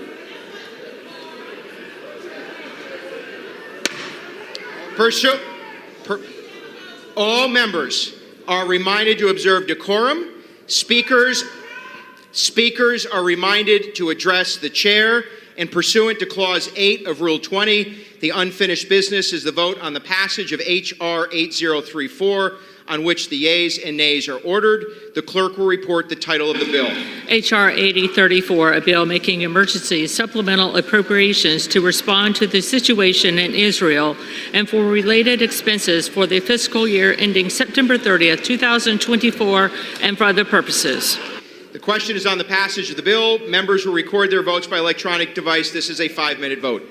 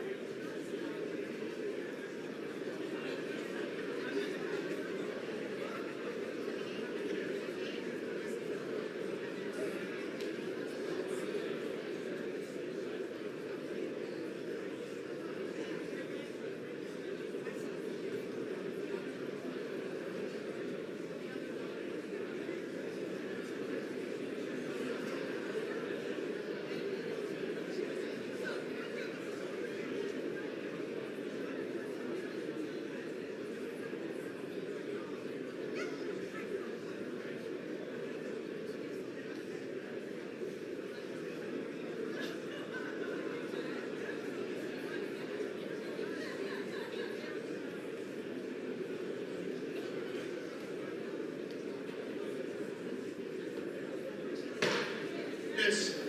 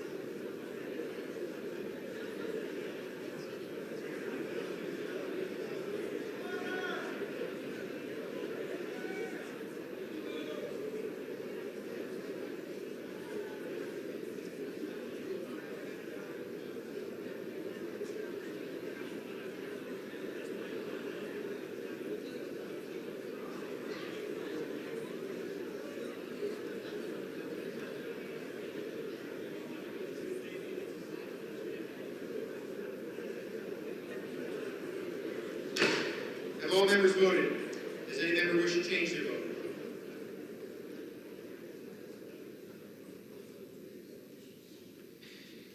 On this vote, the yeas are 366 and the nays are 58. The bill is passed. Without objection, a motion to reconsider is laid on the table. Pursuant to House Resolution 1160, the Senate amendment to H.R. 815 is considered as agreed to with the amendment described in Section 6 of House Resolution 1160. Chair lays before the House a communication. The Speaker's Rooms, Washington, D.C., April 20th, 2024. I hereby designate the period from Saturday, April 20th, 2024 through Sunday, April 28th, 2024 as a district work period under Section 3Z of House Resolution 5. Signed, Mike Johnson, Speaker of the House of Representatives.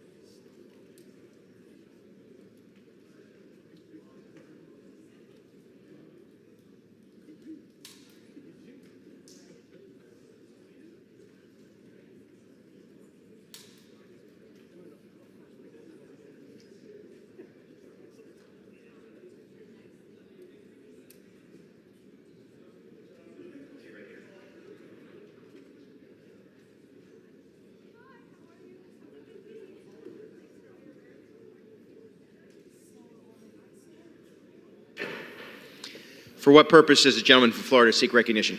Mr. Speaker, I ask unanimous consent to take from the Speaker's table the concurrent resolution, S-Con Res 29, and ask for its immediate consideration in the House. The clerk will report the title of the concurrent resolution. Senate Concurrent Resolution 29, concurrent resolution providing for a correction in the enrollment of H.R. 815. Is there objection to the consideration of the concurrent resolution? Without objection, the concurrent resolution is agreed to and the motion to reconsider is laid on the table. Thank you, Mr. Speaker. Well done.